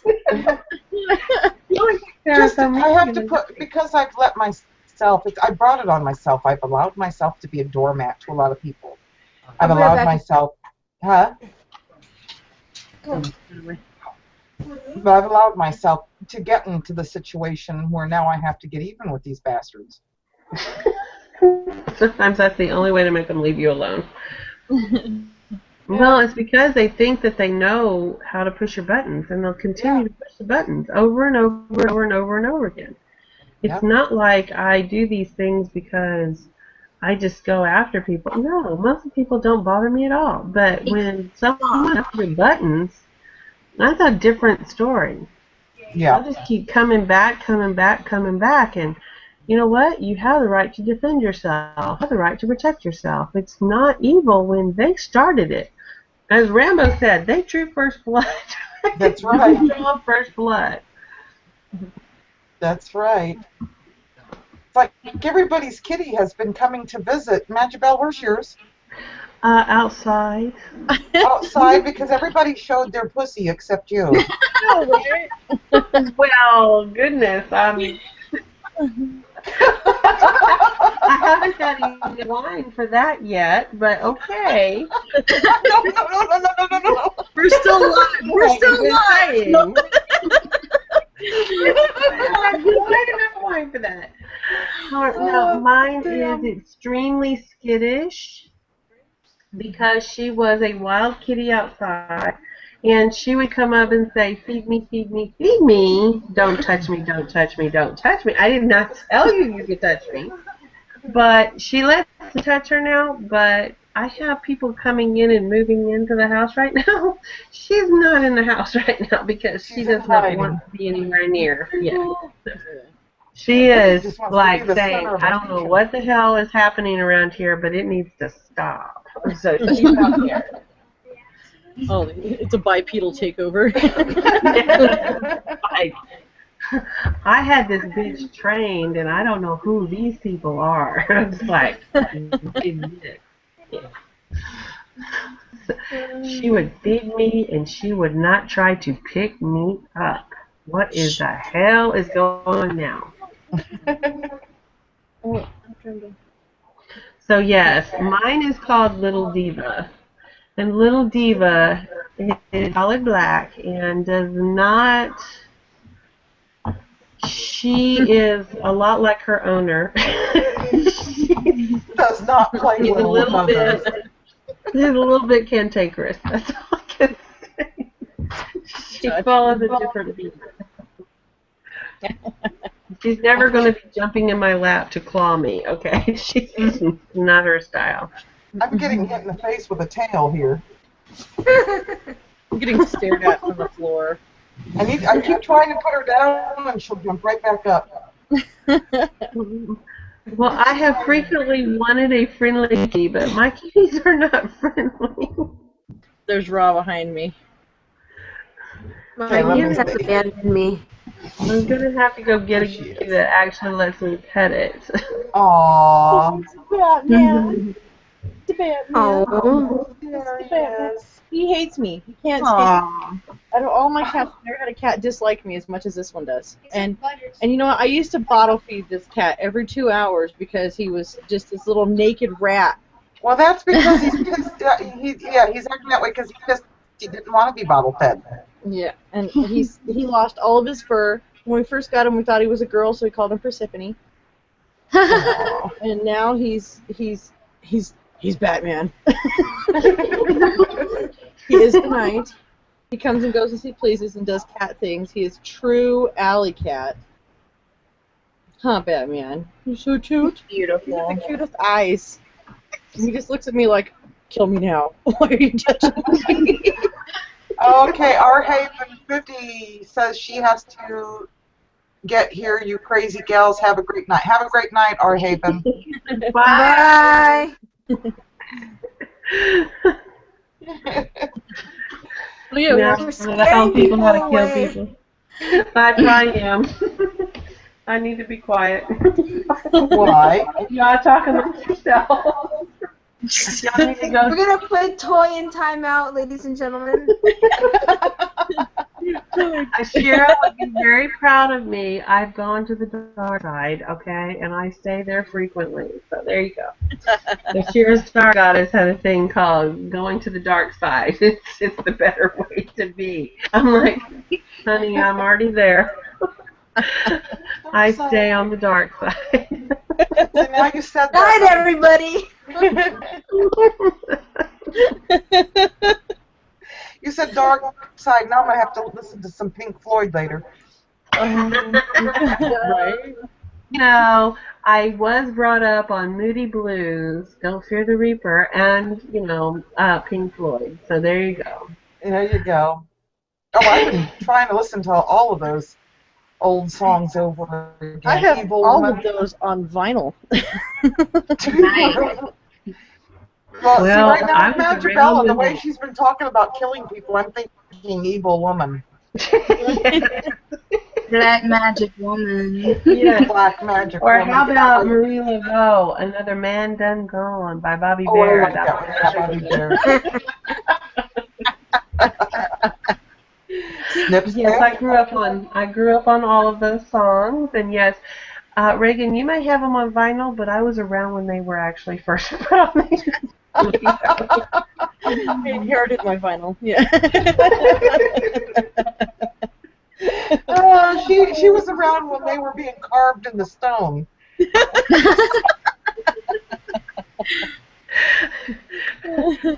I was around when Santana thought about black magic. Okay. Let's say I'm old as dirt, you're older than dirt. Yes, exactly. There, that would be it. And I take that as an earth goddess that I come up and use that earth energy, but really I'm not even Oh my gosh, that's funny. Oh, okay, Mystic Moon just said bye. Bye, Mystic Moon. Bye.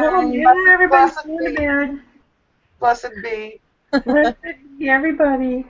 I really am a nice person. I really don't kill people. Okay, we'll buy that for now. It's the penises she kills. Yes, that's right. She does sex change operations. Yes, I do. She kills the bad behavior. Well, one of my I am predominantly Aquarius in my chart, and I just learned that Uranus was castrated and his balls thrown into the water, and Aphrodite was born from that foam and stuff. So there you go. That may have something to do with my dark side. I'm sorry, that was just so funny. Uranus and. I am brushing up on my Greek pantheon right now, okay? Yeah, but who doesn't like Uranus? Yeah. Everybody likes Uranus. That sounds terrible.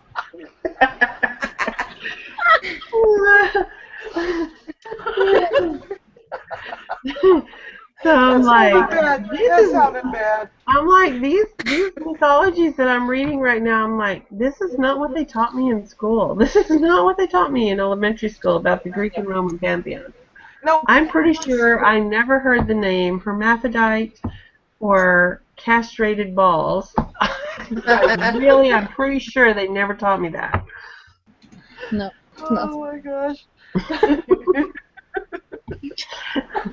Damn people. They're not progressive. They talk about progressive education. I didn't get no progressive education. No, in our day, they taught out of the Bible. My school. That's for damn sure. And that was good. Because around Halloween we did Bob for Apples. We made shrunken heads out of apples. We did cool pagan-y stuff like that. So there's something to be said for non-progressive learning. But oh well, I did that too. We did the apple carving and stuff and made our shrunken heads and stuff. We did that, yeah. That we were still dancing around. I don't want to make a real one. Well, we danced. No, I don't we want danced around the maypole. I did that. Yes, we did all of that. So they realized it was pagan activities, and then they took it away. You guys put another song in my head, "Dancing Around the Maypole." You can dance if you wanna. That one from the '80s, I think. You can dance if you wanna. Oh yeah. Men without hats. Don't You know dance, what? and if they don't dance, then That is mine. I just saw them live a couple years That's right, safety dance. and they had on hats, and I was angry because the band is called Men Without Hats. Well, they were being ironic. Well, I think they had on hats because they're all bald now. I was going to say, rockers are not cool when they have a comb over and they had to wear the hat, okay? Give them a break. You guys are going to make me pee myself here. Well, now we have a new goal for the evening. Hey, I was very disappointed when I saw Peter Frampton recently because Peter Frampton was all about the hair. And now he's got this short thing. It's not, there's no hair. And I'm like, how did you be Peter Frampton? All the original was that other one we all used that other rock singer we all used to love, and now all of a sudden he turned like ultra conservatives and he turned into a real asshole. Wait a minute. Yeah. I should know this because David Lee Roth, because David Lee Roth wanted to go classical music after Van Halen. I'm like, what? What's wrong with you? I'm having one of these farts in my brain. Look at what happened to Ted Nugent. That's him. That's him. No. Ew. He went stupid. Ew. Now let me tell you something. Ted Nugent has always been off the fucking wall. Okay, Ted Nugent was never normal, and he's born and raised in Texas over there in East Texas, but he can't hear worth a shit anyway because of the sound thing, and he used to fight the sound thing because he said that nobody's going to tell him what to do because he's always against government control. So he's always been nuts. And they had a Ted Nugent came to Corpus Christi when it was the White Buffalo album. Mm-hmm. And he had these huge ass speakers. He had one of the biggest speaker sets at the time. And they were starting to go after the decibel levels because it was causing permanent hearing injury to your ears. And he claimed he was going to do it till he died. And, well, he lost his hearing. So his stubbornness punished him. But being from Texas, it was all about guns and everything else. And so, yes, you can't say What that. kind of freak adopts a young girl so he can marry them? Oh my god. Well, a pedophile. Can we say pedophile? Pedophile. And the sad thing is there was so much of that in the entertainment industry in the like 60s and 70s. And Oh, yeah. Well, let's talk about Woody Allen doing that with Mia's stepchild. Yep. She was Yeah. 17, 16, 17 Mhm. when he leaves Mia Farrow for her. Still married. He's like 92. She's like, what, 28? I don't know. You know? 12. I don't know. Exactly. From a Well, third now, world country. Yeah.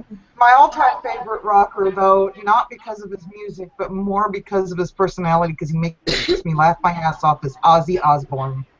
Oh, I like Ozzy Osbourne. I've seen him.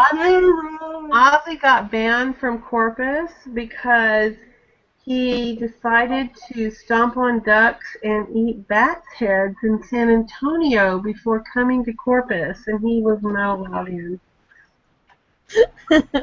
The I last can't remember where it was. It was in West Palm Beach, Florida. I think he got arrested for peeing in public.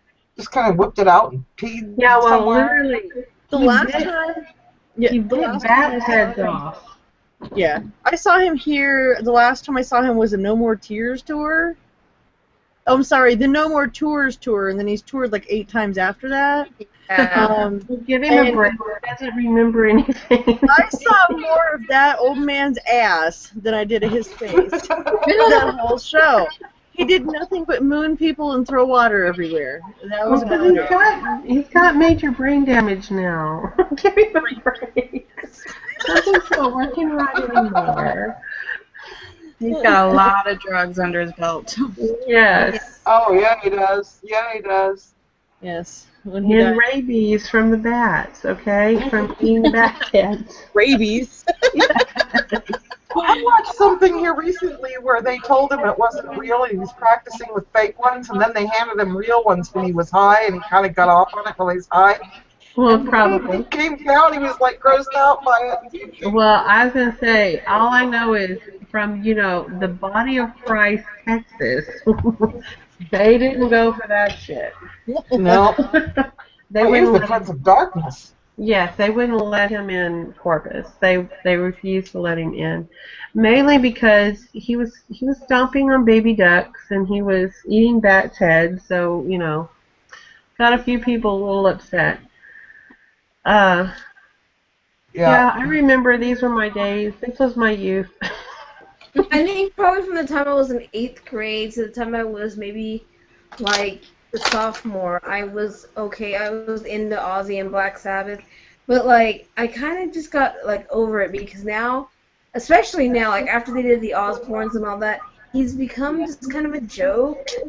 Like he's so gone mentally, and Sharon just knows how to promote. So she kind of pimps him out, and he's just like, okay, and he says his lines like "go crazy" and "I'm the Sharon, He's like a puppet. Sharon has always. The funniest, they had that reality show, him and his family, and I think his kids were just like over spoiled. I'm sorry. But they did that one show where he was going to go have a barbecue, on the beach, and he invited everybody, and he went down there and started a fire, and 2 hours later, he's sitting there by himself, and 3 hours later, he's still sitting there by himself. Honey, he wasn't by himself. And probably didn't He even know he was having by a himself. conversation with somebody in his head. He wasn't alone. Yeah. He wasn't alone. He just looked like he was alone. It's so bad. It's so true, though. Yes. It Yeah, is I love that extremely show. Because it was like, okay, what's he going to get? And then he brought a rotisserie and was going to try to, chicken. And that was a disaster. Well, So. what I love is that the two people that were the hardest core abusers of everything. And that is Keith Richards and Yeah, he ain't Keith never gonna die. Moon. And I love the fact that Keith Richards had a ad that, and here he is looking in all his glory of everything he's ever done in his life, looking like crap. And he's like, and they said I'd die first. So he's still here. Look at how many he's outlived, though. It's disgusting. He's done and he's never gonna, he should be dead. And he's just like, yeah, I outlived them all. He's still there. He's gonna outlive us. I'm gonna talk Wait, about who's the youngest of all of us here?